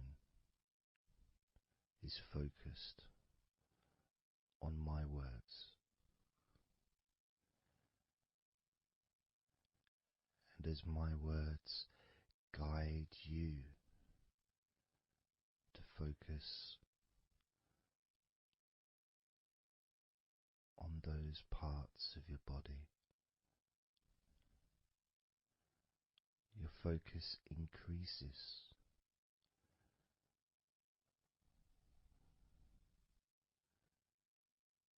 Which actually calms your mind.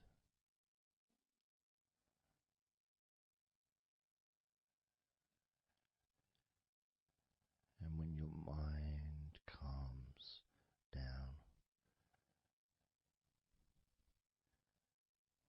your body relaxes.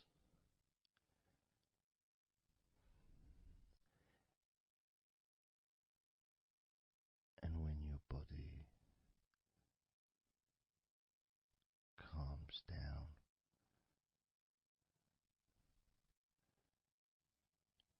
your mind relaxes.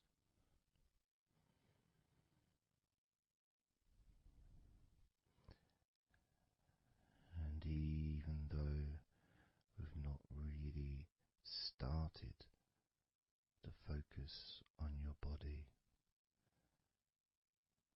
you can already feel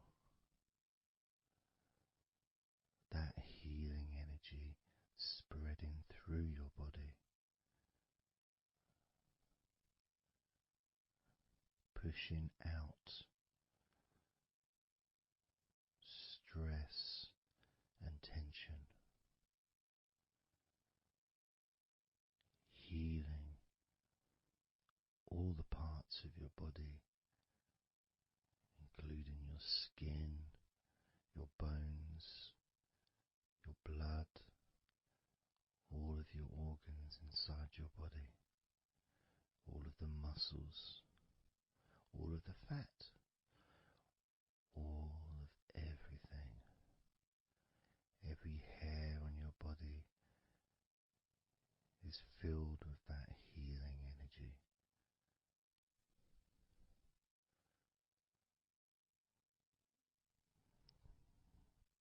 And when your brain fills with that healing energy,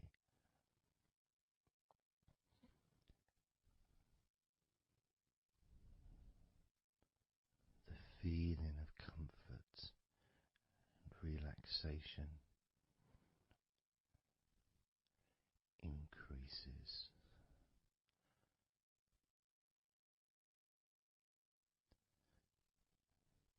Deeply increases.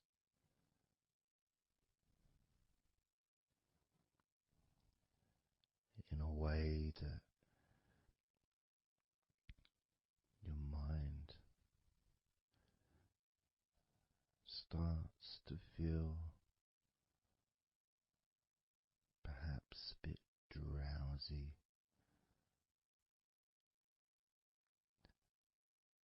because it's not needed, and it may start to drift.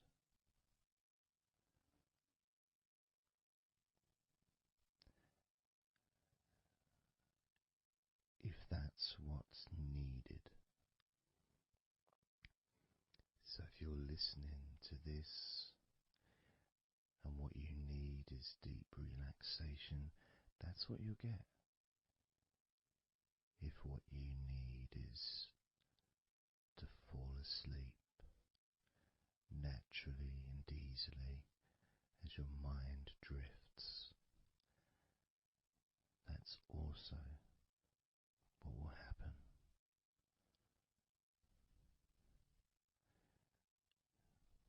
because by pressing that play button on the podcast and listening to me, you give permission for your body and your mind. In fact, you give the command to your body and your mind to relax deeply and to drift off to sleep if that's what you want or need.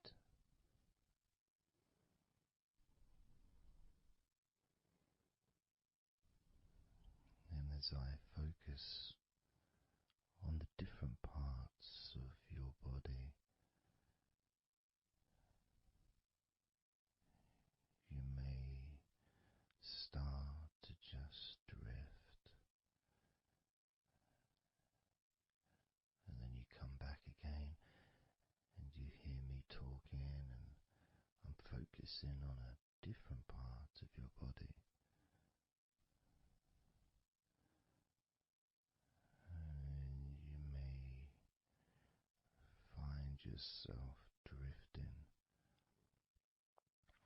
but you don't realize you're drifting until you stop drifting and you're alert again to my voice, focusing on a different part of your body starts to relax even deeper.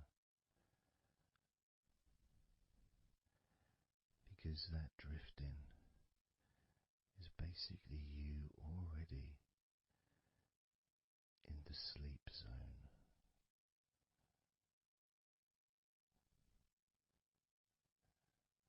And the more you drift, the longer you drift, and the longer you drift, eventually that drifting continues into sleep.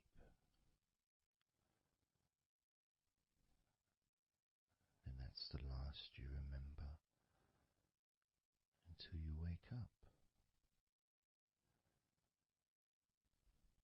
in your own time when you experience the right amount of sleep for you.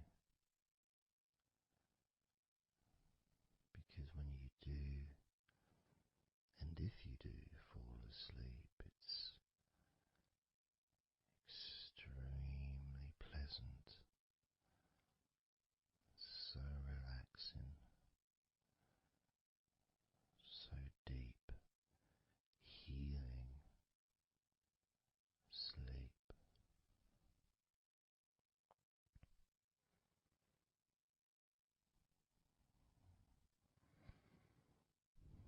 And it feels so nice to relax into your own body and mind as you feel that healing energy spreading through you, relaxing you so deeply,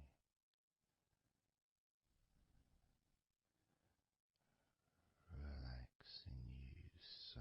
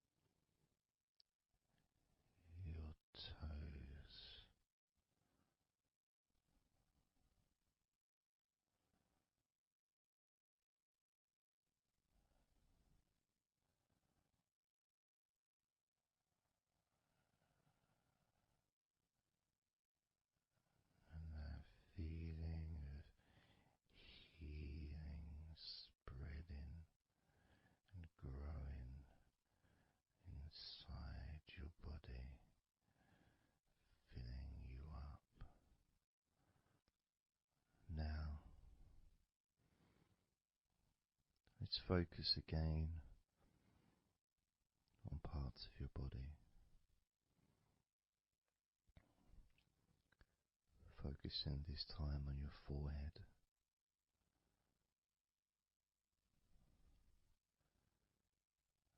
Now on your mouth, your lips, your tongue, the whole of your mouth.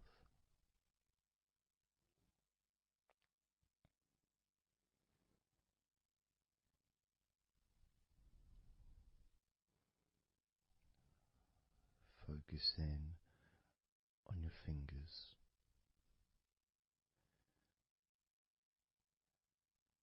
Maybe you could move your fingers a little bit so you can focus on each one individually.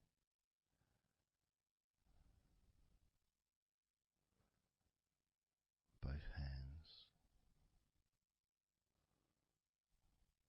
And even though as you focus on both of your hands now, they almost seem to just melt into one.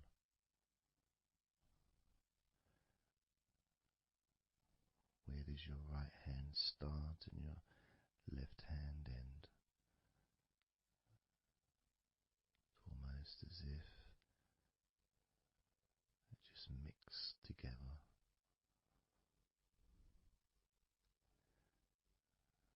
Now focusing on your knees.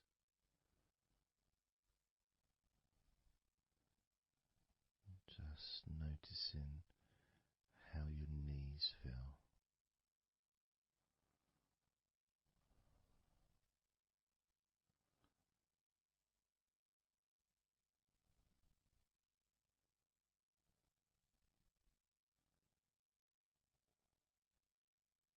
Now focusing on your elbows. Focusing on both of your elbows.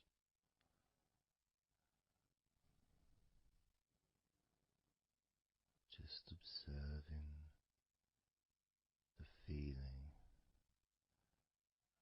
of your elbows.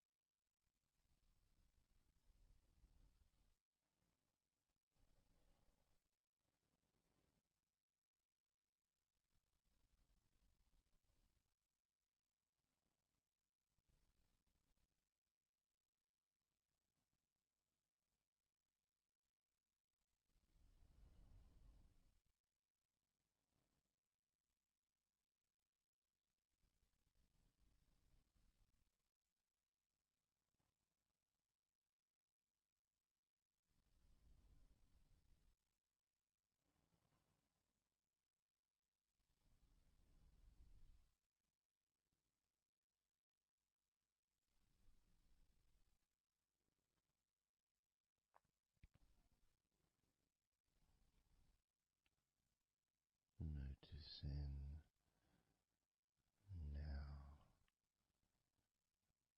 your toes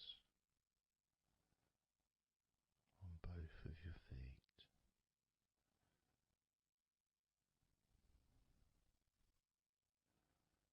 Being aware of how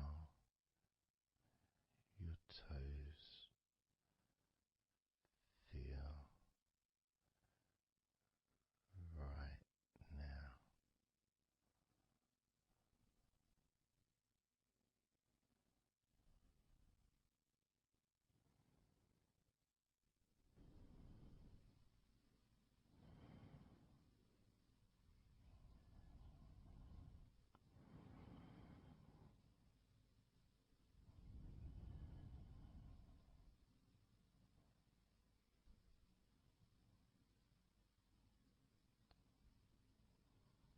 Noticing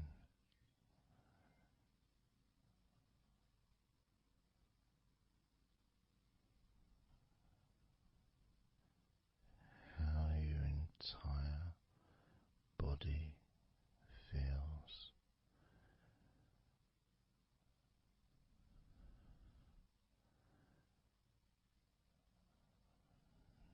Noticing how your mind feels now.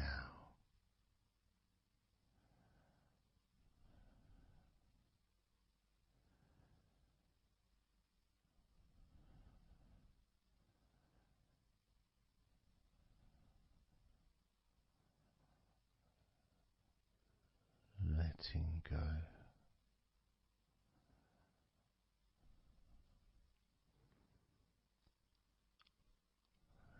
Letting go.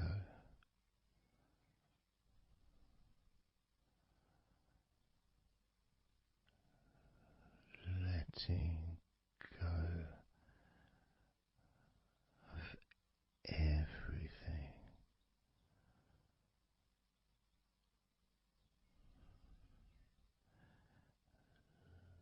Letting go.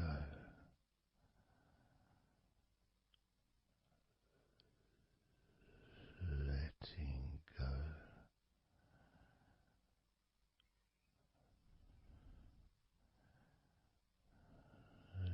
Letting go of everything.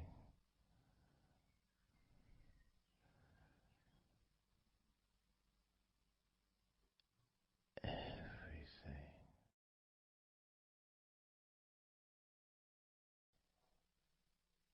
I'm going to start now, and I'd like you just first of all just to see yourself lying down on that massage table, lying on your front, your head is supported, your arms are supported, and you feel comfortable, and breathing is really easy, and you feel confident in how you look as well. So there's none of that issue of body problems or shyness, because I'm a professional, and this is a therapy session, so none of that stuff matters whatsoever. This is about you. This is about how you feel and how you can enjoy that sense of comfort and relaxation that comes from letting go and allowing my hands and my fingers to relax you by massaging your body.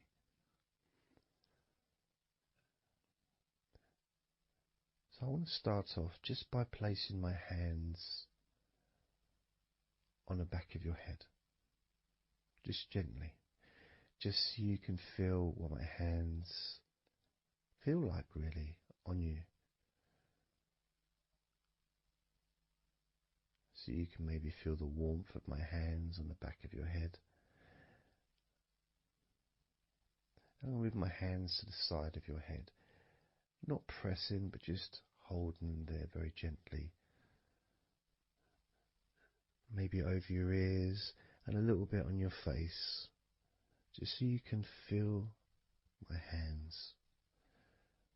So you can become accustomed to them.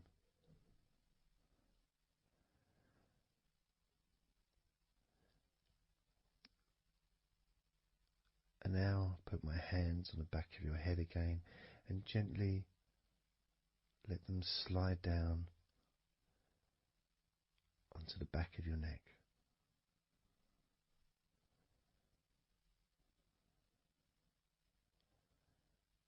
You can feel my hands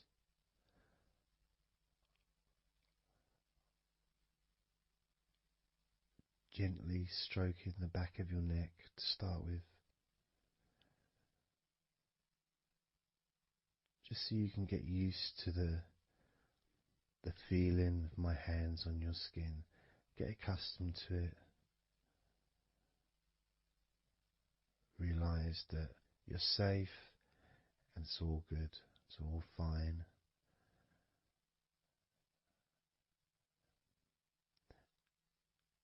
And I'm going to start gently massaging the muscles in the back of your neck.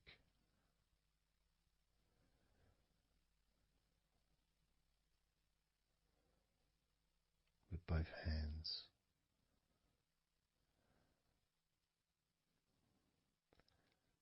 Now this is a very trusting situation really, because our necks are so fragile, and to have someone have their hands around your neck in that way can sometimes be problematic for people, which is why massages are quite good, because it allows you to relax and to get in touch with trust,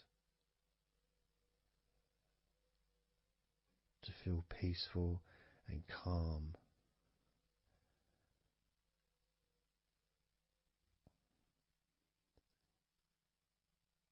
There's a massage the sides of your neck gently, moving from the bottom of your neck, which would be sort of near where your shoulders start, I guess, all the way up to your jaw, your ears kind of area, that side of your neck. Of course, is a lot longer than the front of your neck.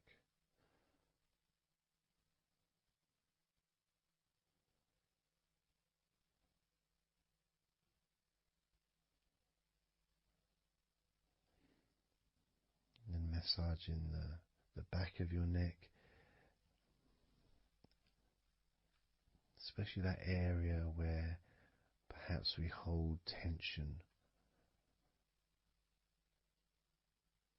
And as that area is massaged, you can actually feel a sense of release in the back of your neck.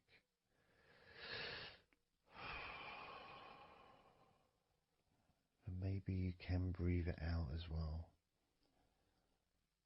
Notice how it feels. Notice how you feel.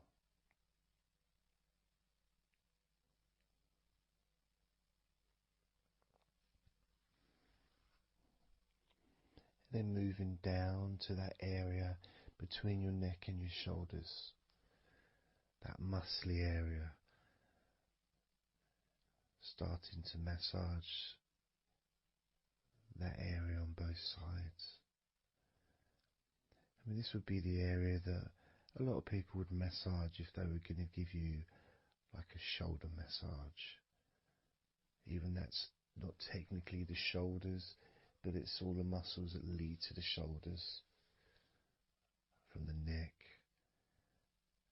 And again, that can hold tension and stress And when massaged, sometimes a nice deep massage is useful. And you decide how deep that massage is.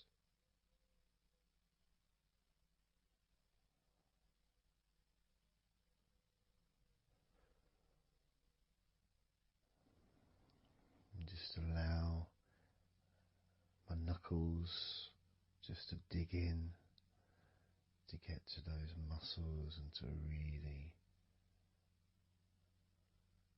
relax them. All the time being firm yet gentle with you.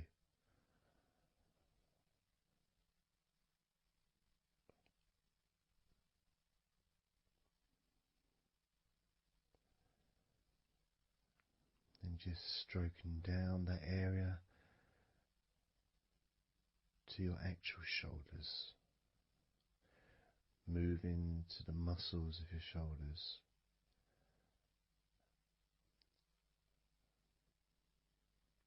And maybe initially just pulling up the shoulders a little bit off the table, just to give you a little bit of a stretch, but very gently.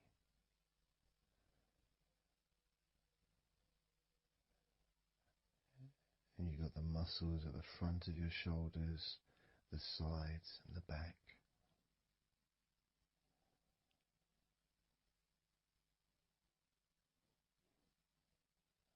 Again, this is a part that can really take quite a bit of pressure, quite a bit of needing, if you wish, to really release the tension, to really get into those muscles, and you can let your fingers in there and it can feel really nice. Sometimes just being stroked gently or being massaged quite strongly can all be beneficial to the relaxation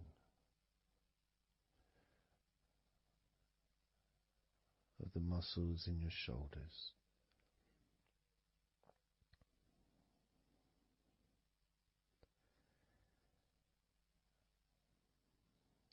Now, as we move down your arms,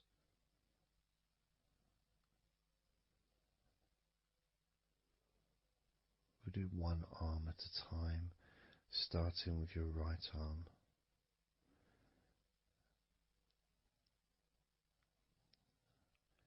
What I'll do is I'll just lift your arm up, just hold it to the side of you. Don't worry, it'll still be attached. And I just massage the tops of your arms.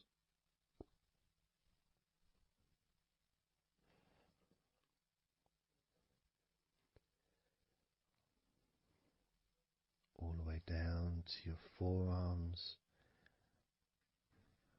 into your wrists.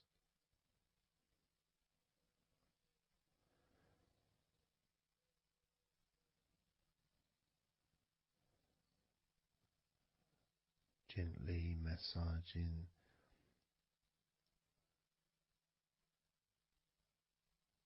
that part, the softer part, which is the under part of the arm,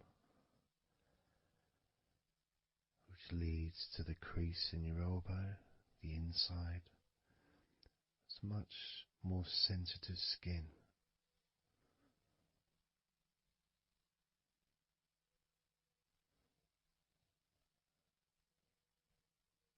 Sometimes just having that stroked can feel really nice, pleasurable and relaxing.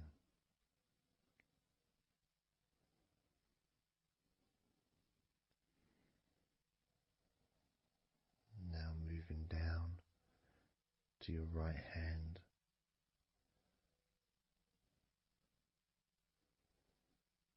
Just holding your hand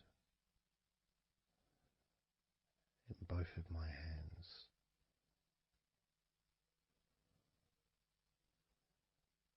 Just pressing gently on the back of your hand and stretching your fingers ever so lightly. At the same time, pressing down and massaging each finger.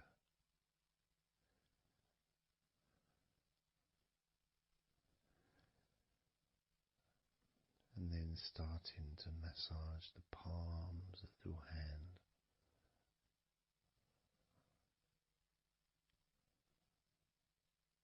Just turning the hand gently, stretching it gently.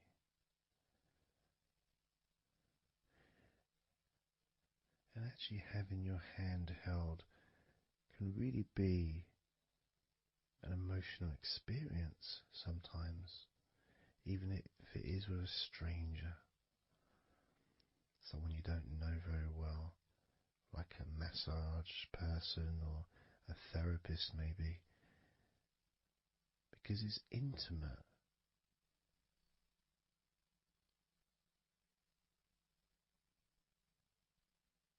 And it can feel nice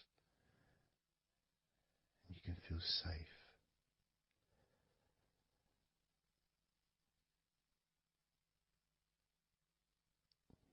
And as I put that right arm back down where it was,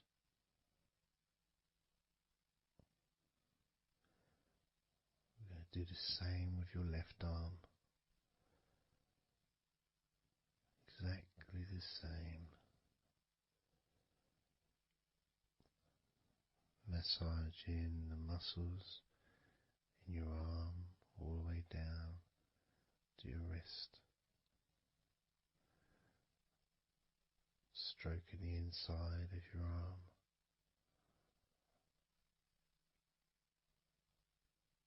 Just being gentle or as firm as you require.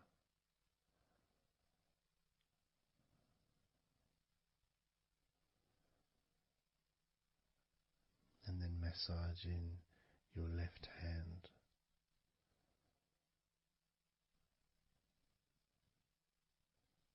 Stretching the fingers gently. Massaging the palm of your left hand.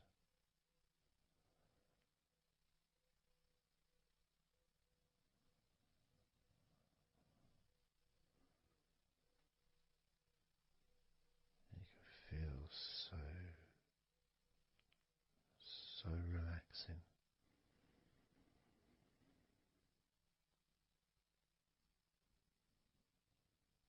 So comforting.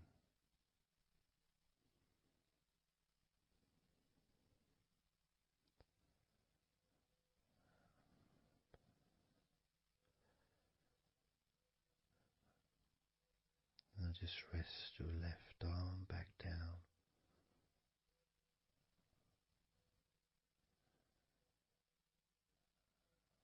Start to massage your back, the biggest part of your body.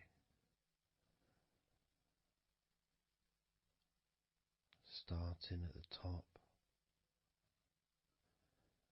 starting again where we already have been, that area at the top in between your shoulders, near your neck, going back and massaging that area again, but this time moving downwards.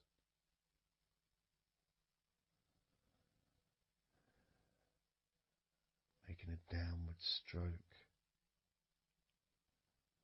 to the middle of your back, working from the outside inwards. So massaging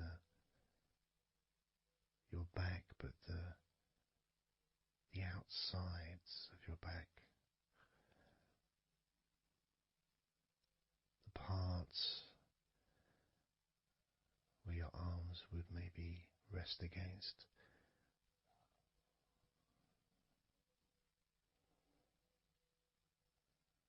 Almost almost the part that connects your front to your back.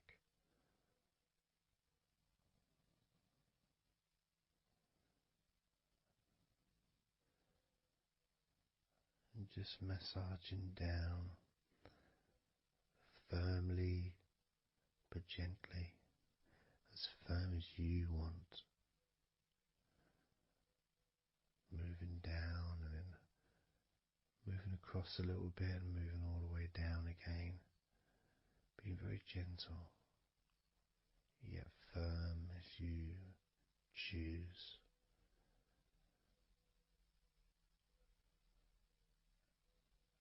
Eventually we get to the spine. We can massage the muscles on either side of your spine, from the top of your neck all the way down to your lower back.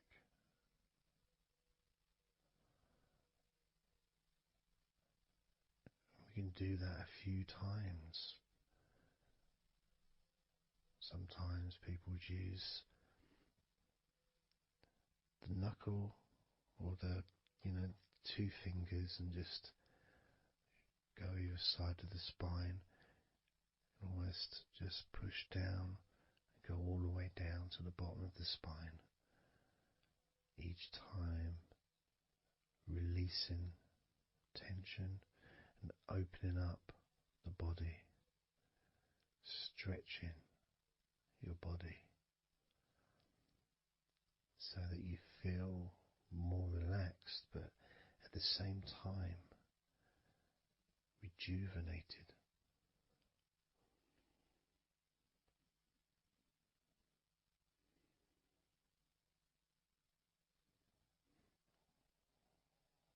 And now I'm going to move to one side, to your right side, and from the bottom of your ribs to your pelvis, I'm going to massage that area of your back. I'll stretch over the other side and I will pull the muscles gently and massage and push from one end, that side, all the way to my side, to the middle, in fact, to where your spine is, massaging that side of your spine, the opposite side to where I'm standing. It's almost like kneading bread. There's that big area which is firm, yet lots there to massage.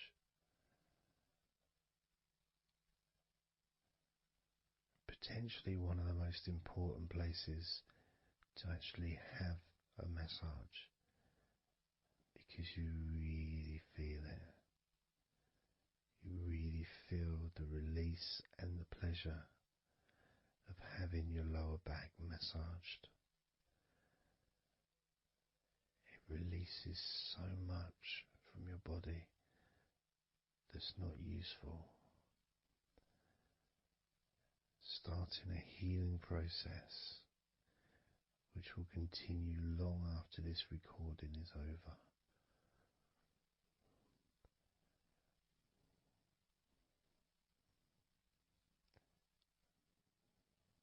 Massaging this part of your body not only feels really good for you, but it's actually fun to do, because it is, as I said, like kneading bread. It's a part that you can really get a hold of and really massage deeply, if that's your choice.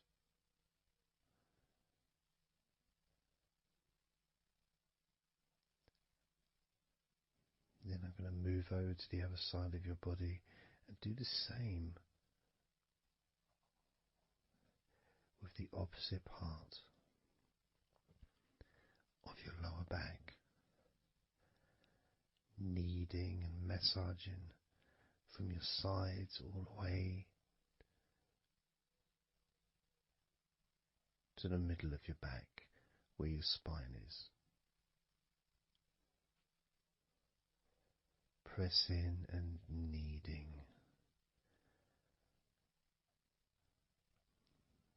firm and gentle at the same time. It feels so releasing. This mixture of pleasure, comfort, release, calmness, relaxation, all mixed together.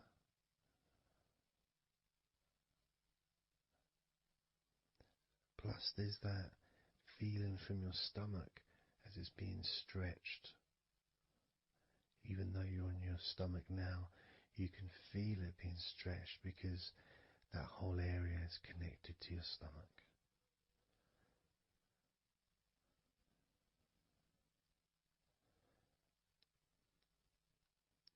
Now we're going to move further up to your top of your body, and I'm going to do the same. This time starting with your upper back, put my hands forward over and massaging that area up to your spine, from the side of your body up to your spine. So some of that massage area, the muscle tissue, or whatever, fatty tissue even, will be possibly from your chest. Because it's all connected, the chest and the back connect together.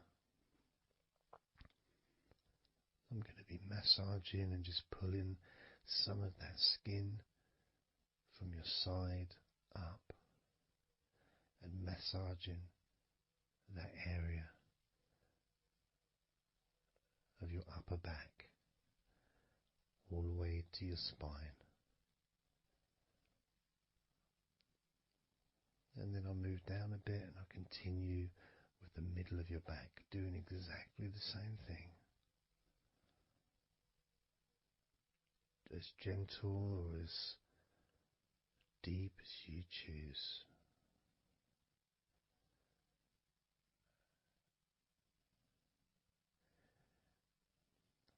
Now I'll move the other side again and do the exact same thing with the top of your back on the other side, from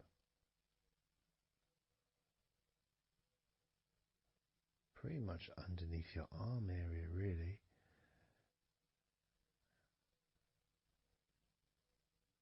to your spine.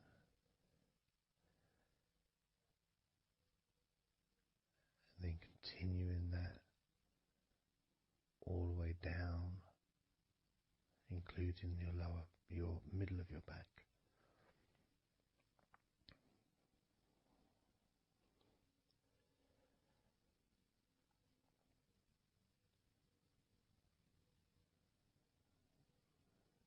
Now I'm gonna go to your thighs, the backs of your thighs, and the sides of your thighs. Starting with your right leg, massaging the back and the sides of your thighs, gently and firmly. There's a lot of muscles there. It's an area that can be very tense at times and maybe needs a little bit more pressure than the rest of the body. But that's up to you. You can gently stroke the back of your legs where, opposite your knee joint or underneath your knee joint. It's a very sensitive, gentle area.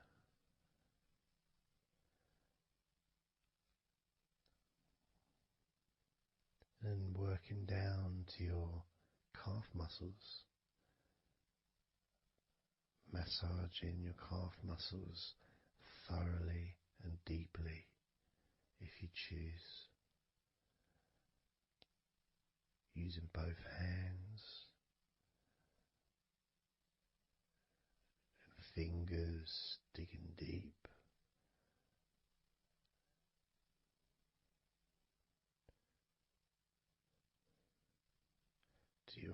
ankles and the back of your ankles, just gently massaging that area.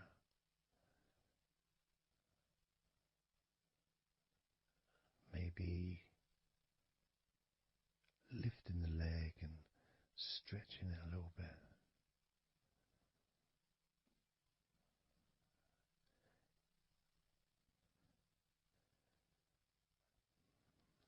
Moving to the right foot.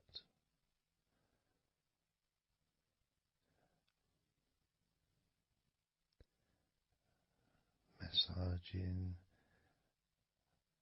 the bottom of your feet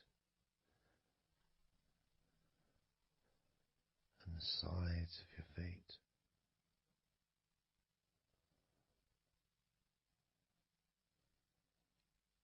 Gently but firm enough so they don't tickle.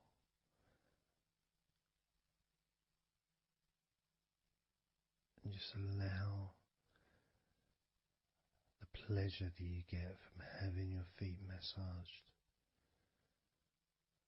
to just overtake you.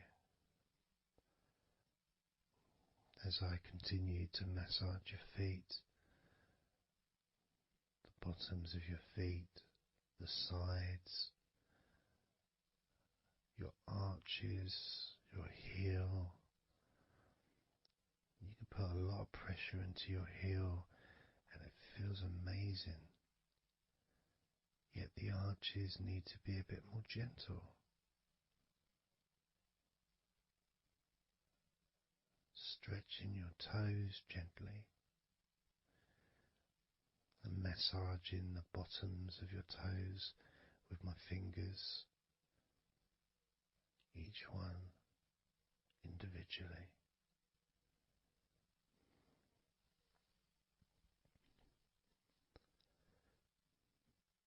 Moving over to the left leg to do exactly the same thing. Starting at the top of the thighs, working the back of the thighs and the sides, massaging deeply and gently that whole area,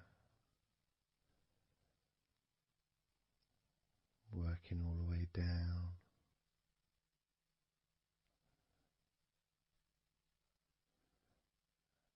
And this is an area that maybe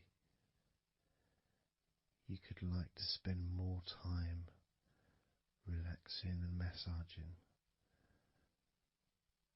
So perhaps if you wanted, I could make a future recording where I spend more time on one particular area.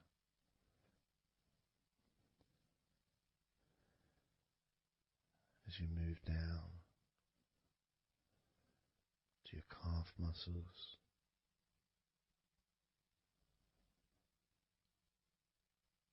massaging your calf muscles firmly and gently.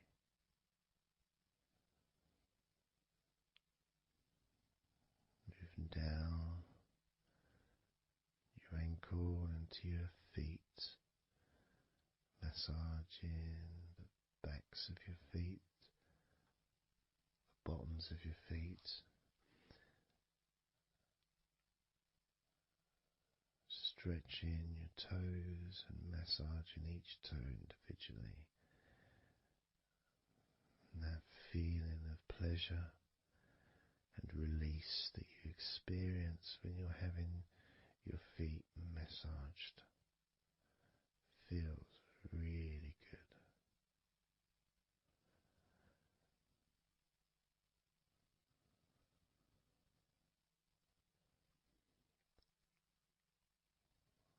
Now,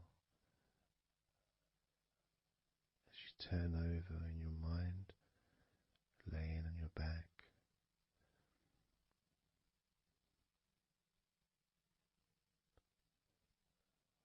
I'm just going to start again at your neck area.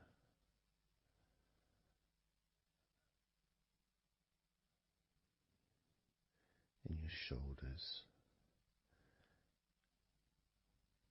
just to get back in touch with that area.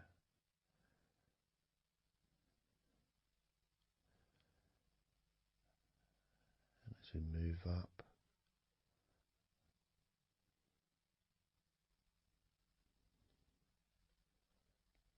I can clean my hands, make them all fresh, because now I'm going to massage your face gently. Starting off with your forehead,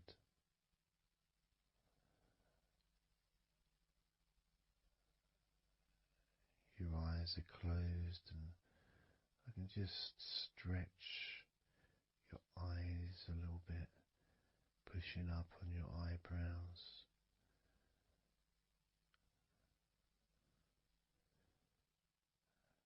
Just massaging around your scalp.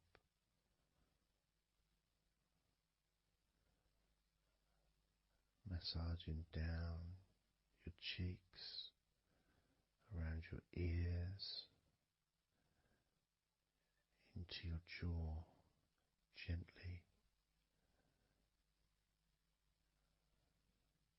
The sides of your neck, your chin,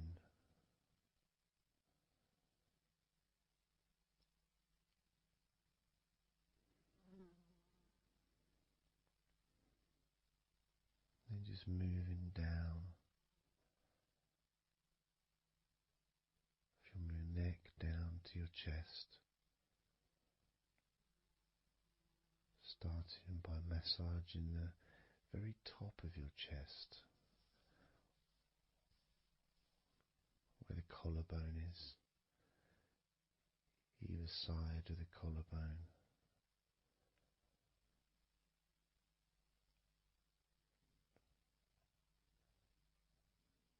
And then just massaging the whole of the chest.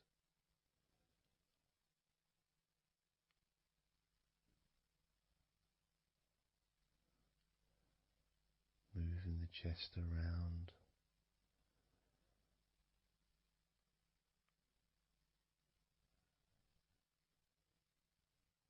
Because it's quite a large area, you can move from one side to the next. Moving my hands from underneath pretty much where your arms are, stretching up, stretching some of the muscles of your back in the process. Moving up over your chest,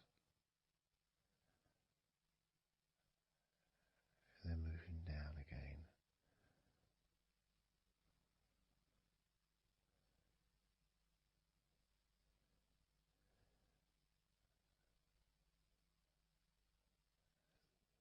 Then allowing my hands to just massage gently and slide down towards your stomach, starting in the middle of your chest.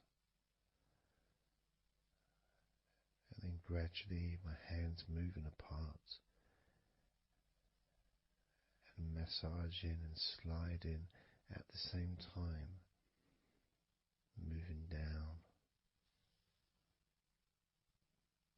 to just below your rib cage.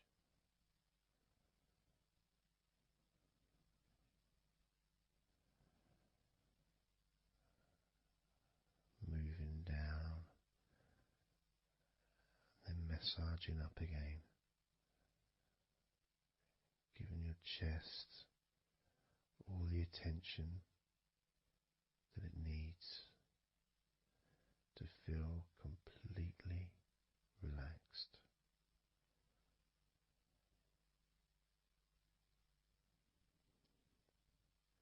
Remembering that I'm also going to be focusing on your sides as well, an area that really doesn't get much attention but feels really good when it's massaged.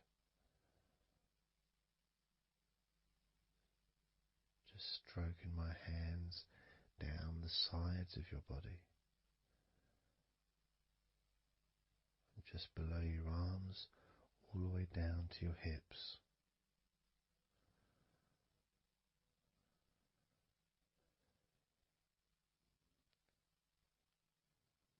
Now moving to your stomach area. I'm going to stand one side of you like I did when I did your lower back. I'm going to do a similar process of just stretching the muscles from your side gently, massaging from one side to the next, moving that whole area from below your ribs all the way down to below your belly button.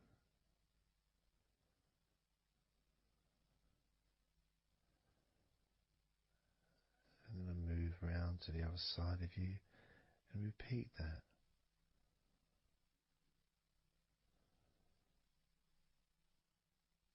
Process of relaxing deeply, calmly. You feel loose, you feel free. And there's something about having your stomach massaged that's different from any other part, because we do have a tendency of holding a different kind of stress in our stomachs that we may not be aware of.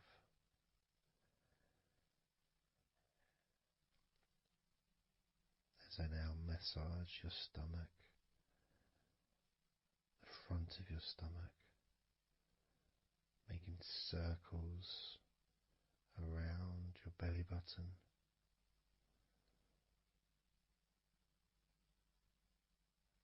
and then going the other way around.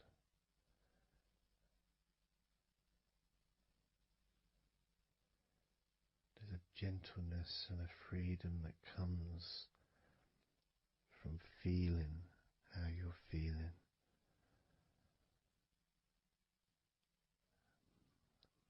As I now move down the tops of your thighs, the muscles, massaging them. And I can do this with two legs at the same time, pressing down, massaging deeply those muscles in your thighs, the front of your thighs.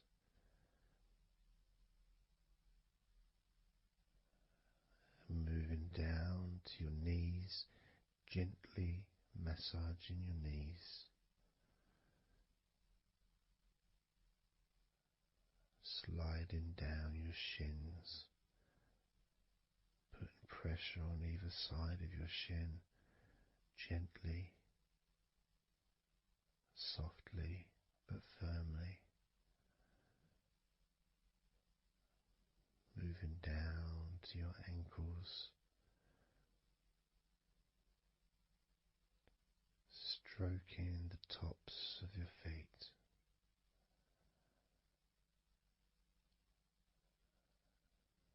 And then with each foot in each hand, just gently massaging the whole of the foot. The top, the bottom, your heel, your ankle, your toes. Massaging every part of your feet. It feels so good just to let go and enjoy the process.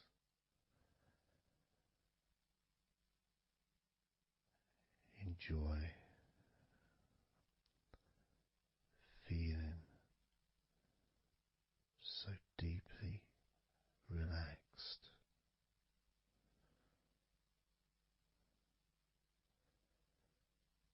So much comfort and so many feelings that come just from touching your skin.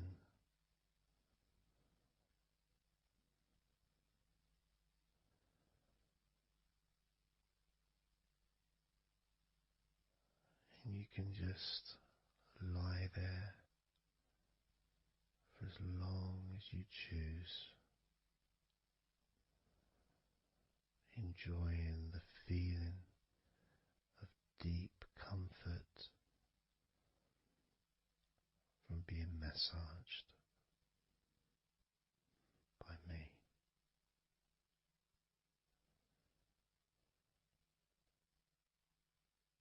Enjoy feeling deeply relaxed.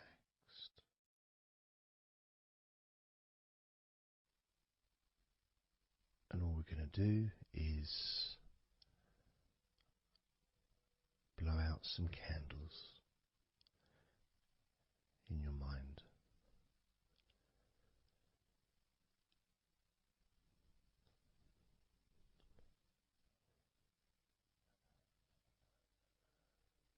There are going to be 100 candles.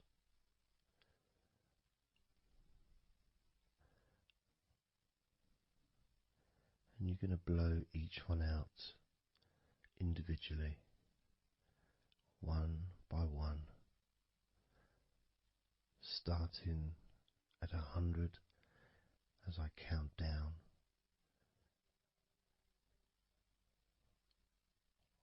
all the way down to 1.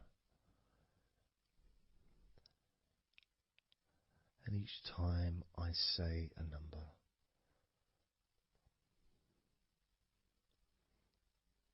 you can imagine that candle in front of you, and I'd like you to actually physically gently blow that candle out.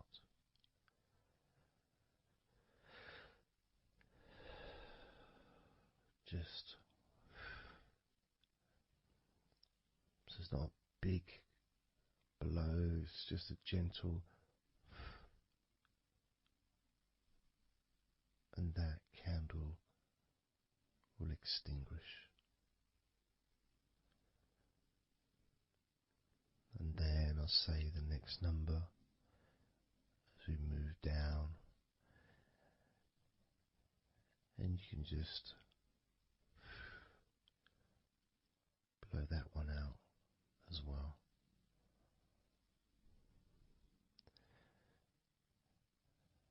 And as we move down the numbers, you'll find yourself feeling more and more relaxed. And if you need to sleep, you'll also find yourself becoming incredibly tired and sleepy. In fact, you may struggle to blow out all 100 of these candles.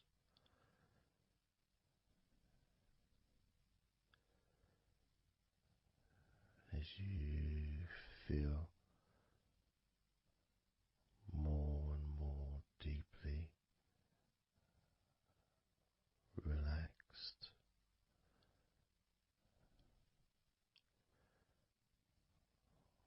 more and more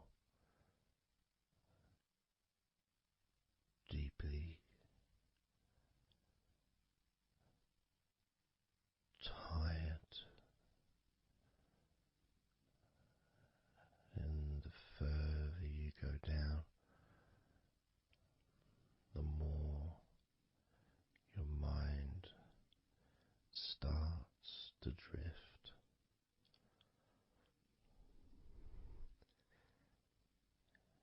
And you may find that you stop listening to me after a while.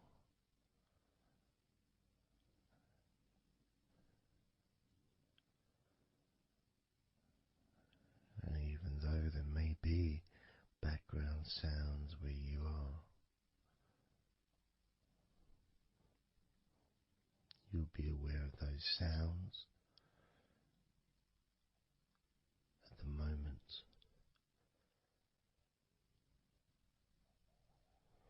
You may start to just not even notice them at all because they're unimportant.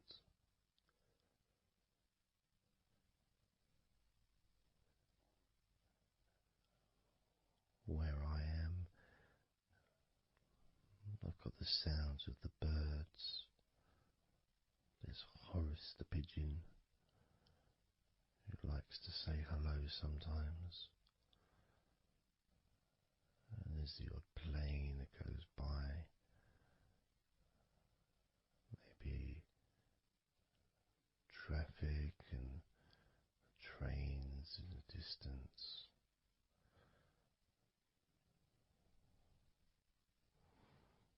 But none of that seems important whatsoever. The more candles you blow out, the less important anything is. The more candles you blow out, the further you seem to move away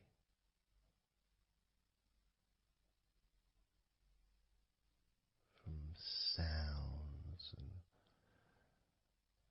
from general day-to-day stuff. Seems to just move away on its own as you feel more calmer with every candle you blow out.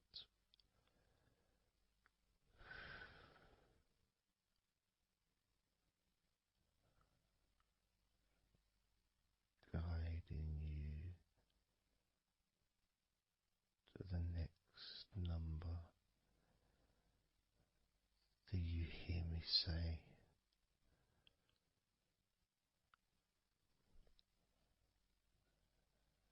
and then you blow that candle out too.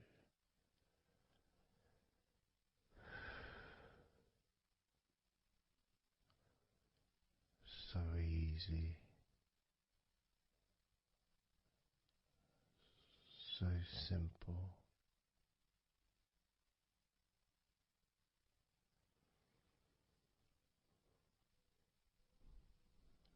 I'm going to start by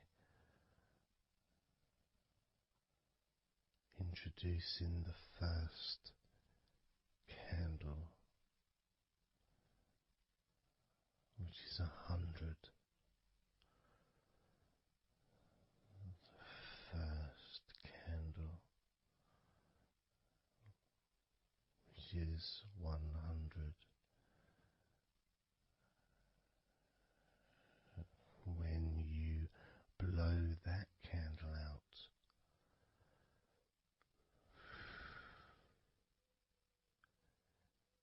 you'll find immediately a slight change in how you feel.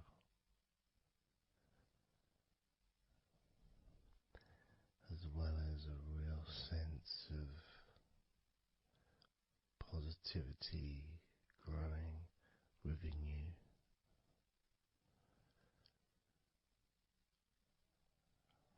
Relaxation and sleepiness expanding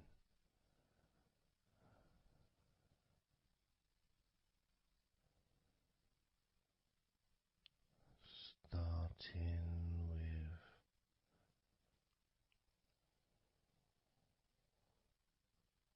100. Blow out that candle now.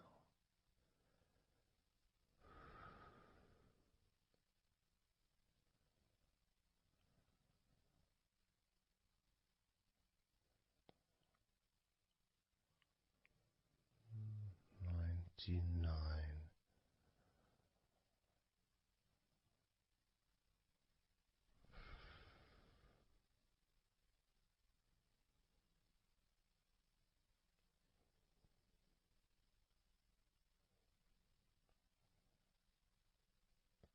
Candle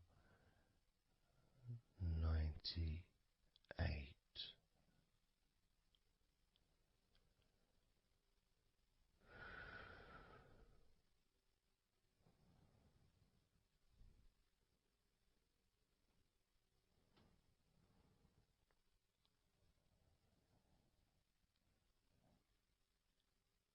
Candle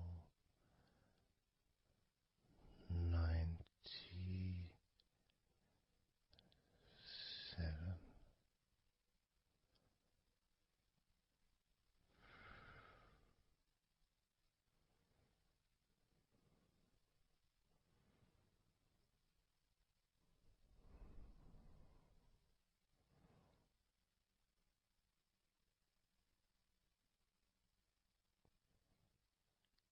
Candle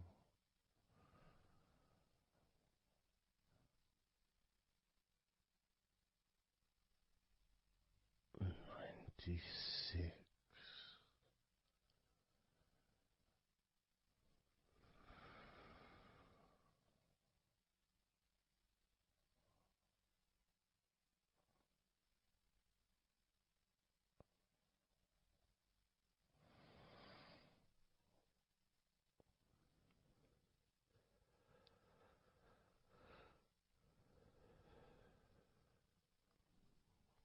Candle 95.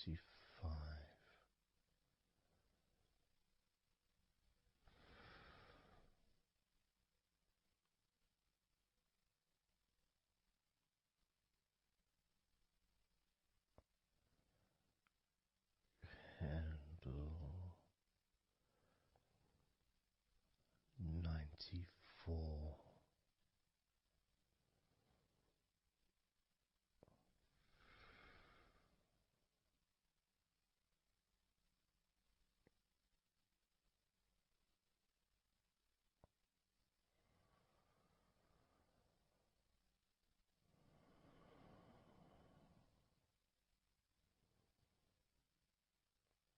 Candle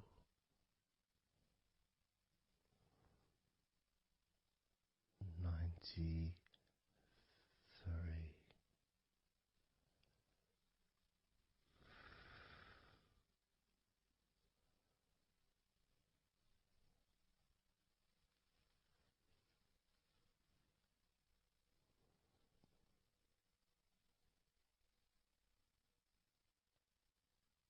Candle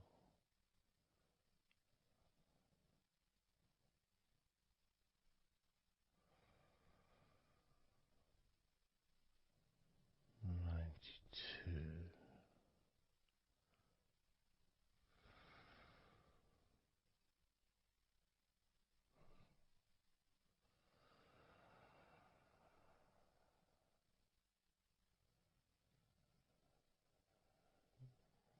Candle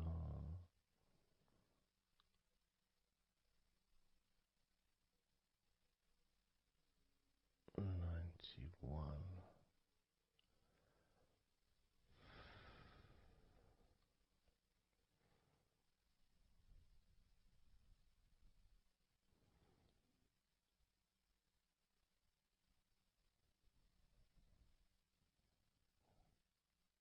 Candle 90.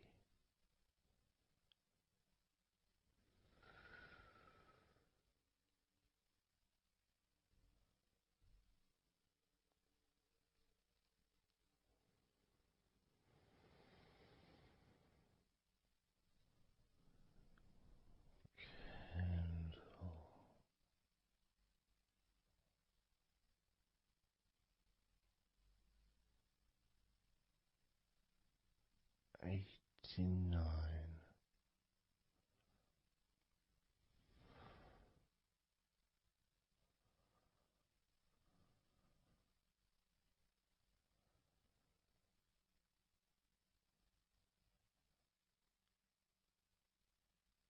Candle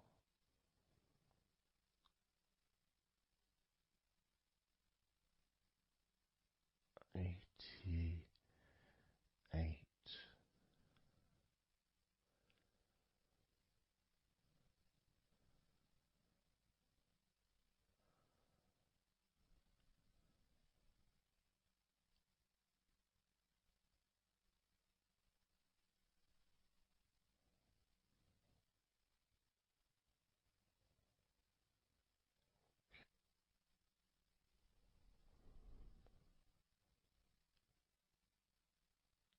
Candle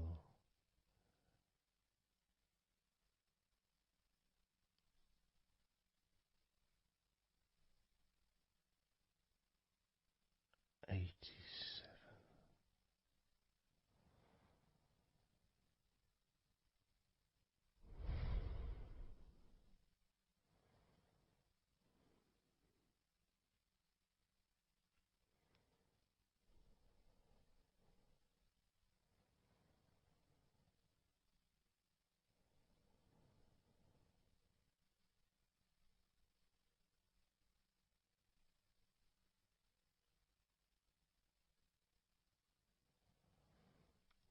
Candle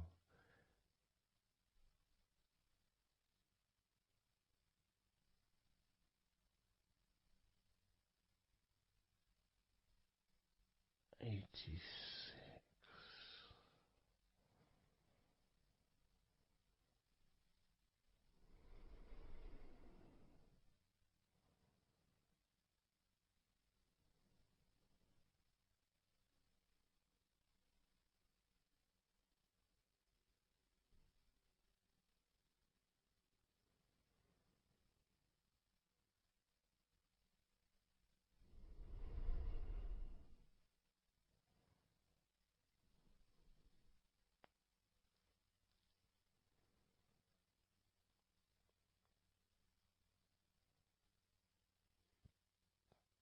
Candle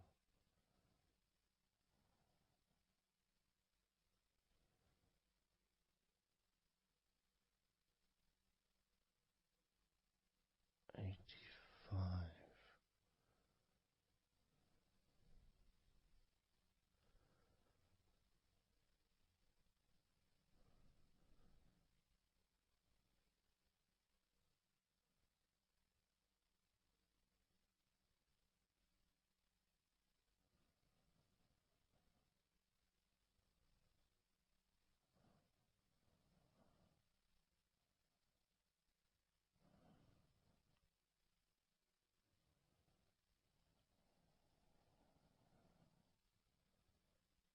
Candle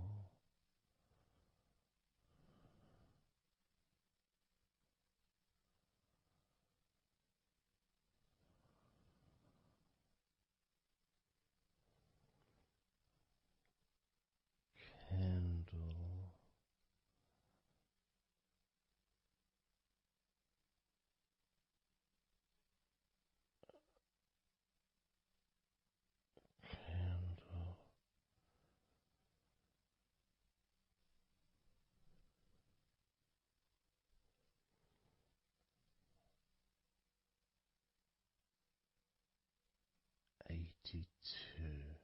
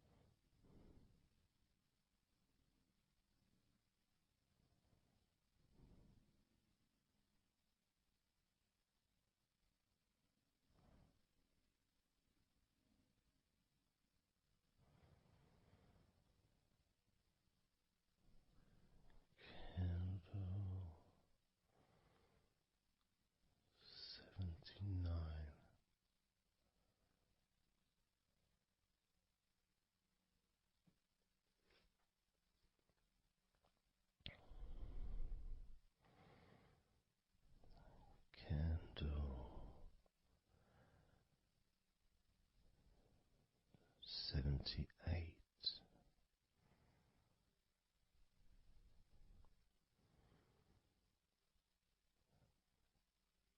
Candle 77.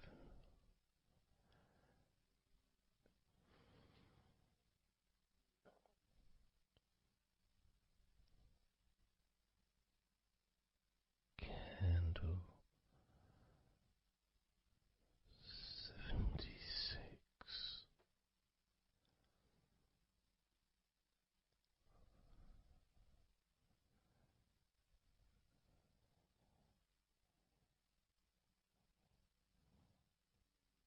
Candle 75.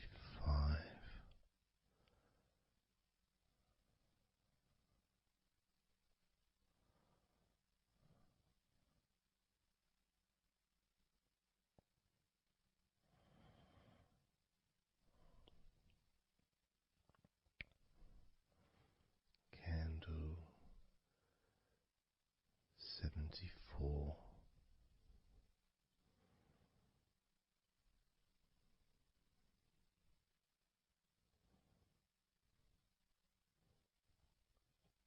Candle 73.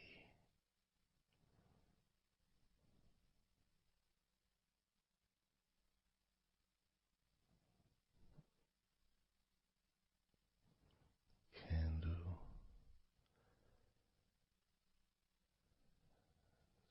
72.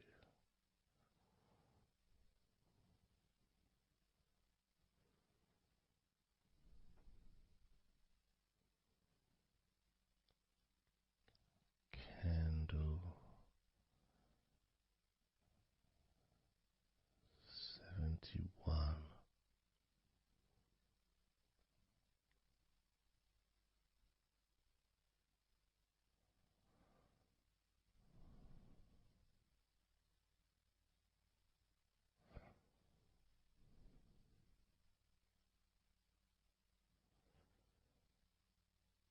Candle 71.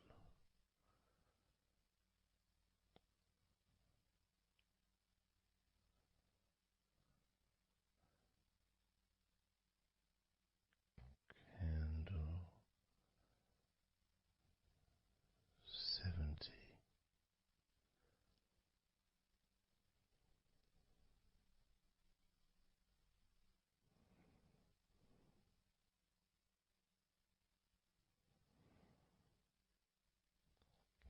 Candle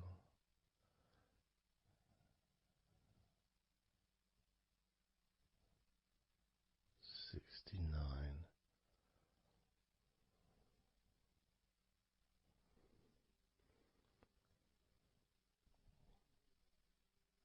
Candle 68.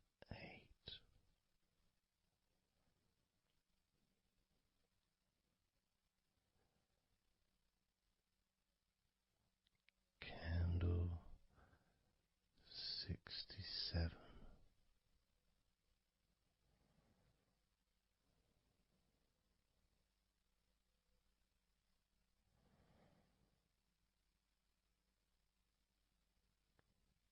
Candle 65.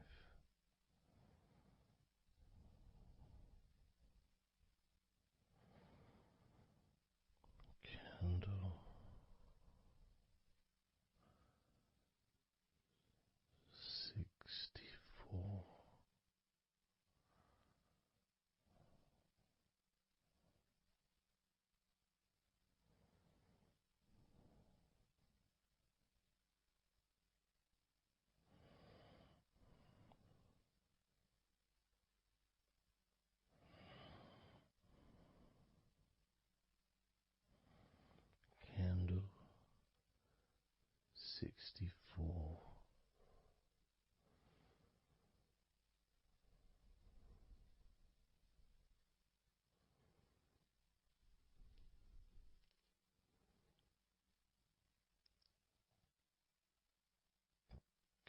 Candle 63.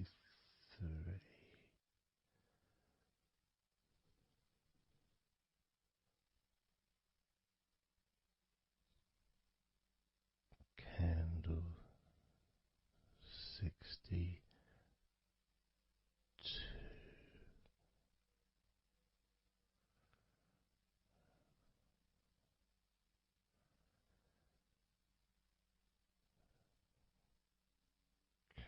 Candle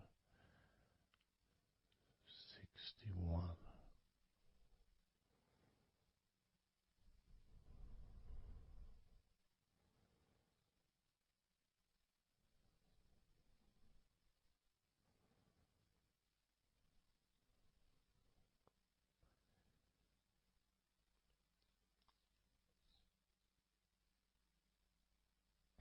Candle 60.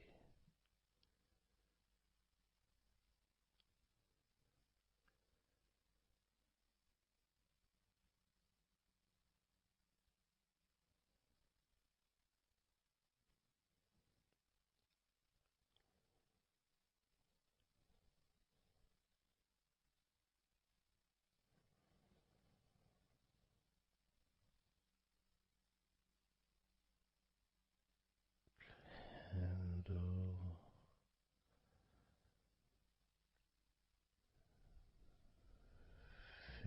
59.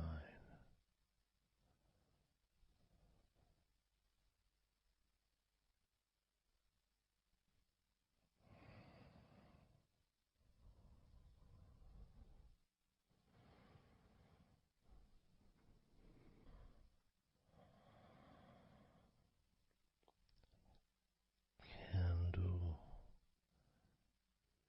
58.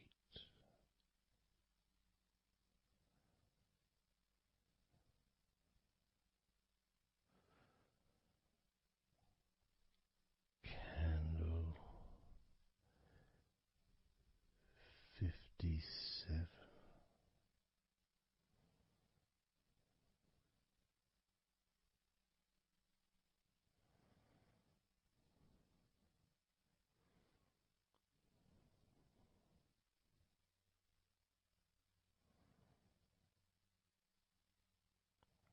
Candle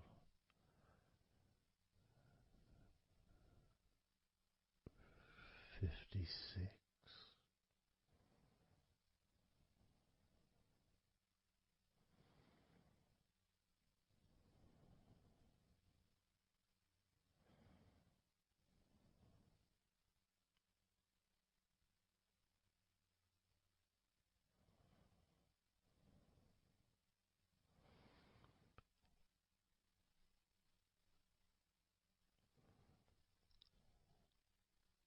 Candle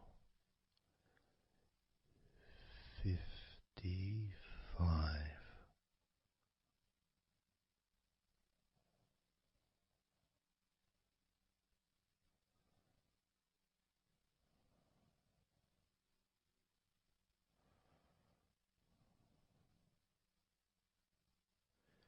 Candle 54.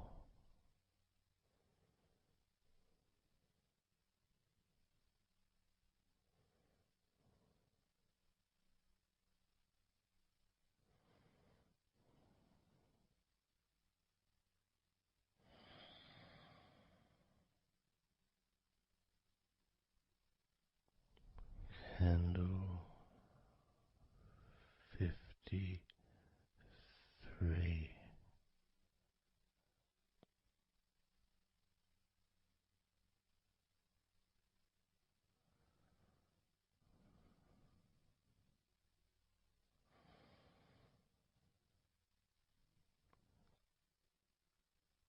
Candle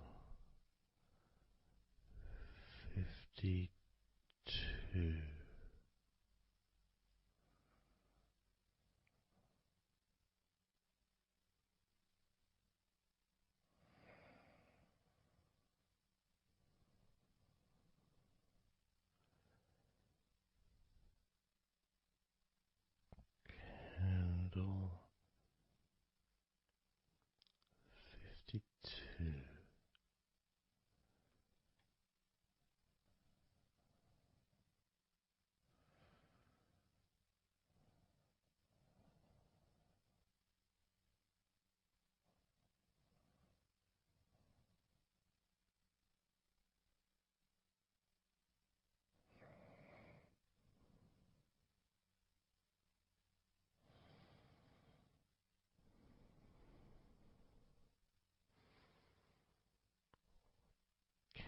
candle 52.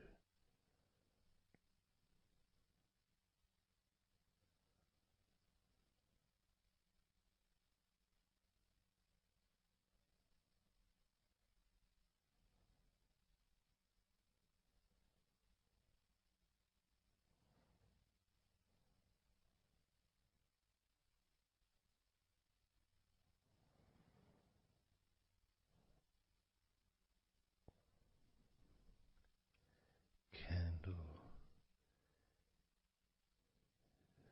51.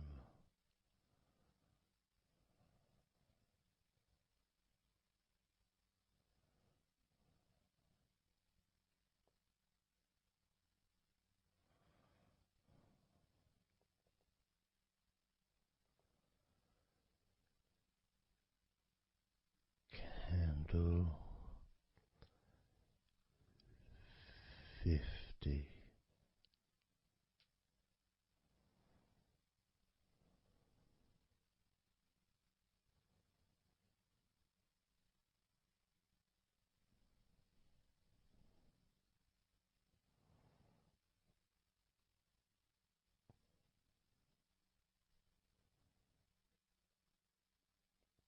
Candle 49.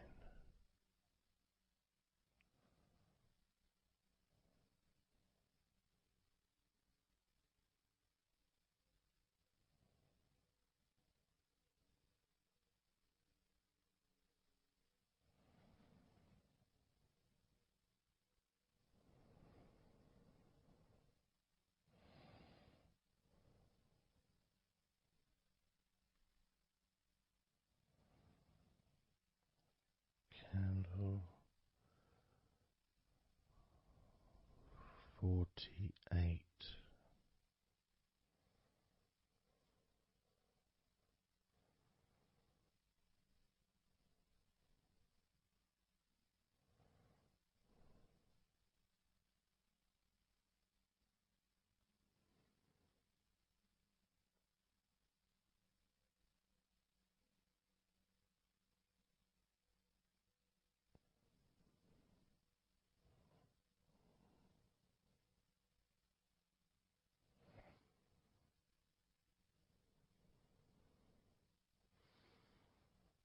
Candle 47.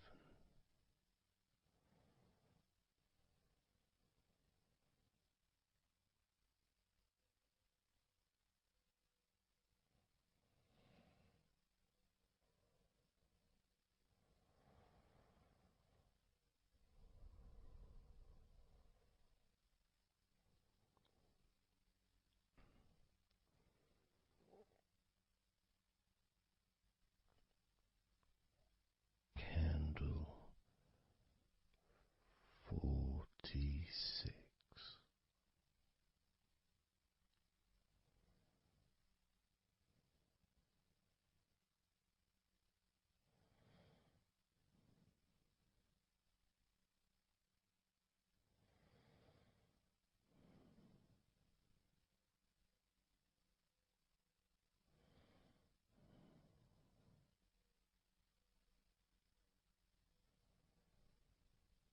Candle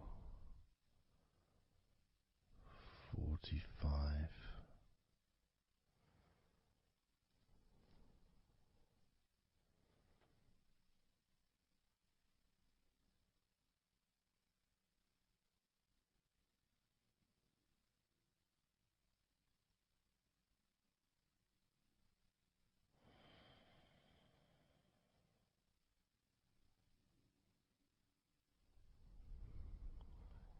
Candle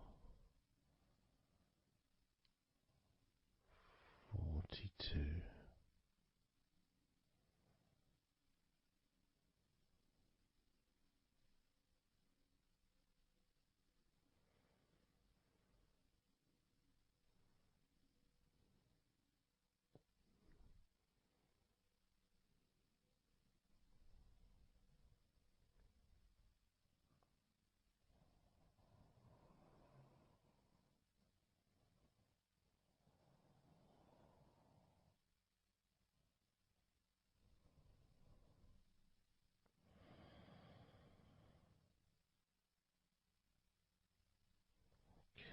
candle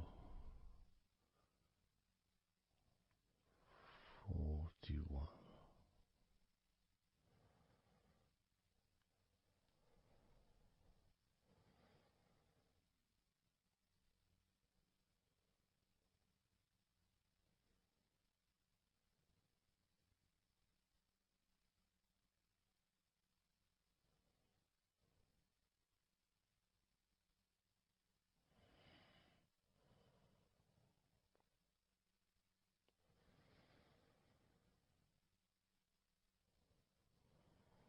Candle 40.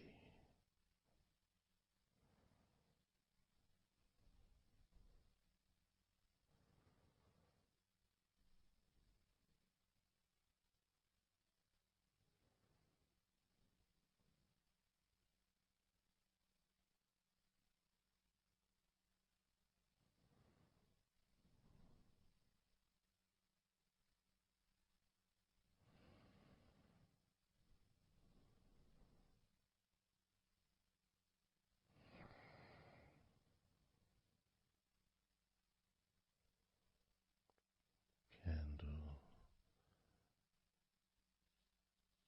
39.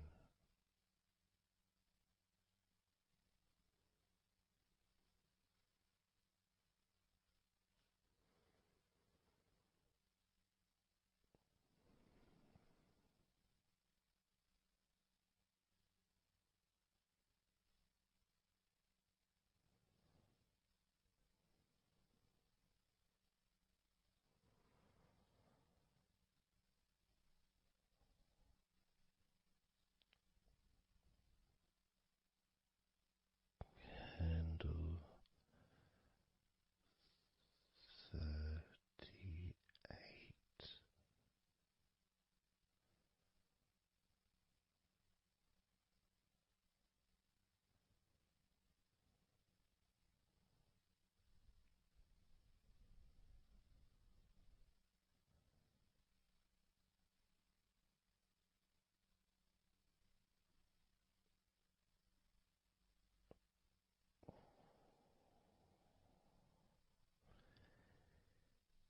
Candle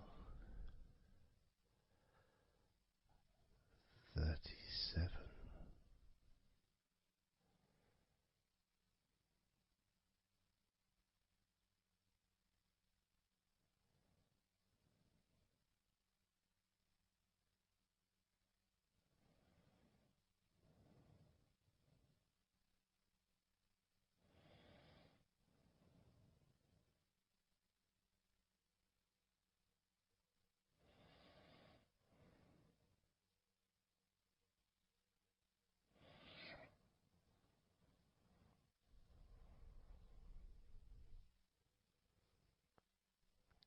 Candle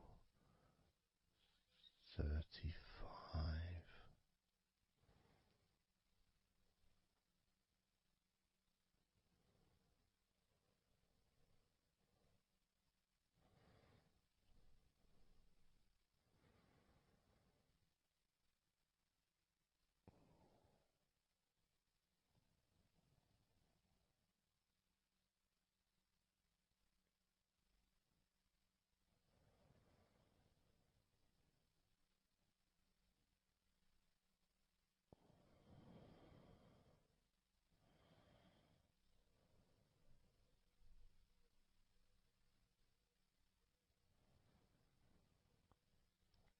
Candle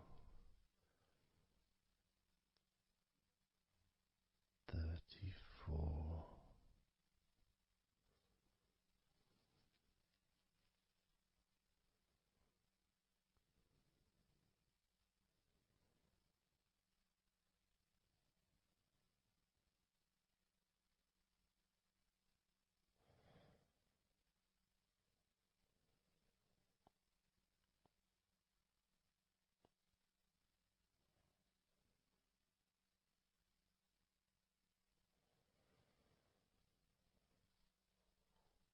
Candle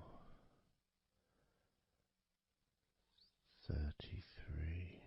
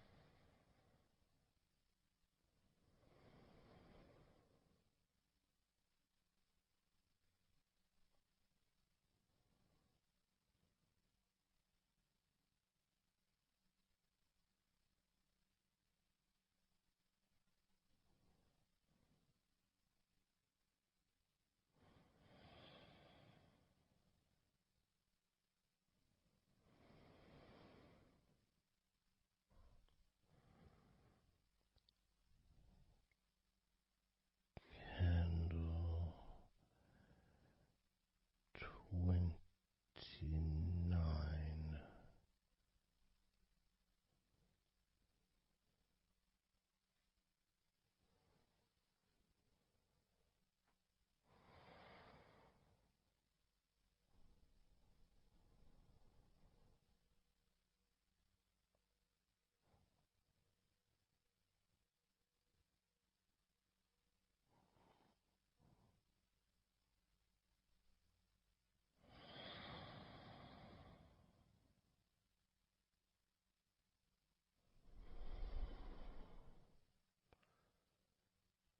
Candle 28.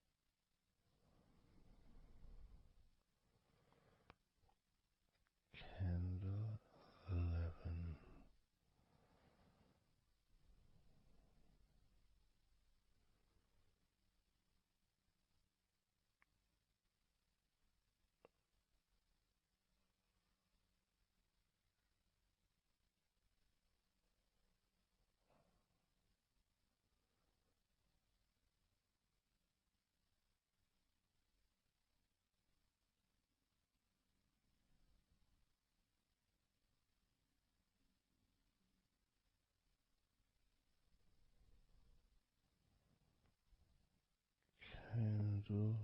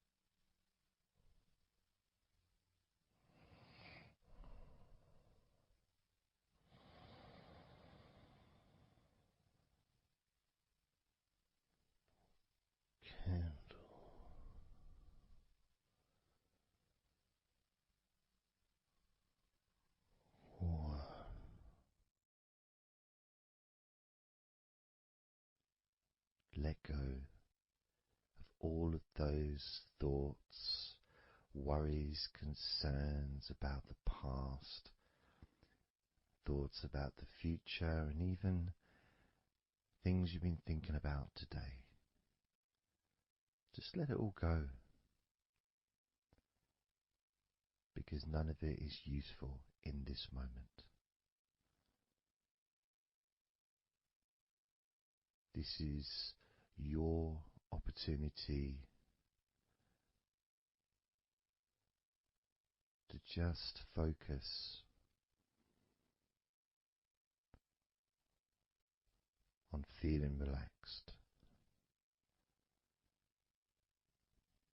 allowing yourself to get in touch with that natural sense of peace that we all have within us. It's available for everyone. It just sometimes takes a little bit of effort to set up the right time and place in order for you to just let go. Because when you do decide to let go and relax, that's what your body starts to do. Because you've chosen to just allow your body to unwind, and your mind starts to slow down. And it's a nice feeling. It's a nice feeling at the beginning just to know that you have chosen to decide to relax deeply. And because you've made that decision, your body will just follow suit. Because sometimes all the muscles in your body need is just permission from you to relax. Because so often we're busy, we're going from here to there, we're walking around and we're doing stuff, and the body doesn't have any time or space to really relax deeply. So it kind of waits for you to lead the way, waits for your permission. And when you do give your permission, when you give the say-so, when you say, okay, it's time for your body to let go completely and relax totally, your body just follows. It's almost like a breath of relief. Ah, good, I can now relax.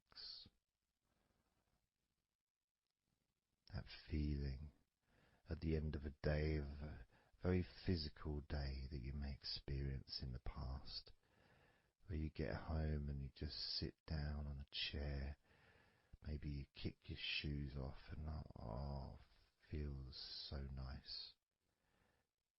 Knowing that you don't have to get up again for a little while at least. And if you choose, you can just sit there for maybe an hour or two. And it feels blissful. And just by sitting down like that, your body knows that it's time to relax. Your body has been given permission from you, because it's a mindset. In your mind, you're prepared to let go of everything and just completely allow all the stress of your body to evaporate,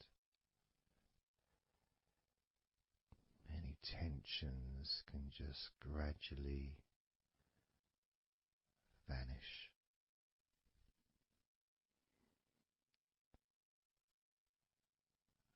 It's almost like magic, really,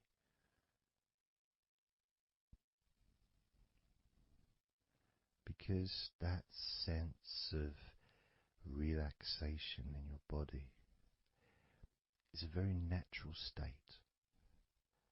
It's not something unusual. It may feel unusual when you first start to relax if you haven't really spent a lot of time focusing and giving yourself this space to let go completely and relax. It may seem almost alien, but it isn't. It's actually the most natural thing in the world to let go completely, to relax totally. The most natural thing in the world to allow yourself to feel really calm in your mind. And it is almost like a literal unwinding. It's like you press a button and all the tension just releases. And it's like a wheel, like a cog, like the inside of a clock just unwinding. And it's almost like you could see the little wind up knob that's used just going the opposite way that you would use to wind it up. And the energy, that frenetic, stressful energy, gradually winding down, losing its power, losing its strength, as the sense of relaxation becomes stronger and deeper. And you may find that the more relaxed you feel, that your mind starts to wander. Maybe you seem to stop listening to me for a while and your mind goes somewhere else, and then you realize you're listening to me again. And that was just your mind drifting to sleep, which is quite natural, because sometimes when we're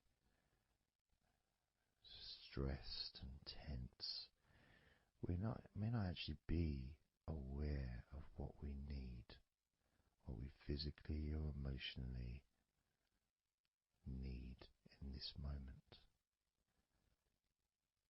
But when you allow your body and mind to relax completely, and you let go of all thoughts, concerns, worries, ideas, all letting them go, allowing them to drop onto the floor,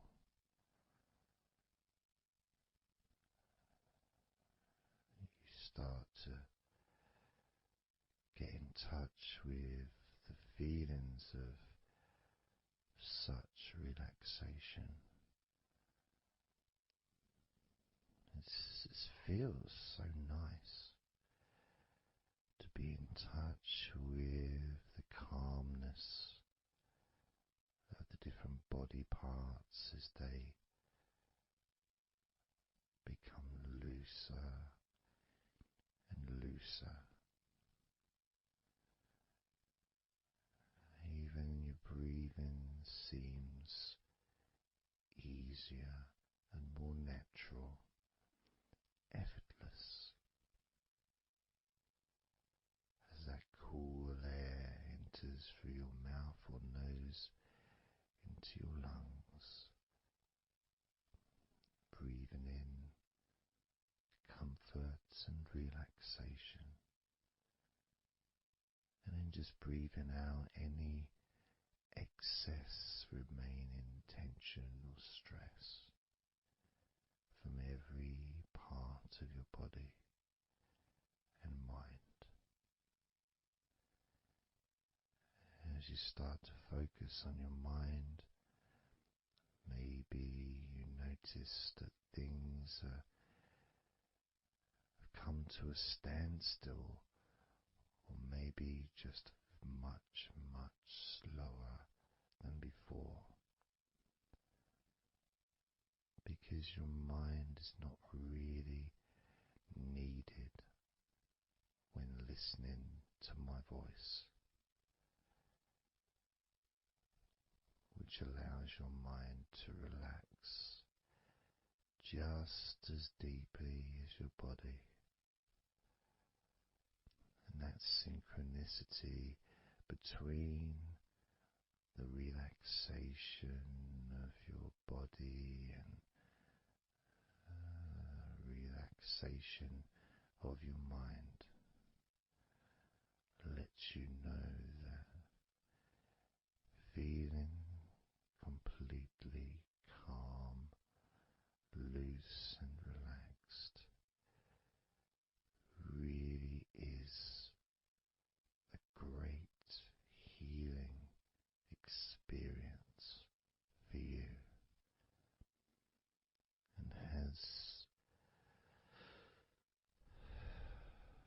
so many positive benefits for your body, your mind, and your life,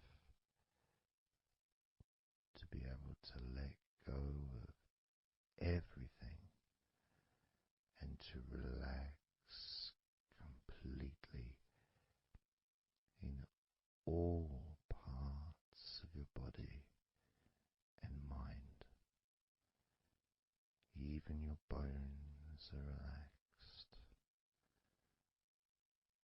All your muscles are relaxed.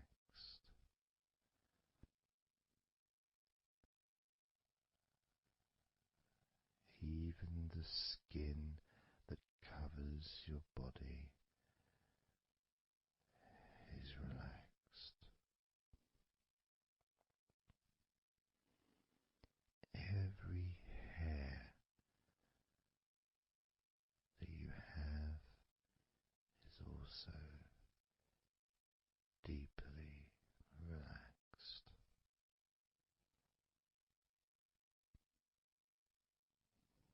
And your brain really starts to feel the benefit of this healing relaxation.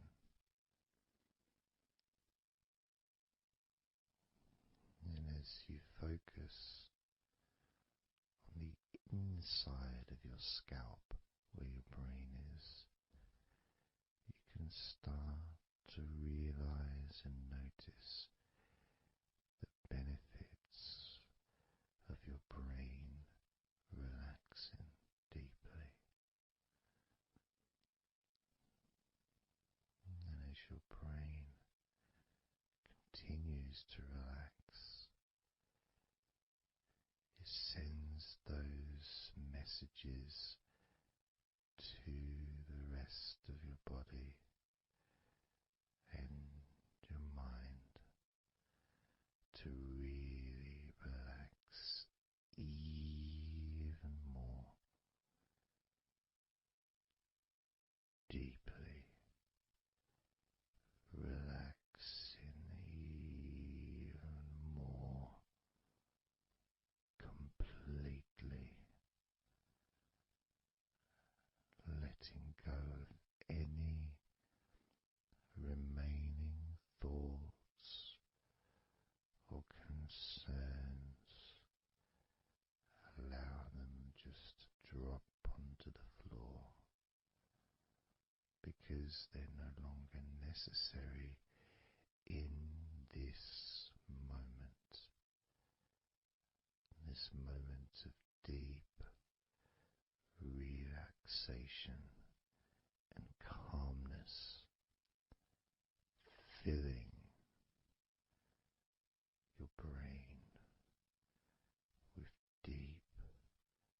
concentrated healing,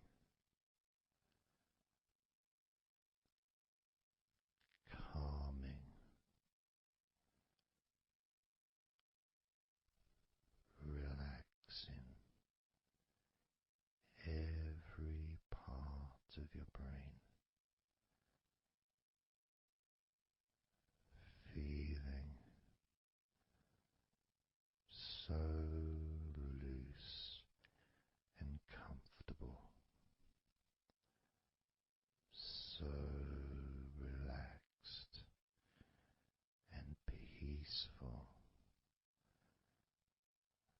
Your brain feels so light and so healthy. And that sense of deep, deep comfort really does allow you to enjoy those ever increasing sensations of comfort that are spreading throughout your body, relaxing each and every muscle of your body even deeper, even deeper, much more deeper than before, much more comfort spreading through your body and your mind, feeling so peaceful and calm, so very, very peaceful in every part of your body, letting go of everything, everything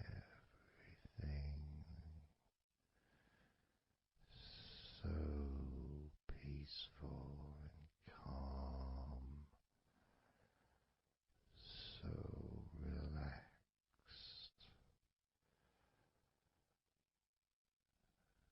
With every second that passes, you feel deeper and deeper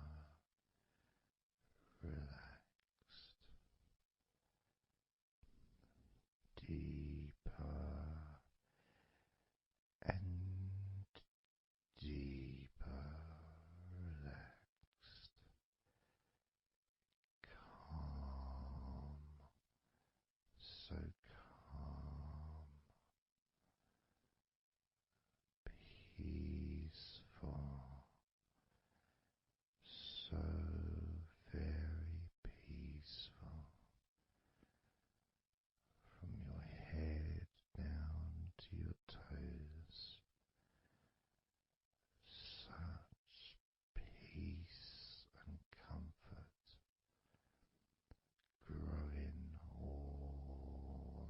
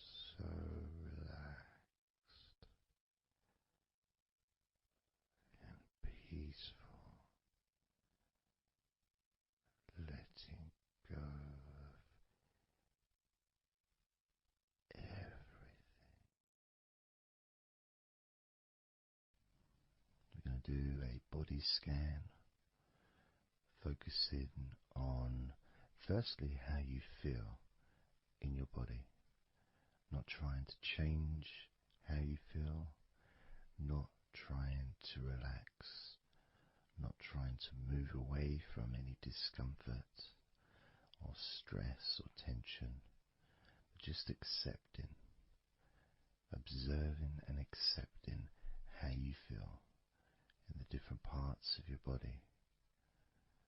Just allowing yourself to be exactly as you are, to notice, to get in touch with how you actually feel in this moment. So we're going to start off by focusing on your hands. Just be aware of your hands.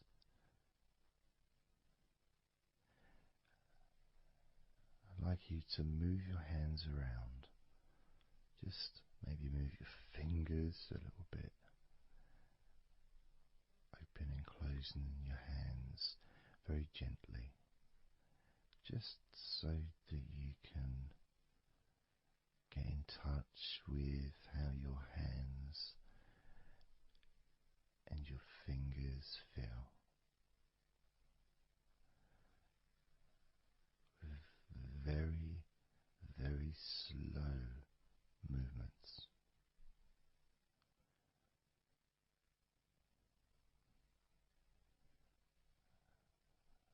Focusing now on your feet.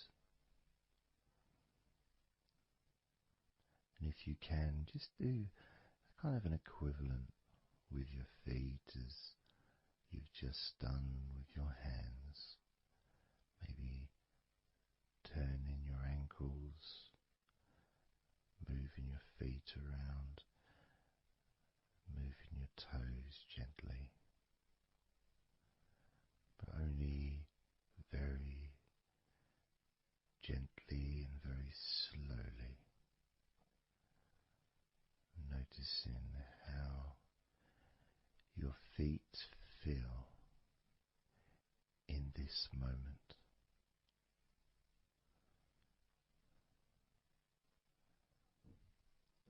Focusing now on your eyes. I'd like you to just focus on your eyelids. Maybe you can open and close your eyes a couple of times to really get in touch with how you feel when you do close your eyes. The muscle changes in your eyes when you do close them. Maybe raising your eyebrows, which stretches the tops of your eyes. Perhaps squinting your eyes, scrunching up your eyes, just so you can really get in touch with all aspects of how your eyes feel right now.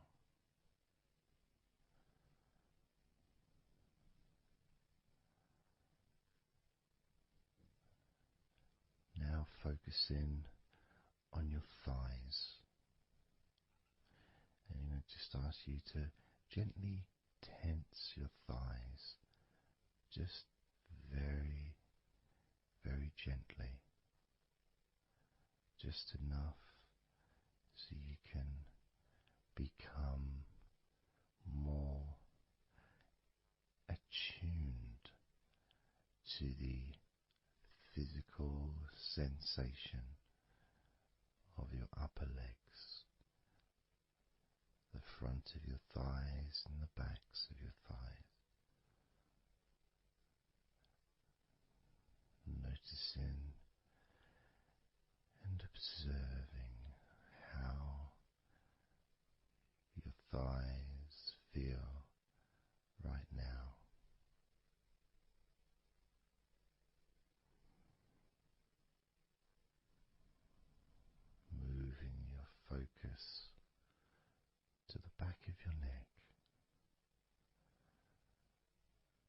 just noticing the back of your neck, the muscles, and of course they lead to the side of your neck. They also lead to the top of your back, which lead to your shoulders. So as you focus on the back of your neck, maybe you can move your head gently upwards as if you were looking up. Maybe moving your head down as if you were looking down. Perhaps moving your head side to side, right to left, but only very slowly and very gently. Not trying to force anything. It has to be very, very gentle, just so that you can be more in touch with the feelings, with the sensations, the physical sensations of how the back of your neck feels right now.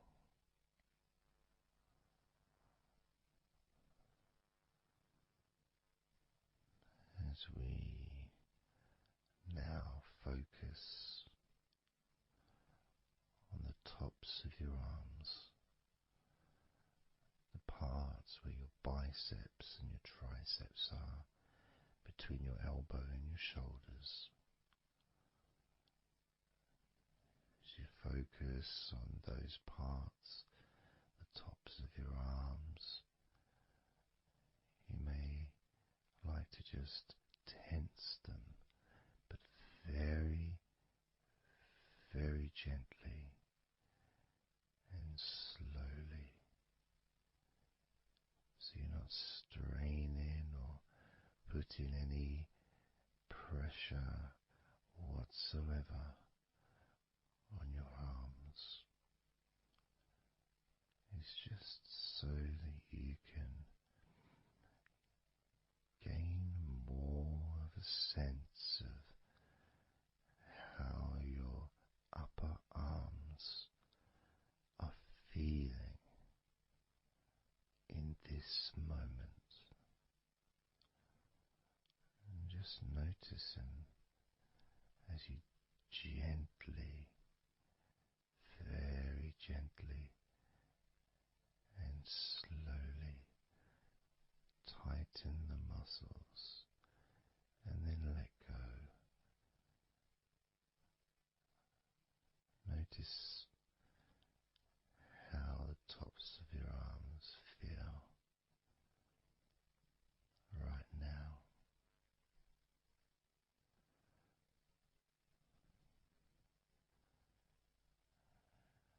As we now focus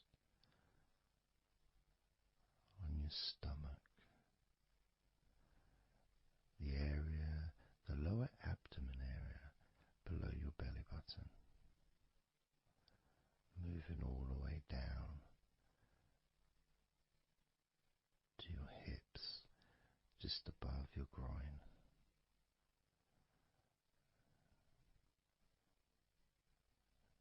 Maybe you're able to tense these muscles in that area very, very gently and slowly.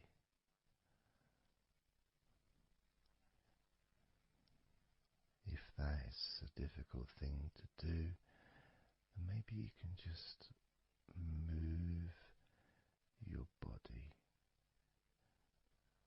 pushing your stomach up, maybe moving a little bit to the side, using your hips, just so that you can get more in tune with how your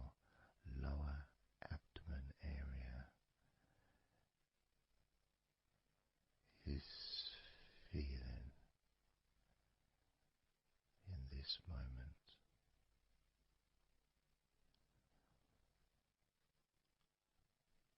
Just noticing the physical sensations of your lower abdomen.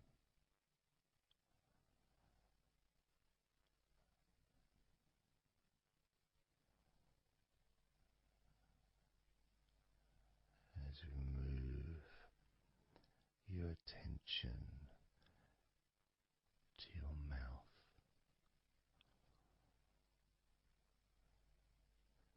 noticing your lips and inside your mouth, your teeth, your gums, your tongue.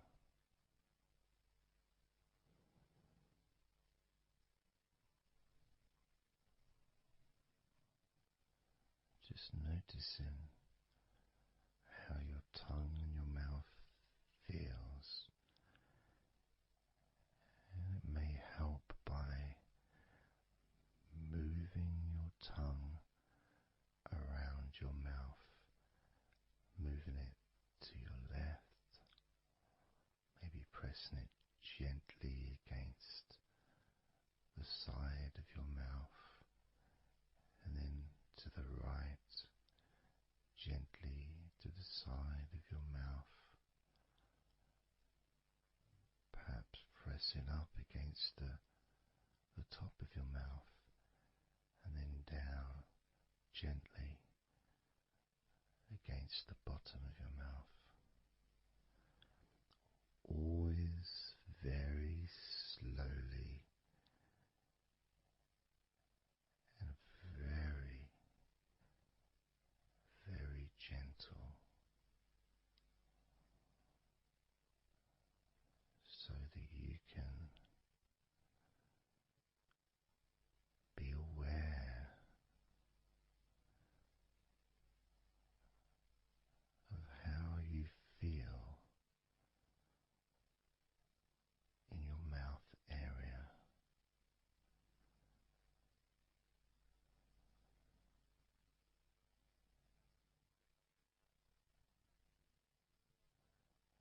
Now we're going to focus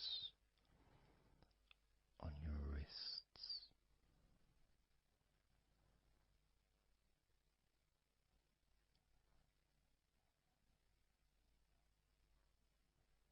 And I'm going to ask you to maybe just rotate your wrists by moving your hands in a circular motion very gently and slowly, just so that you can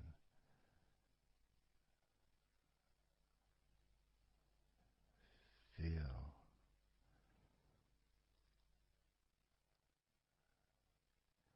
the sensations that you are currently experiencing in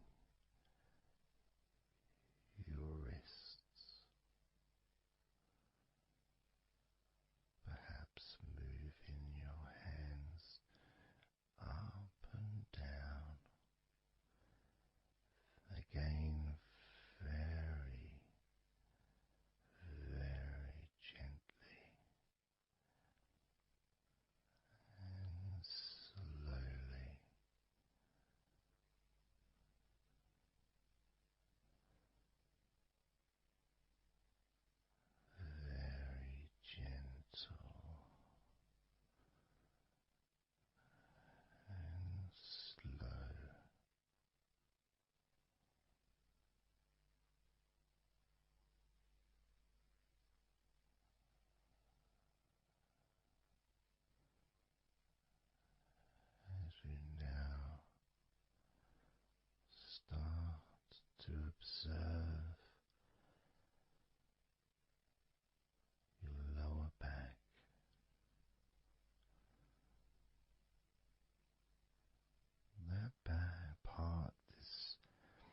just above your hips,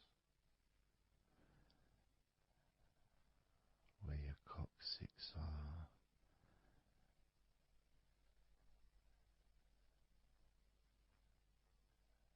that whole area, which also really does include the sides of your body, because those muscles are very much connected.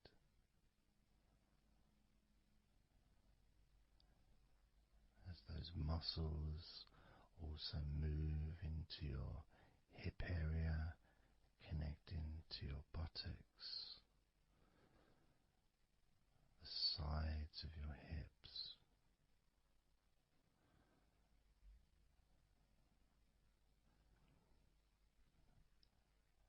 and if you're physically able to do so, maybe you can very gently just move your body ever so slightly, very slowly, from side to side, just enough for you to gauge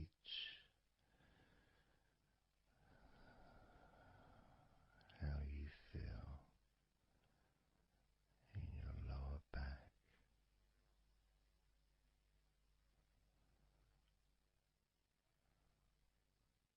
Perhaps you could even move your hips gently up and down, gently and slowly, in order to really be in touch with the physical sensations of your lower back.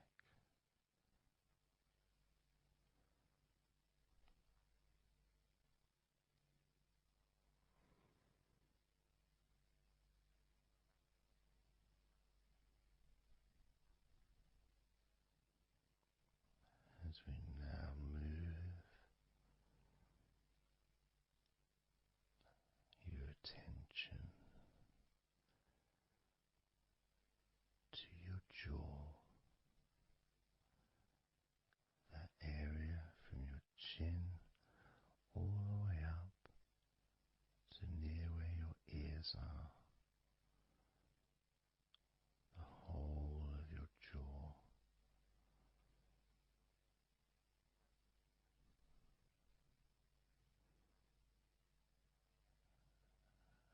And you can just, if it's okay to do so, gently open your mouth, not wide, no stretching, just very gently and slowly opening your mouth and closing your mouth very gently and slowly.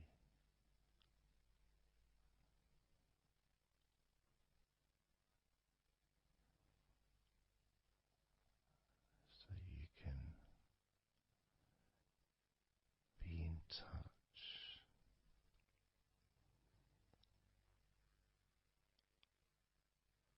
with how your jaw feels now.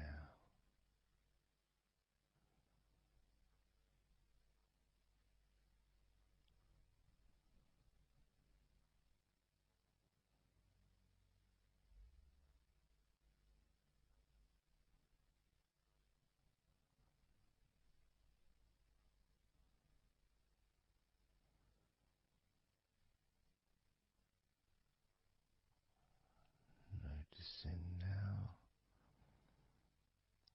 your chest area,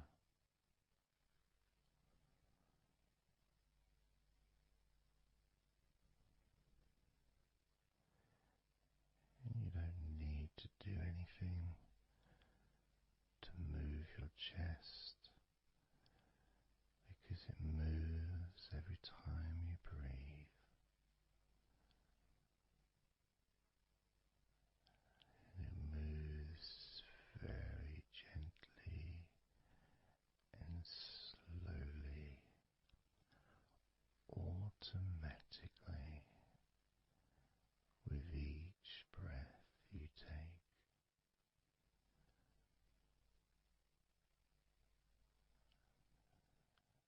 As you focus on how your chest feels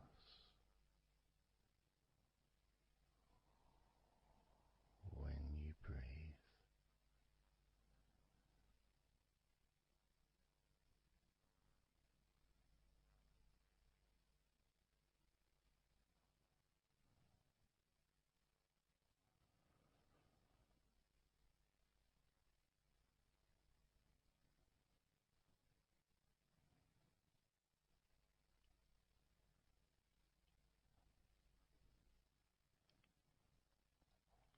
Moving your focus to your forearms and your elbows.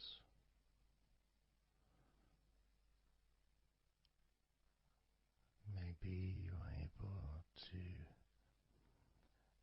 very gently and slowly tense the muscles in your forearms. And when you do that, you can feel your elbows as well.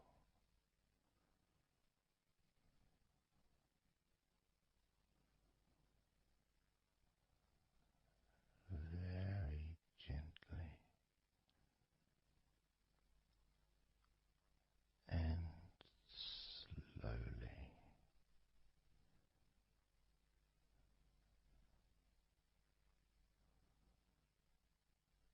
Gently and softly observing your forearms and elbows.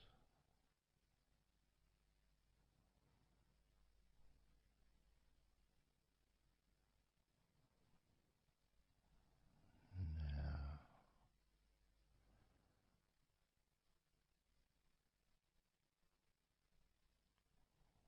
you can focus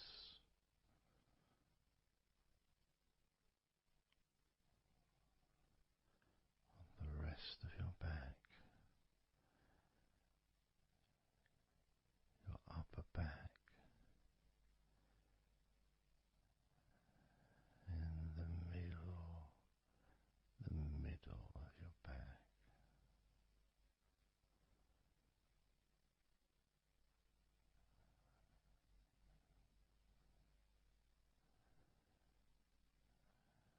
Again, this part of your body moves also every time you breathe. You may not notice that usually,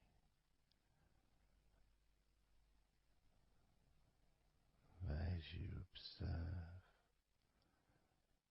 your upper back and the middle of your back, you can really feel that gentle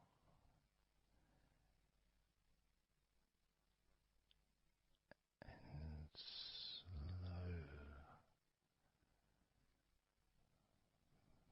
movement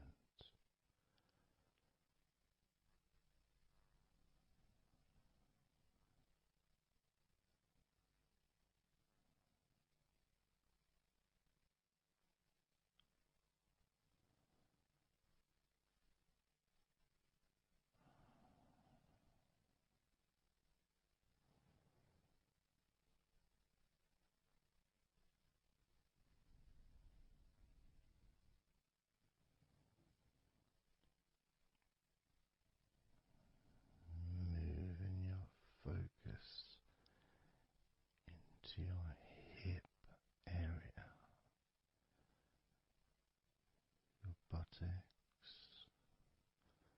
your groin,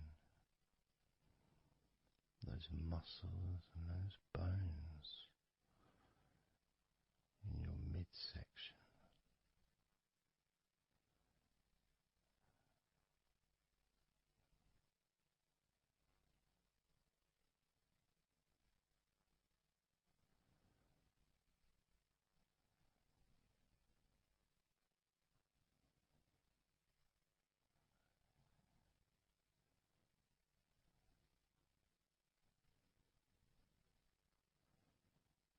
Just noticing how your hips feel right now.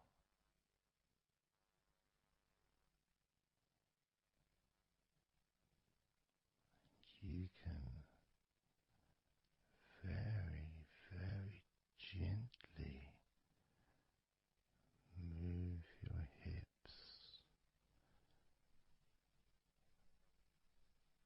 maybe side to side, very gently and slowly.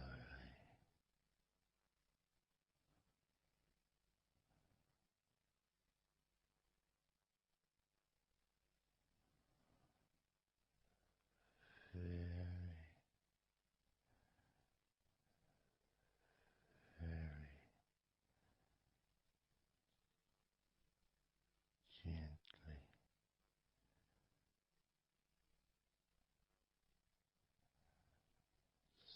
softly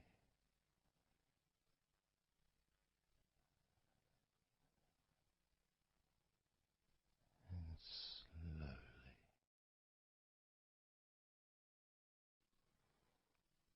Everything starts to slow down,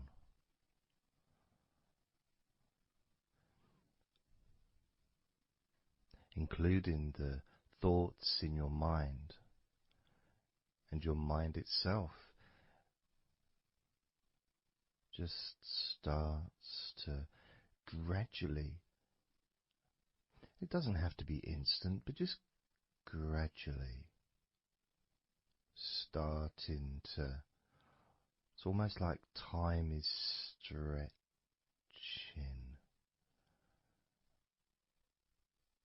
It's a slower pace to maybe what you're used to in your day-to-day life. It's a slower movement of energy.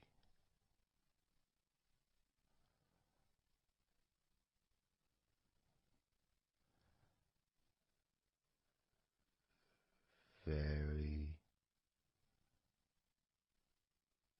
small movements which make up the larger movements, which is always the case. You know, when you move your hand, it might seem like it's one movement, but it's lots of minute different muscles moving in accordance with each other, and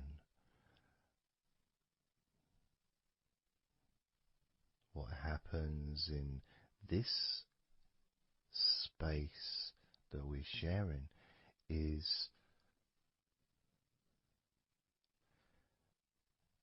we move from that big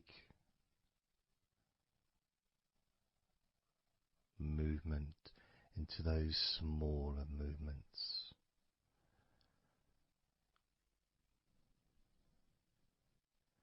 Starting to focus on how your body feels, but not just as a whole, not just, oh, I feel in this way, I'm feeling stressed or tense, or I'm feeling relaxed and calm, I'm feeling this way, I'm feeling that way, starting to notice that your body begins to present to you small feelings around your body.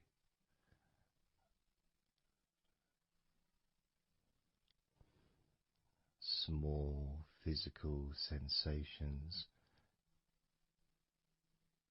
in your legs, whether pleasurable or not. Maybe resisting the temptation to label them or to judge them, those feelings, just thinking about them as just being neutral, just feelings.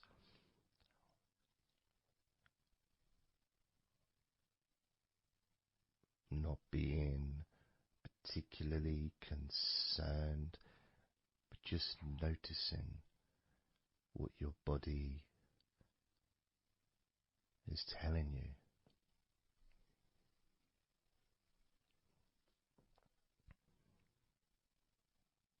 The feelings in your arms. Instead of feeling the whole of the arm, maybe notice those individual feelings of all those different muscles and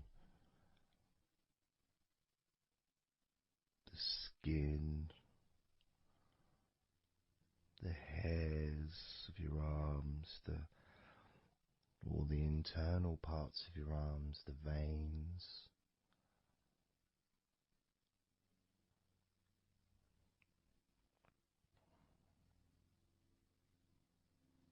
the bones. Just being aware of maybe your elbow on your right arm has a certain feeling. Maybe your left wrist also has its own individual physical sensation.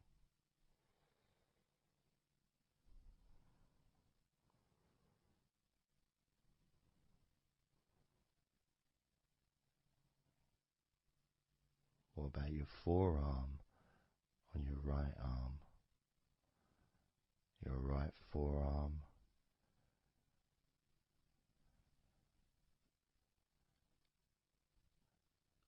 There may not be any particular feeling that you could even give a name to.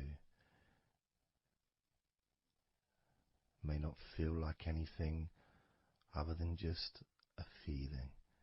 You know, it's there.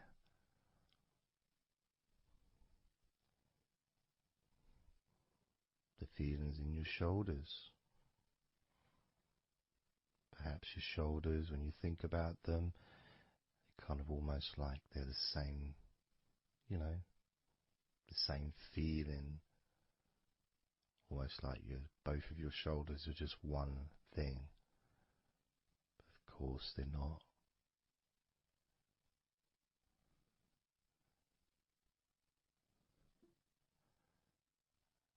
And when you focus on your left shoulder and then on your right shoulder, maybe you find that you move the muscles a little bit. Maybe tense the muscles gently.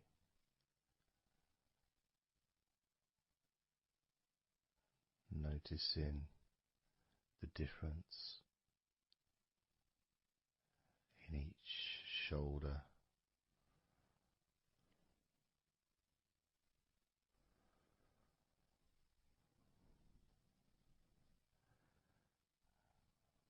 Your lower back.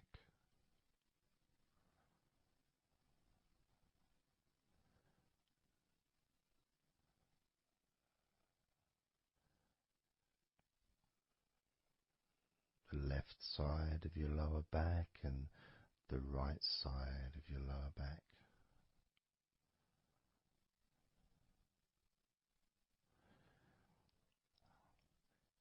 Of course, that connection to your buttocks and to your hips,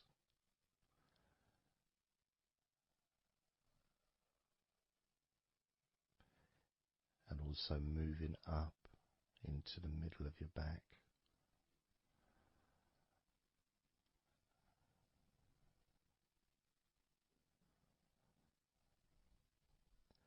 And sometimes, like right now actually, when I focus on that part, when I focused on my buttocks, and then I focused on the middle of my back, it almost felt like the muscles in my lower back were being stretched very gently, but just stretched a little bit, even though I wasn't doing anything to try to stretch your lower back. It just seemed to happen. The feeling of very gently stretching your lower back.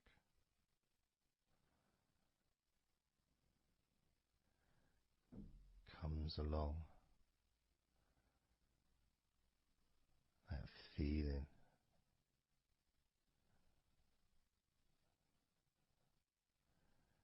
in your chest.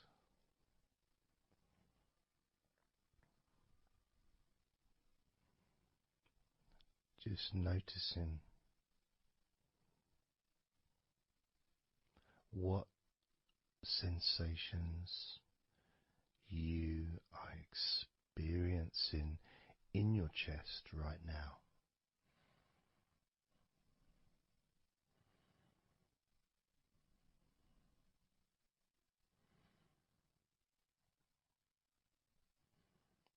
And there's so much of the chest. Obviously there's the collarbone leading to the chest. You've got the chest bone. You've got the muscles in your chest.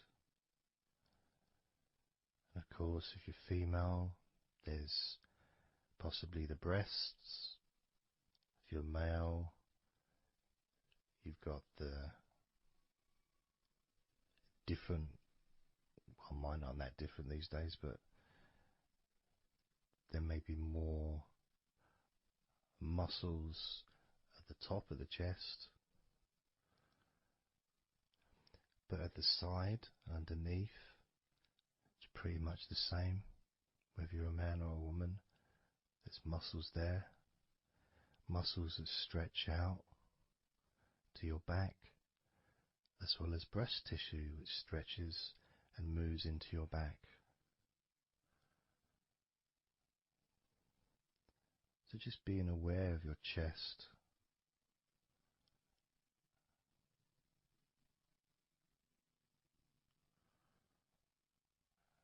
being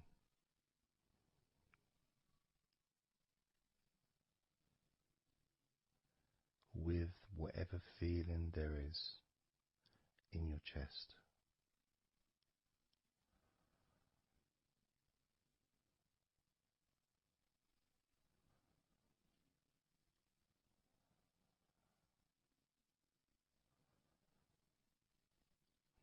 And when I notice that I focus on my chest,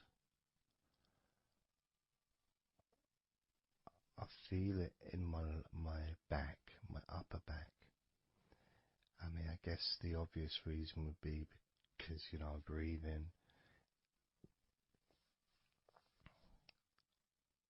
in, and it stretches my chest and my back at the same time.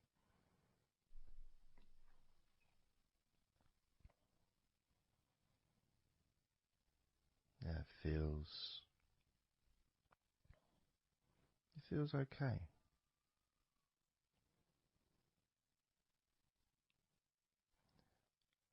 Doesn't feel I got a little bit of pain in my right chest. A little bit, not pain, but little discomfort, maybe stiffness possibly. I don't know. I notice my shoulders are also wanting to flex for some reason. I think that's probably part of my upper back.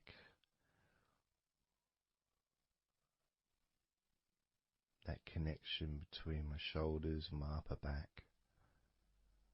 Because I can move my shoulders and stretch the muscles in my back. Moving the shoulders backwards or up, which then moves I think it's the scapulars in your back.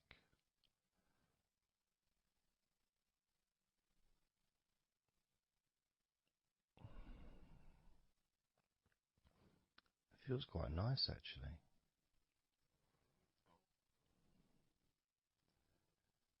The good thing about this is you can, if you want to, you can just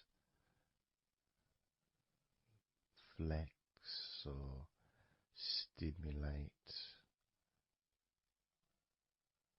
the various muscles in your body gently in order to get more of a sense of how they feel.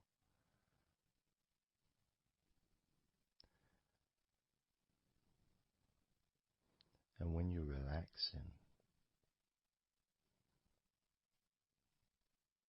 when you do tense a muscle and you let it go and you let it relax, it relaxes way more than it would normally. But you have to feel that you're able to do that. There's no point doing it if there's an issue with a part of your body. You need to be gentle with yourself at all times when relaxing deeply. It's important to be kind to yourself.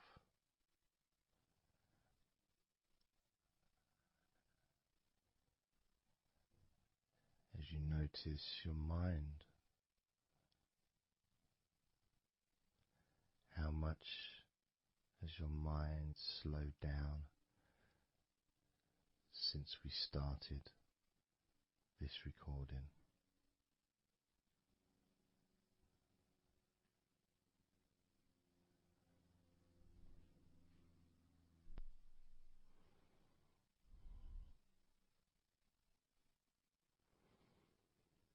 How calm and peaceful is your mind right now?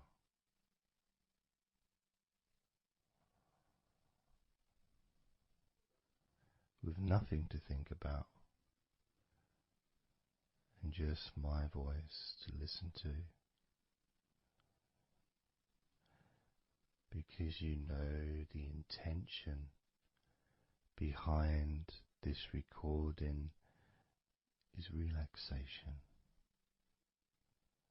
At the very least, for you to feel more relaxed at the end of the recording than you did at the beginning.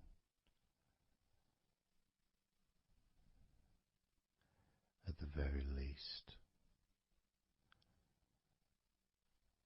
for your mind to slow down as your body continues to relax. Because that's what you want to happen. That's what you expect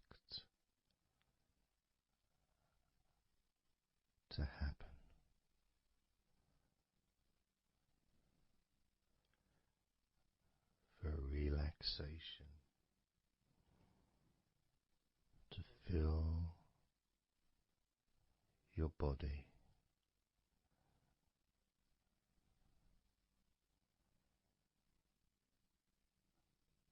maybe calming your mind to the point of boredom when you start maybe to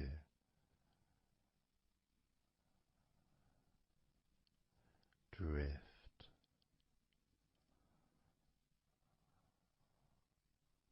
away.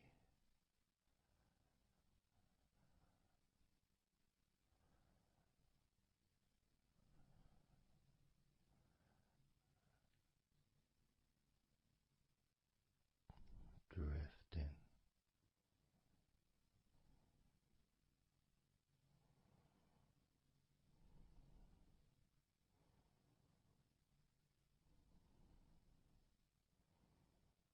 It's almost as if you're moving further away from your body and your mind, just leaving that there.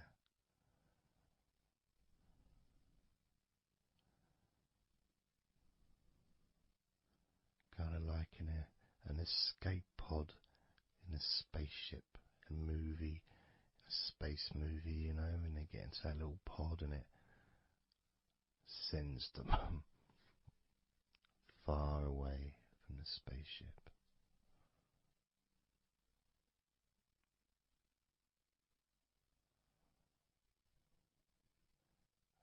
Safe to dream.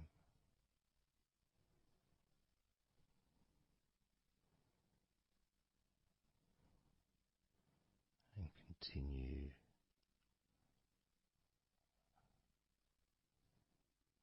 to relax.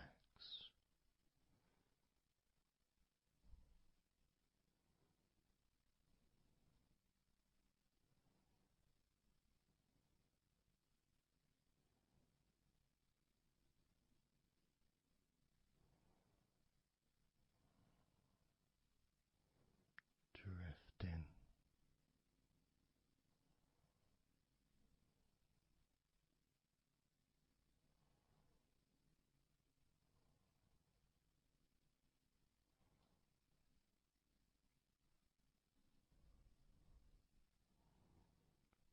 So slow.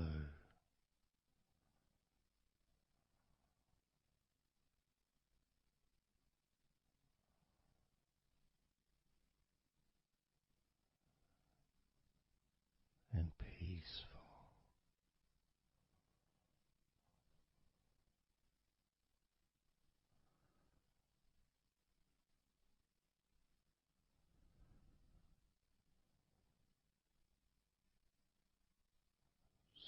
So relaxed.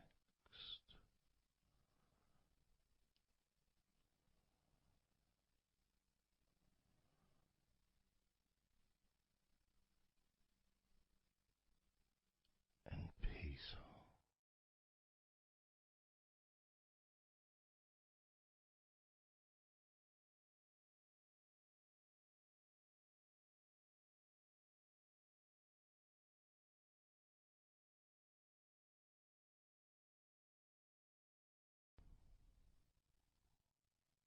And focusing on the feeling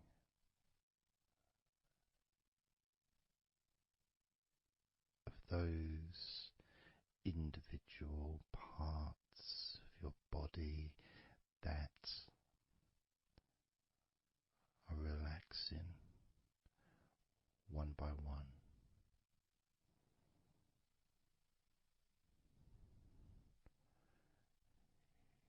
You may find that every now and then you realize that you weren't listening to my voice because your mind started to imagine something different. Maybe you started to almost move into some kind of a dreamy state. And then you become aware of my voice again. And even though you may want to focus on my voice, you may also wish to allow your mind to just drift naturally into that space of comfort and safety.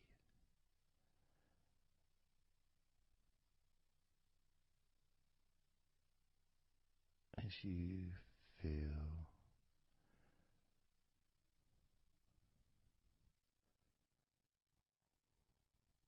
more comfort spreading through your body like a warm blanket, covering you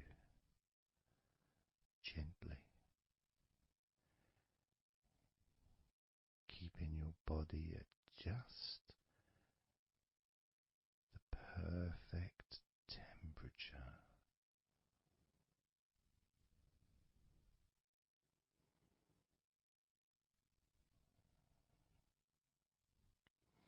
And even if you can hear background sounds,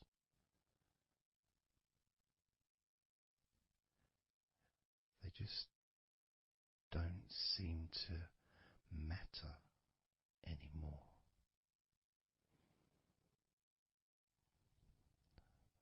As that sense of peace spreads through your mind,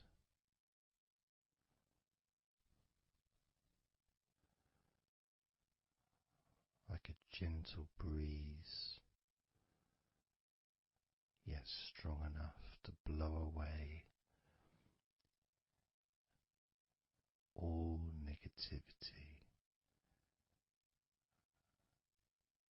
strong enough to remove from your mind any anxiety or stress that was there before.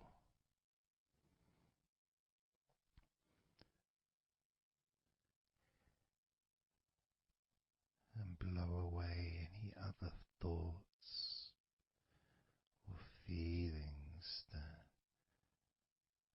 just don't fit with the sense of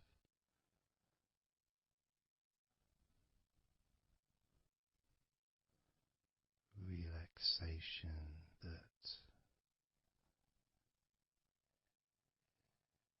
is filling your body and your mind.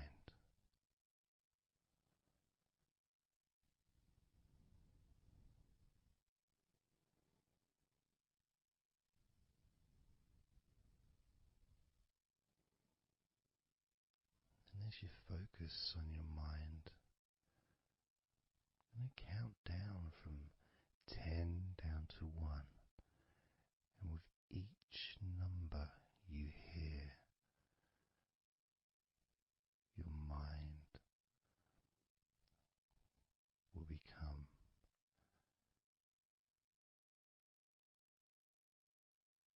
slightly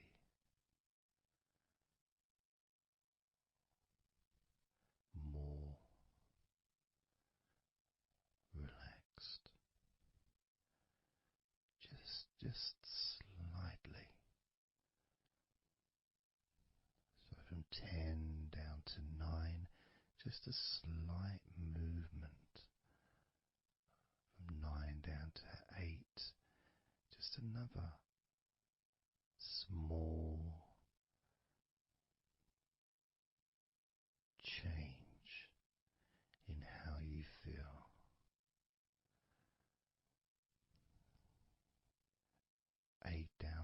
7, that feeling is a gap, almost like a gap that starts to get wider, the gap between those feelings that you used to have in your mind compared to the feelings you have that are growing now, feelings of comfort and security and confidence. And that gap becomes wider. 8 down to 7, 7 down to 6. And when you get to 5, your mind will start to have a certain physical sensation, almost like there's a magnet outside of your head sucking the tension and the stress and any remaining feelings that you don't want, sucking them out through your skull.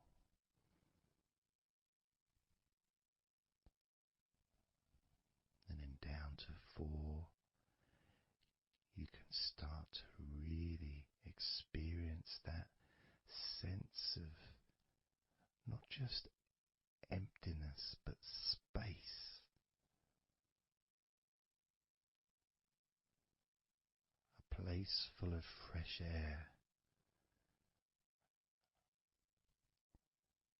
A place where you can stretch. It's almost as if as you go down to 4 and 3, your mind is expanding with this sense of peace and tranquility growing. As it moves down to 2, when you get to 1, your mind just feels exactly how you want to feel. It's almost a perfect feeling.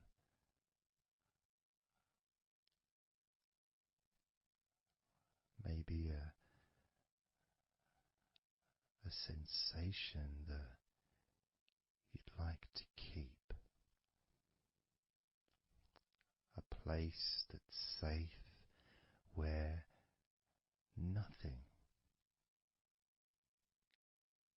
can affect you at all.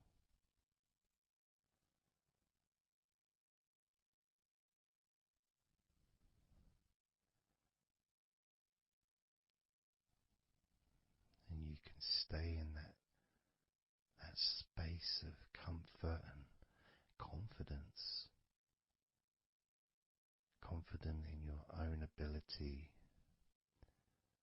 to create this space and this feeling of comfort within your own mind, just by counting from 10 down to 1. And this is something that you can do yourself when you're on your own. A time when you can maybe sit down, maybe just for a few minutes. Close your eyes and just count slowly from 10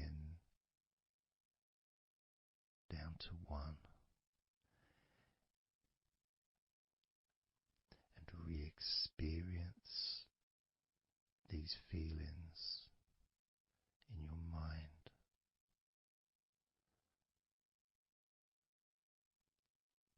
And when you feel that way in your mind, your body copies your mind.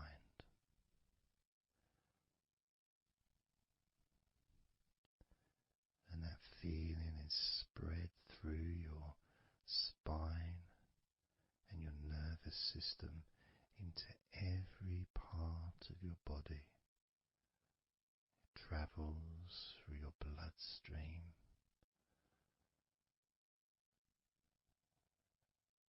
healing and relaxing every particle of your existence.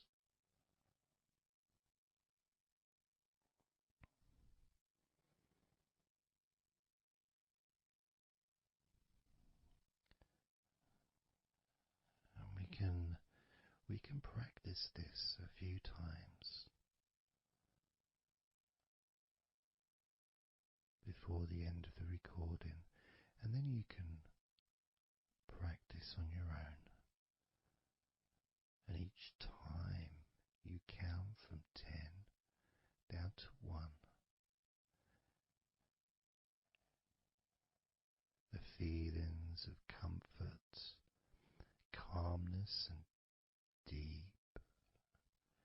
deep relaxation become stronger and deeper.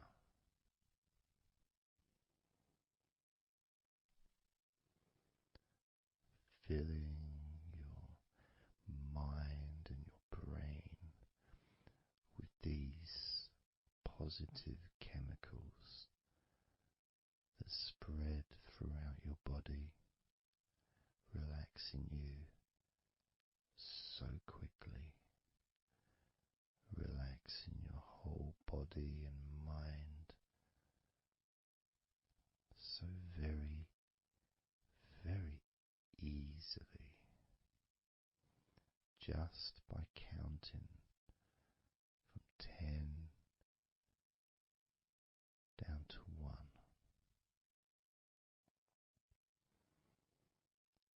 So we're going to do it now. I'm going to count from 10 down to 1, and I'd like you to repeat the number after me. So when I say 10, you can just repeat to yourself 10.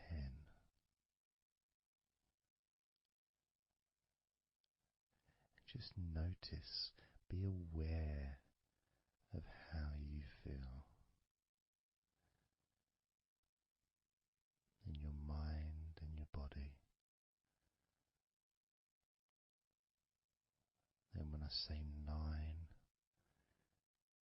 you can repeat to yourself 9.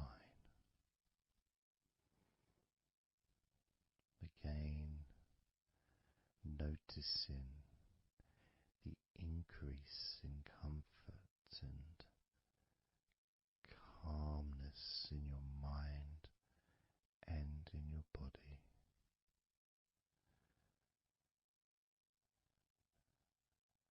The same when I say 8, when I say 7, 6, when I say 5, 4, when I say 3, 2, and lastly when I say 1, you can repeat that number.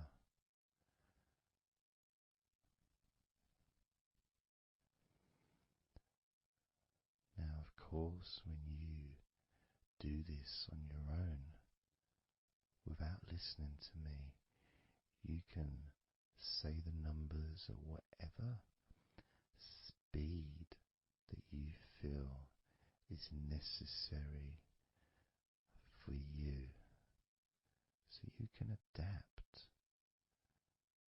So if you feel you want to say the numbers 10 down to 1 faster than I do, then go ahead and do that. Or if you feel when you do it yourself that you'd like to have more space between the numbers,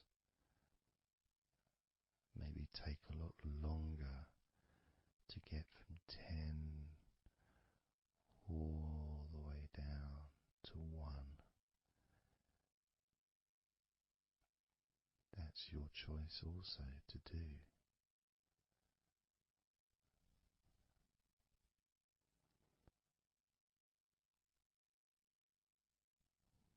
So I'm going to count from 10 down to 1.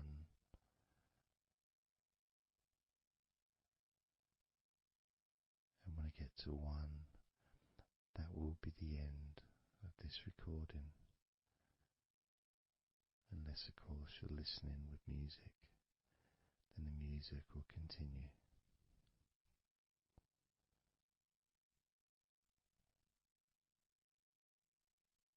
10.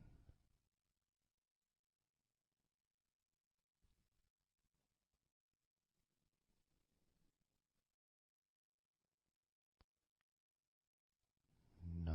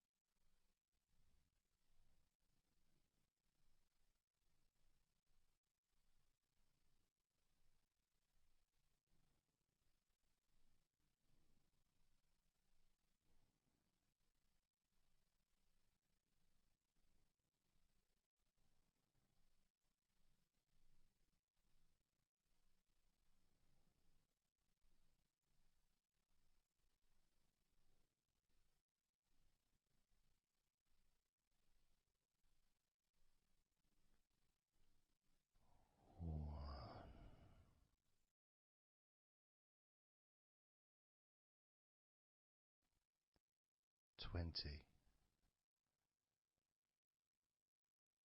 19,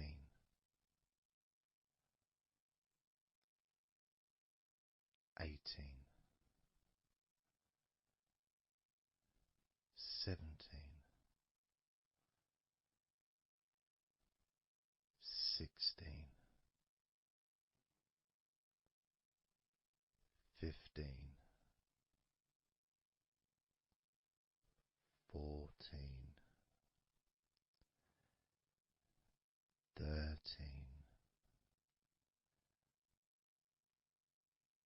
12, 11, 10, 9, 8, 7,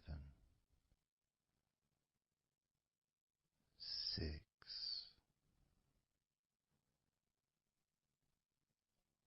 5,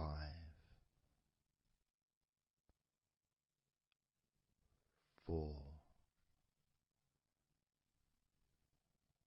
3, 2,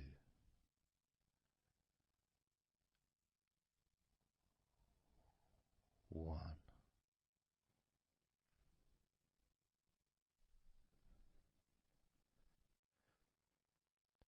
Now open your eyes,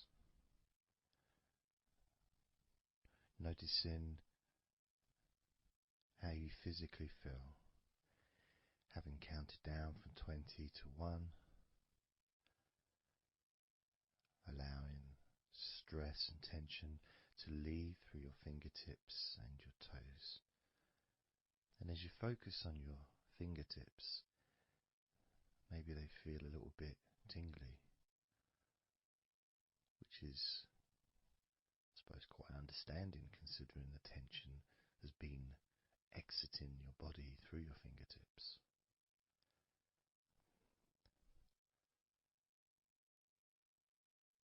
So now we're going to count from 20 down to 1 again. This time you're going to feel relief of tension and stress, any anxiety that you may have, leaving through your stomach.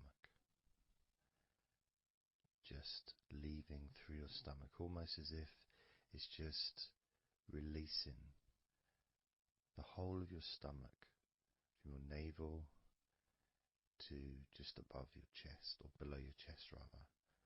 So surrounding your belly button area, that whole area,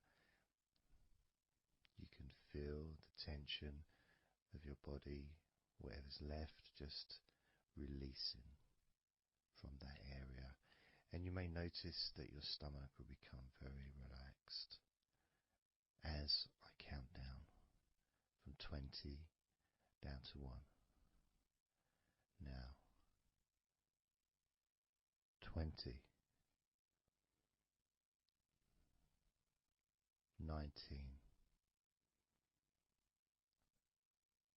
18,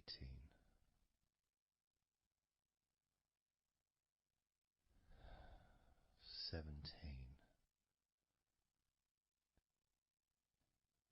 16, 15, 14,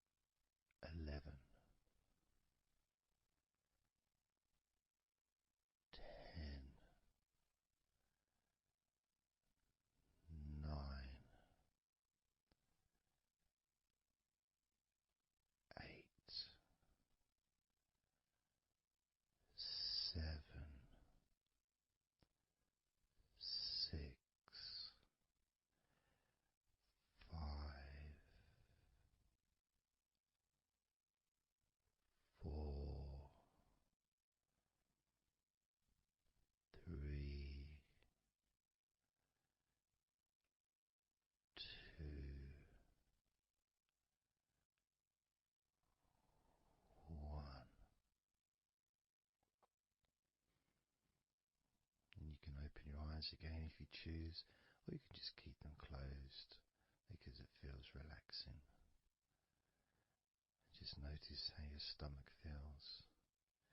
And notice as you focus, just do a little scan of your body. Just notice how your body feels. Focus in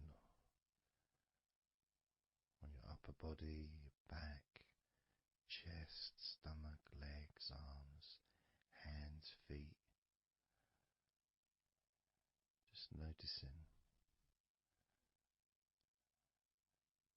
And you may start to feel more of a sense of tiredness, which may be the reason you're listening to this recording, because you would like to let go completely of everything and drift off into a nice, natural, calm, relaxing sleep.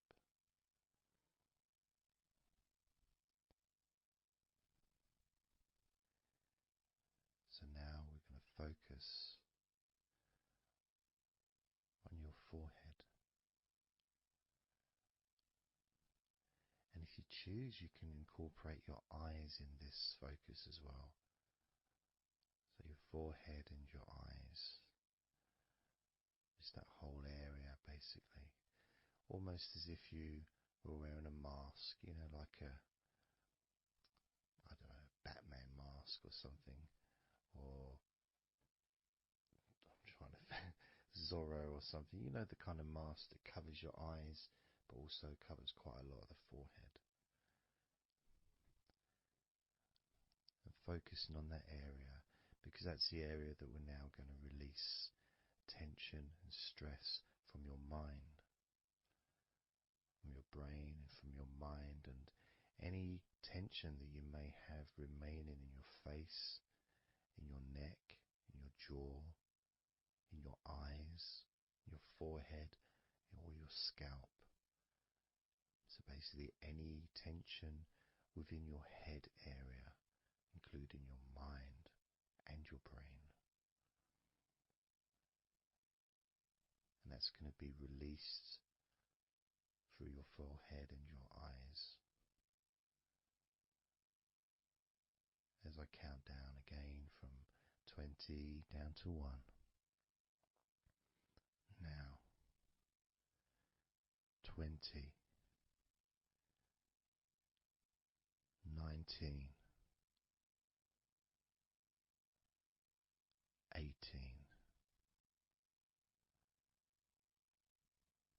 17, 16, 15, 14, 13,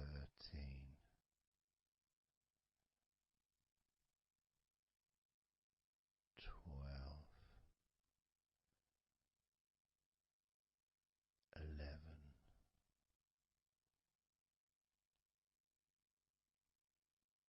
10,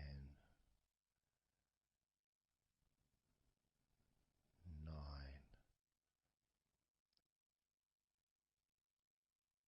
8, 7, 6, 5,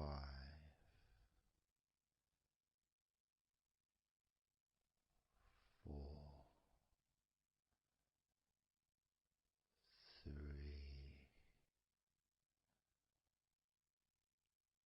2, 1.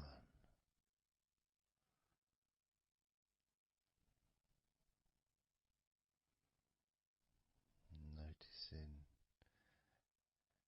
as you scan your face, your jaw, your eyes, your cheekbones, your ears, your forehead, your scalp, and your neck,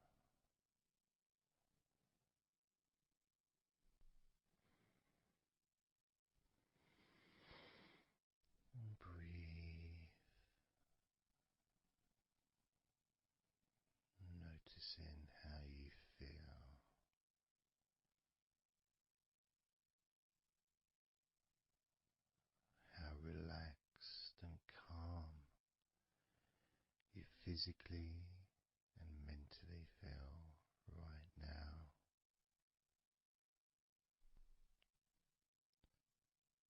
How peaceful your mind feels. It feels so nice to just let go, to give yourself some space to breathe easily, to think calmly, and just to take a break from all that pointless worry and concerns about things that you don't need to think about right now, because this is your time to let go. This is your space to enjoy feeling deeply relaxed, peaceful in your mind, relaxed in your body. It can feel so good, so nice to just not have to do anything, to be able to really enjoy that serenity that comes with letting go completely, that peacefulness that comes with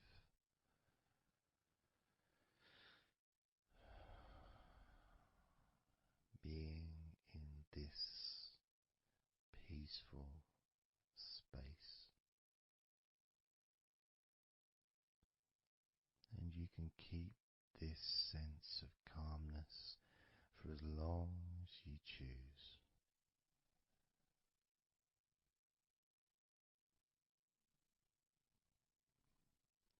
If you choose to drift off into a deep, healing, natural sleep, then you can do that. It's completely up to you. And you can keep this feeling of calmness physically and in your mind for as long as you choose to feel completely relaxed.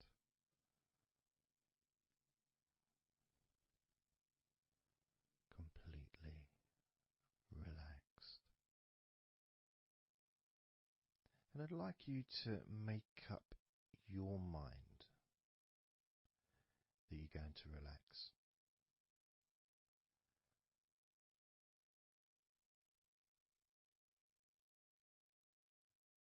And I want to explore that with you, what it feels like when you actually decide that you're going to relax. Not forcing yourself, but giving yourself that. I guess it is a command, really, isn't it? When you're telling yourself, relax. In a gentle but firm way that only you can really tell yourself in that way. You can't really have someone else saying to you, now relax. Relax, you know. It needs to be gentle, but someone else can't really have the same kind of influence or power that you have over your own physicality, over how you feel.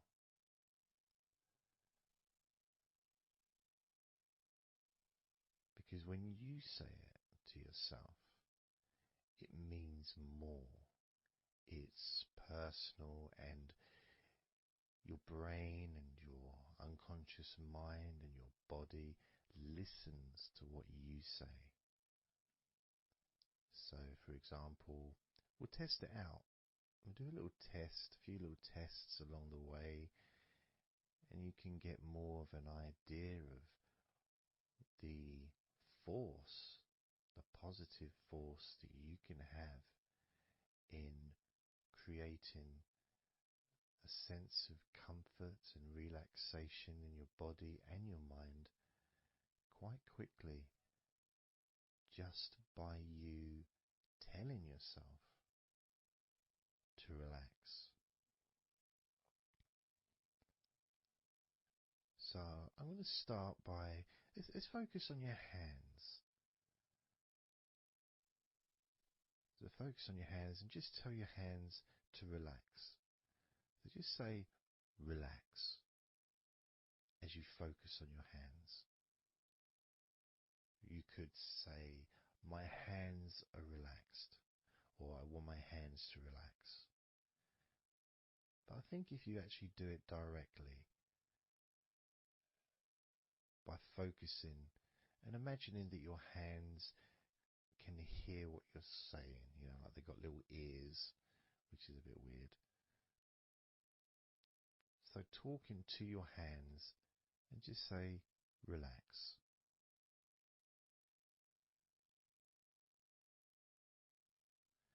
Noticing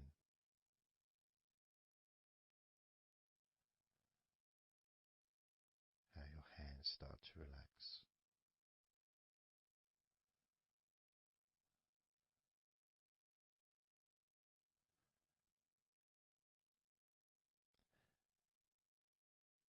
Now focus on your eyes and tell your eyes to relax. So you're just saying the same word, relax. And find the right tone for you. I might say relax, but you might say relax or relax. You might say it differently to yourself, and that's important for you to gauge what feels right for you.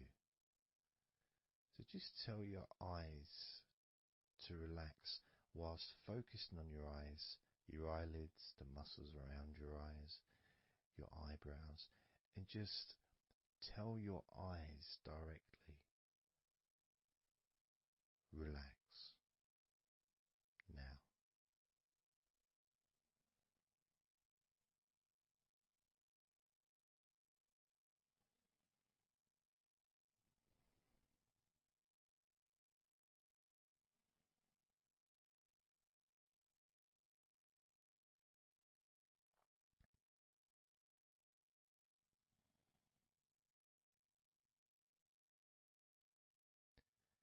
Now I just did that myself, and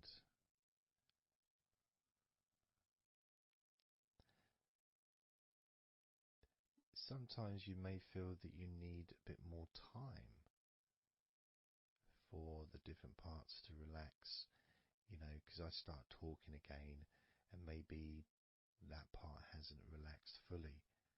But what will happen is it will just continue to relax even though I'm talking. And that's happening with my eyes. Something else I noticed is when I started focusing on my eyes, they actually almost they got worse before they got better in a way. Sort of, I felt a degree of tension growing in my eyes and then disappearing. So I think what that was really was just me becoming more aware of the tension that was already there, that I wasn't focused on it before.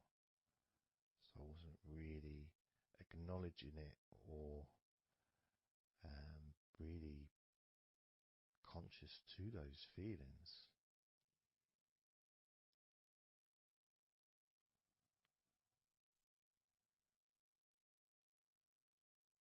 Yeah, my eyes are still continuing to relax, as well as my hands actually. My hands have got a certain kind of energy, like not buzzing, but I can kind of feel a degree of energy in my hands. Maybe that's where the tension's being released. Maybe that's causing that.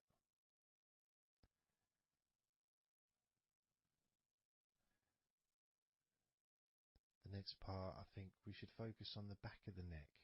That's a part which quite often, well, for me, holds tension. I don't know about for yourself, but I think it's quite a standard place where tension is sometimes held. So, and I'm doing exactly what you're doing as you do it as well. So I'm telling my body parts to relax as well.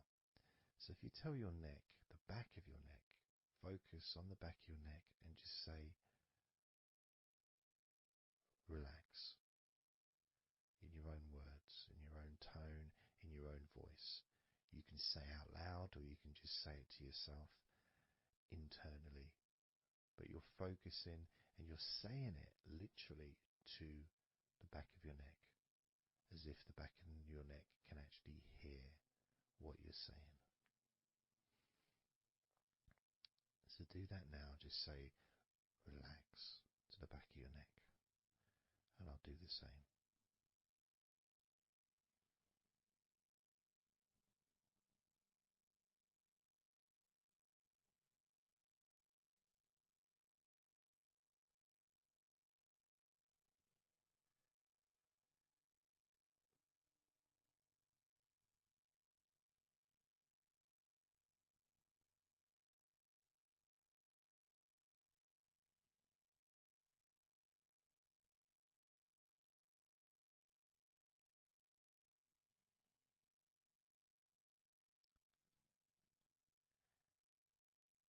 Now what I noticed, and you may have had a similar thing, is even though I was focusing on the back of my neck,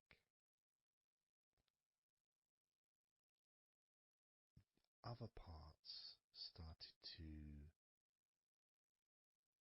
I don't know, show themselves to me, or maybe because they want to be relaxed as well, but I started noticing the feelings in my shoulders, the tension in my shoulders and in my upper back. Whether that was because my back of my neck was saying, well, I'm pretty much okay. It's the other parts that need attention.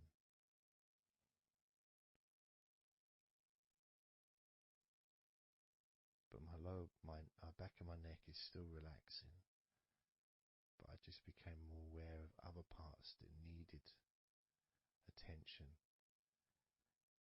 Now this might happen, and it's not, it doesn't mean that it's going wrong. It just means you're being notified of more places that also want to feel relaxed. So I'm going to focus on my upper back. So you can do the same. Even if you don't have any feelings of tension that are obvious in your upper back, if you just focus on your back and the whole area from your shoulder blades down to the middle of your back, down your spine.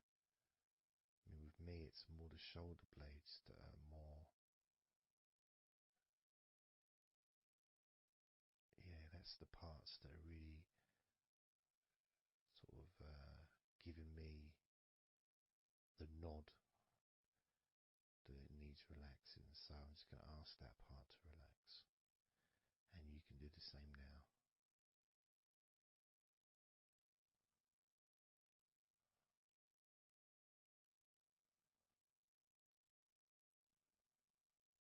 Relax your upper back.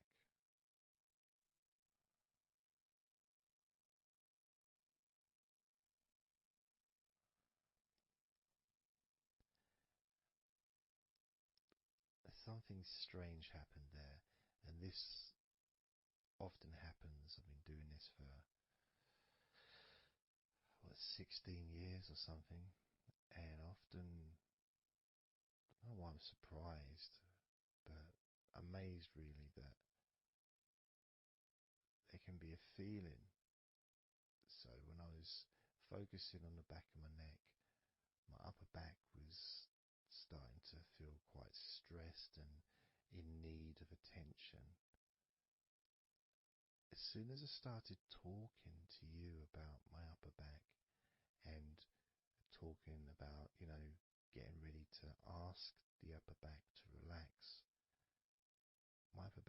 already started to relax. It's almost as if it doesn't need to hear the words, just needs the attention, just needs to be noticed.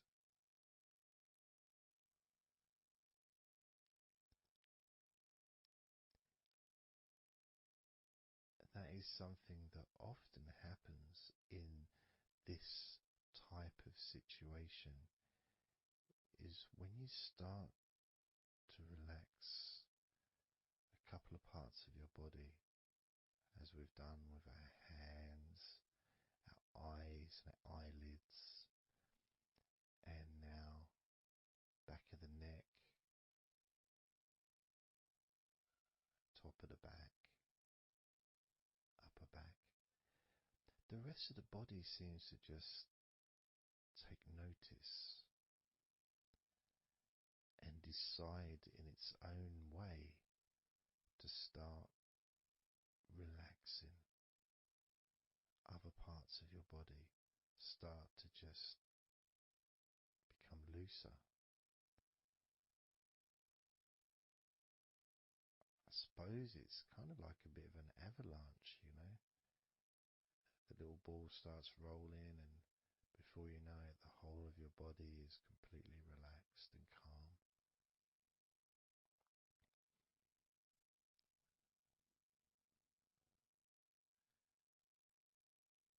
And if you focus on your face,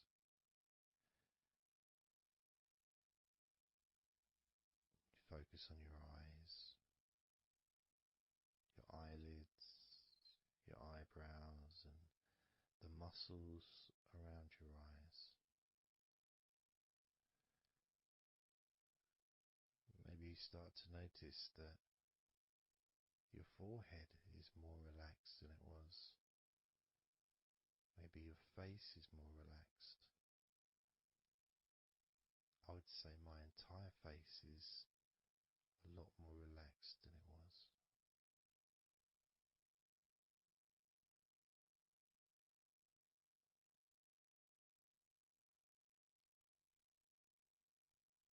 So we're going to focus now on your shoulders. Again, just like before, just tell your shoulders.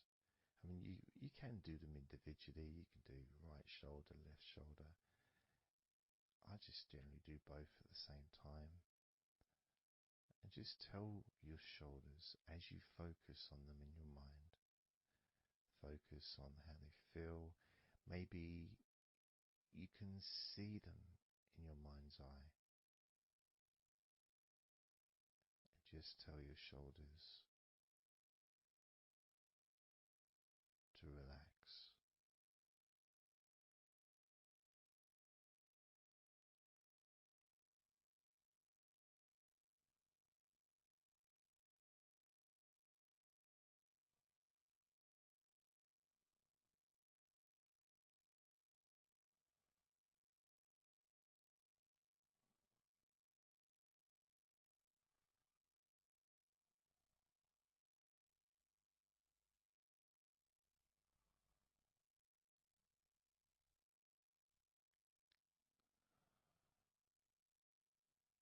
It feels nice as they relax.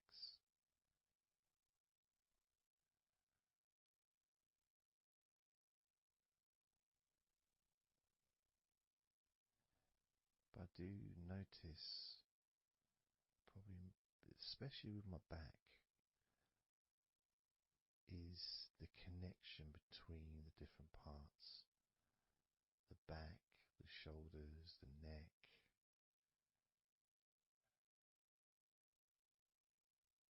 Being all connected and being such a large part of your body. It's almost hard to separate them from each other.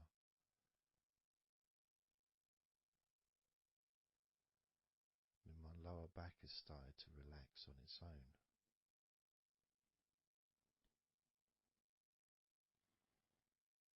Maybe I'm going too slow. And that could be an issue, because we all go at different speeds. the idea at the beginning of this recording was for you to be able to just say to yourself, relax.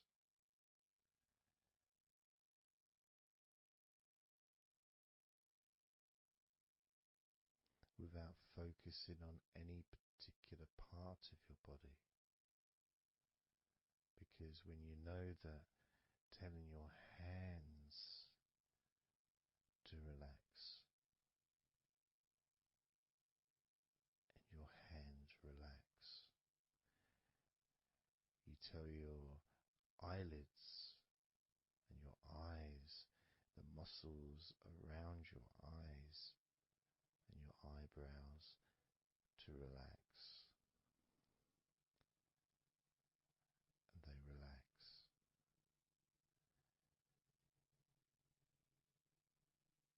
You tell the back of your neck to relax,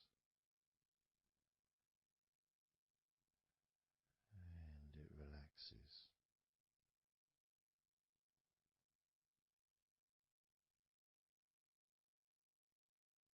You tell your upper back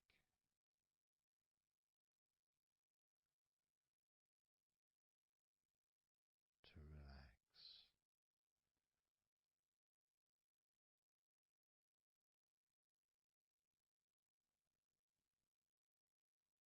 and it relaxes.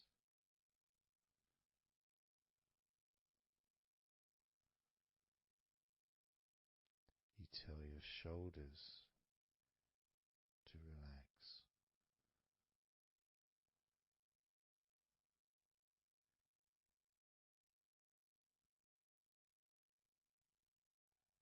and they relax.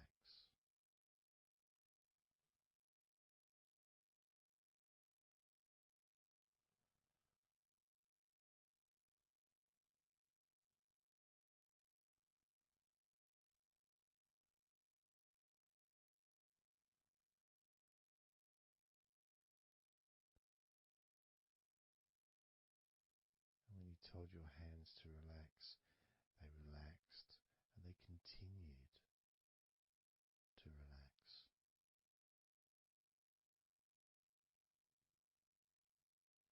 When you told your eyelids, the muscles around your eyes, your eyebrows to relax, they relaxed and continue to relax.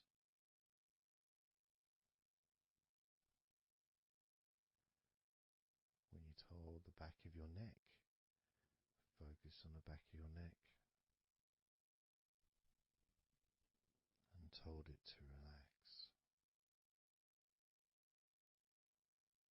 It relaxed and continued to relax.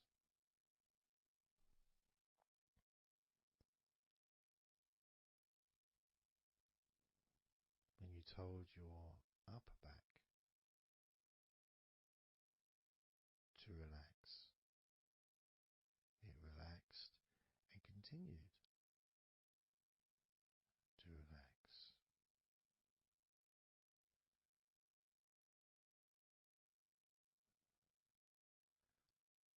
As with your shoulders,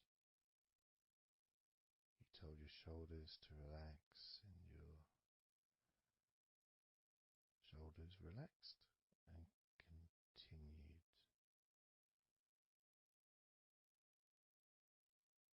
to relax.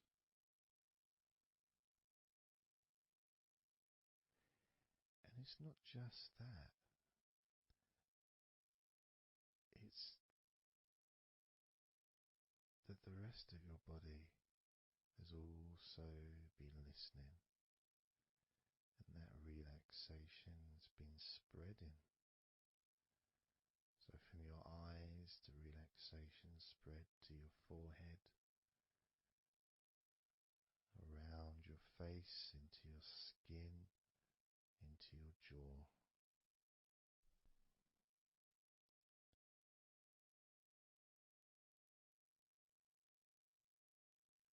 Into the sides of your neck, all the way down your chest and stomach.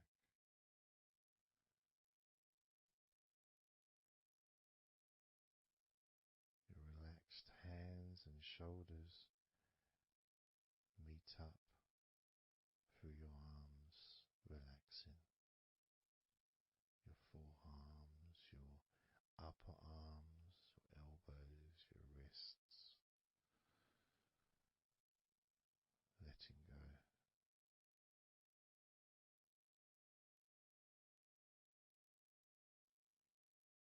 Your lower back, your hips, buttocks, groin, all just start to relax or continue. Even more comfort spreading through your legs,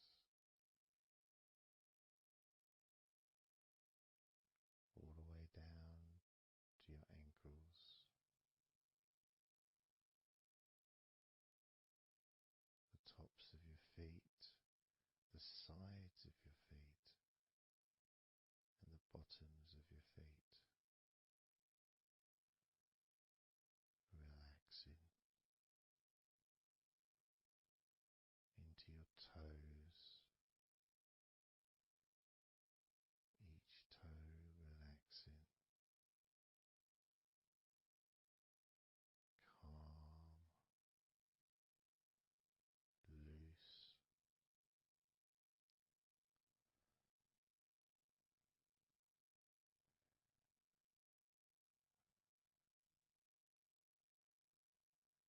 And as your body relaxes more, your mind becomes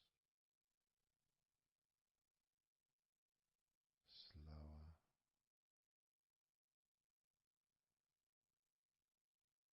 more peaceful,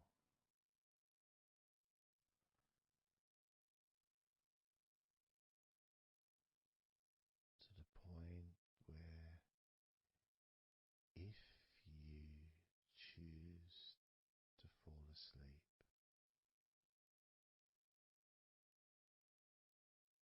you can easily do that.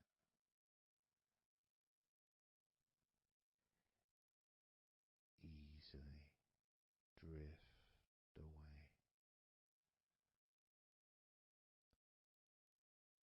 because there's nothing going on in your mind. Your brain is peaceful.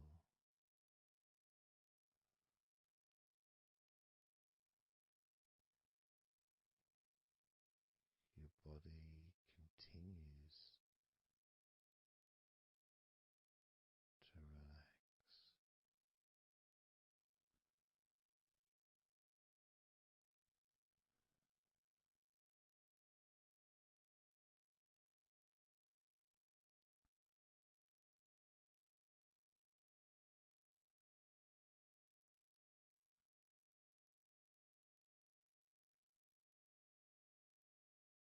And with that connection between your body relaxing and the word that you say to yourself,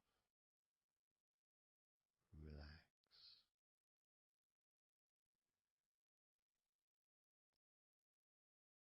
means that you don't need to focus on just one part. You can just focus on your entire body.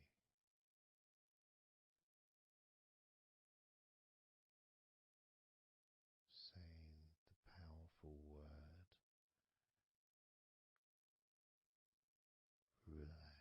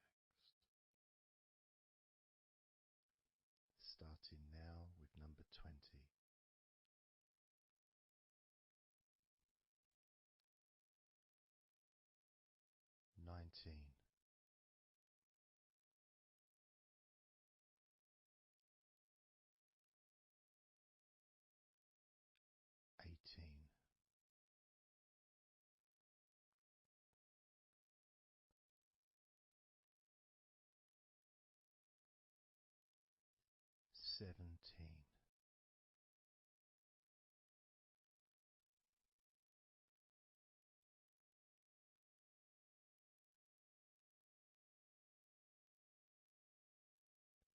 16.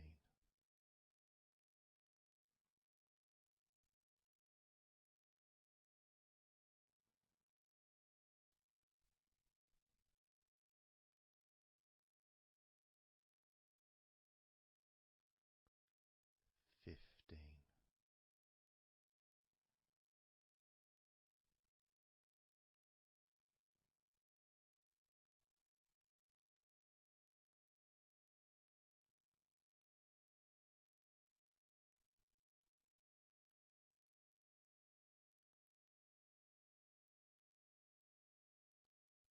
14.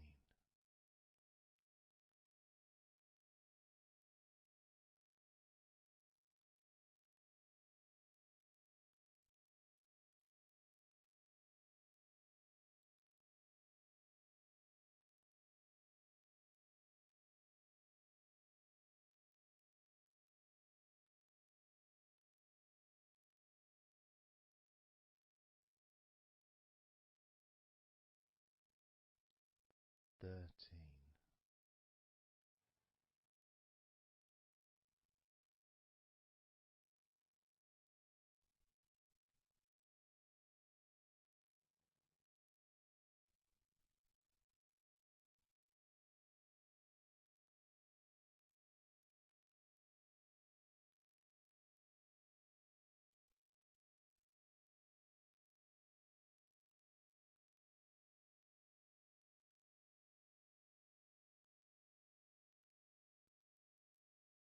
Twelve.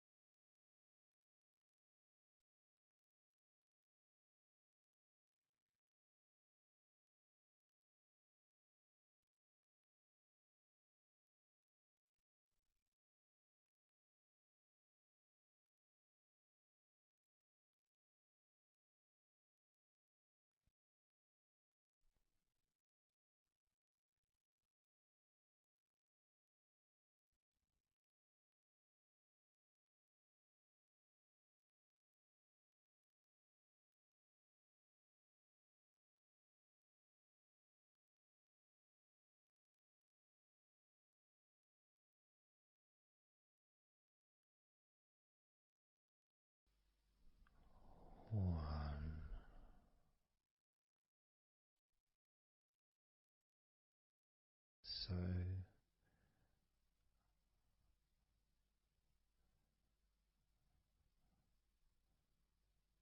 counting down from 10 to 1,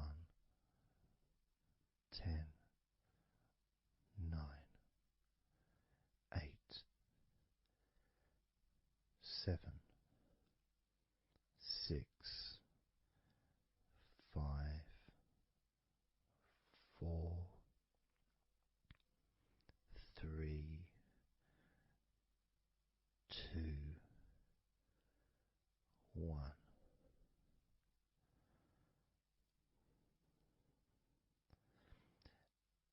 And maybe that was a bit too quick in order to relax.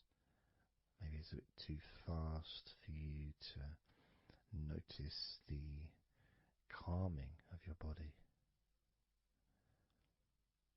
Maybe even a little bit of pressure there, like you're counting down from 10 to 1. What do you expect me to do, man? You expect me just to go all floppy just because you're counting down? 2. We could try again, but this time I'll go a bit slower.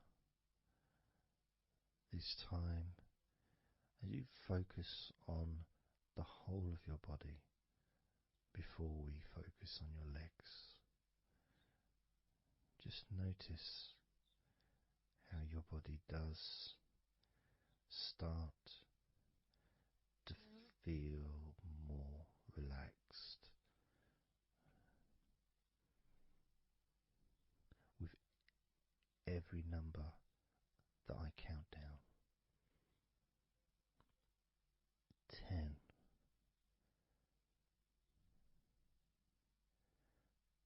9,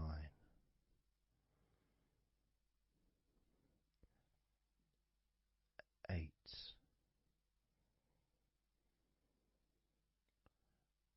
7,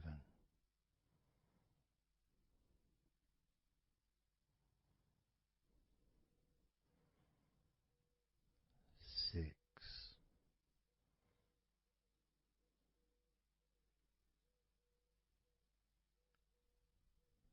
5,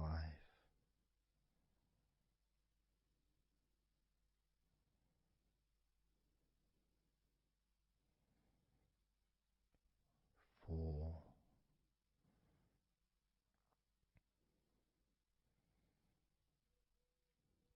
3,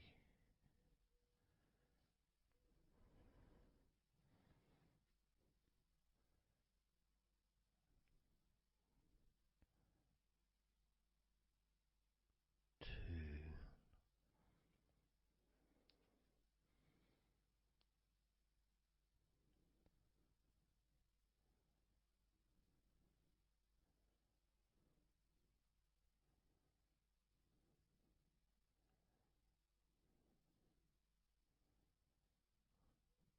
1.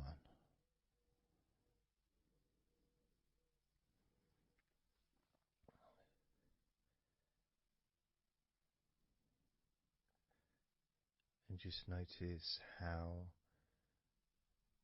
you feel generally, how your body feels.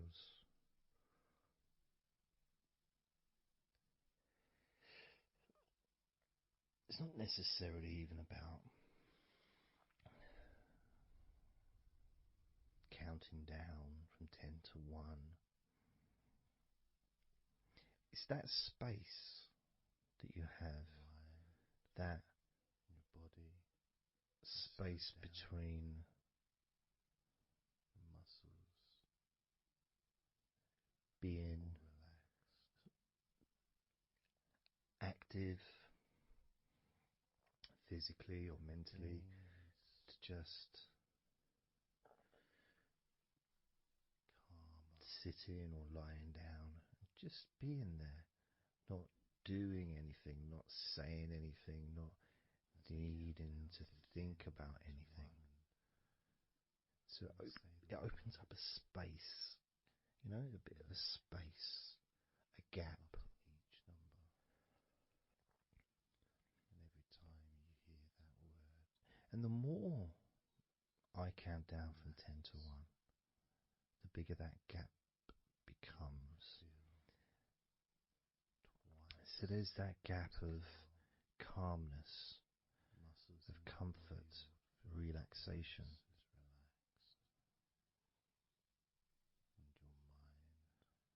It's a nice feeling.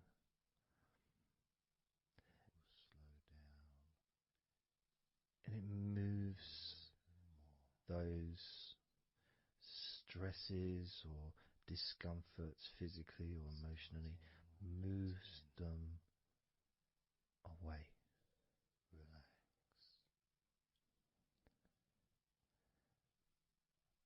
Allows you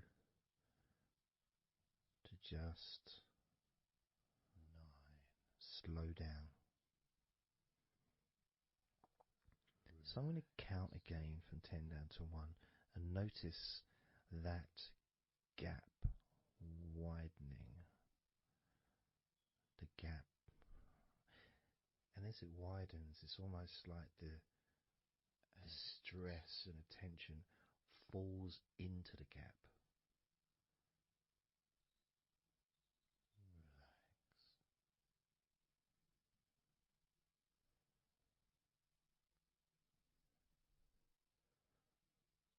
And gives you that distance, that space. Now, 10,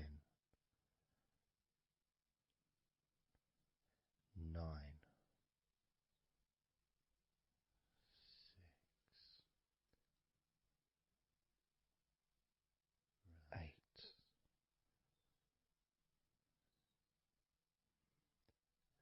7,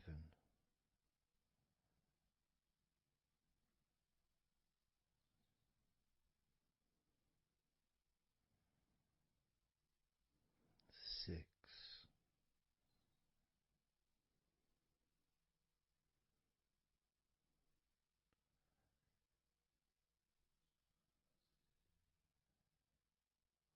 5,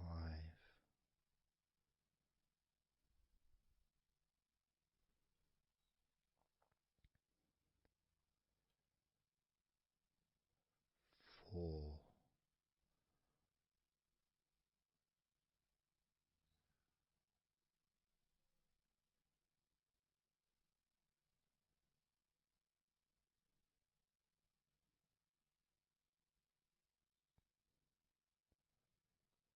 3,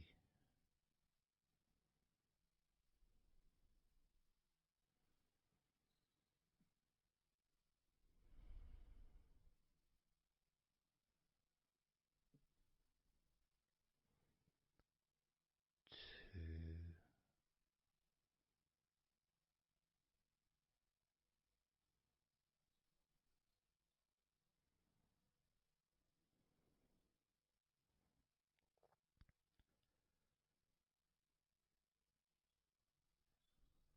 1.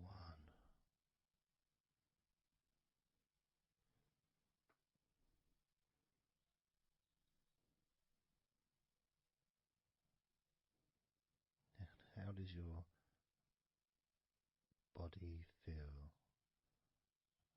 now?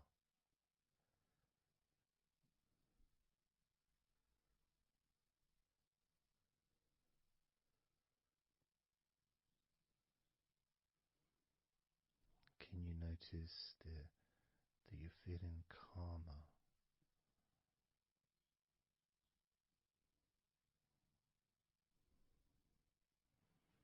That you're feeling more relaxed?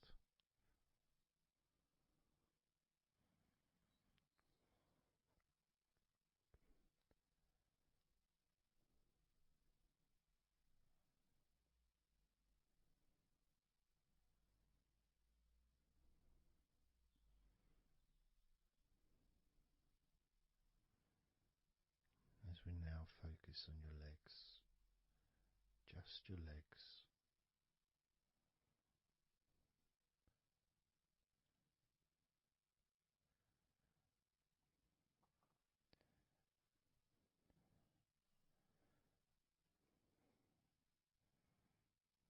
We're just going to start with focusing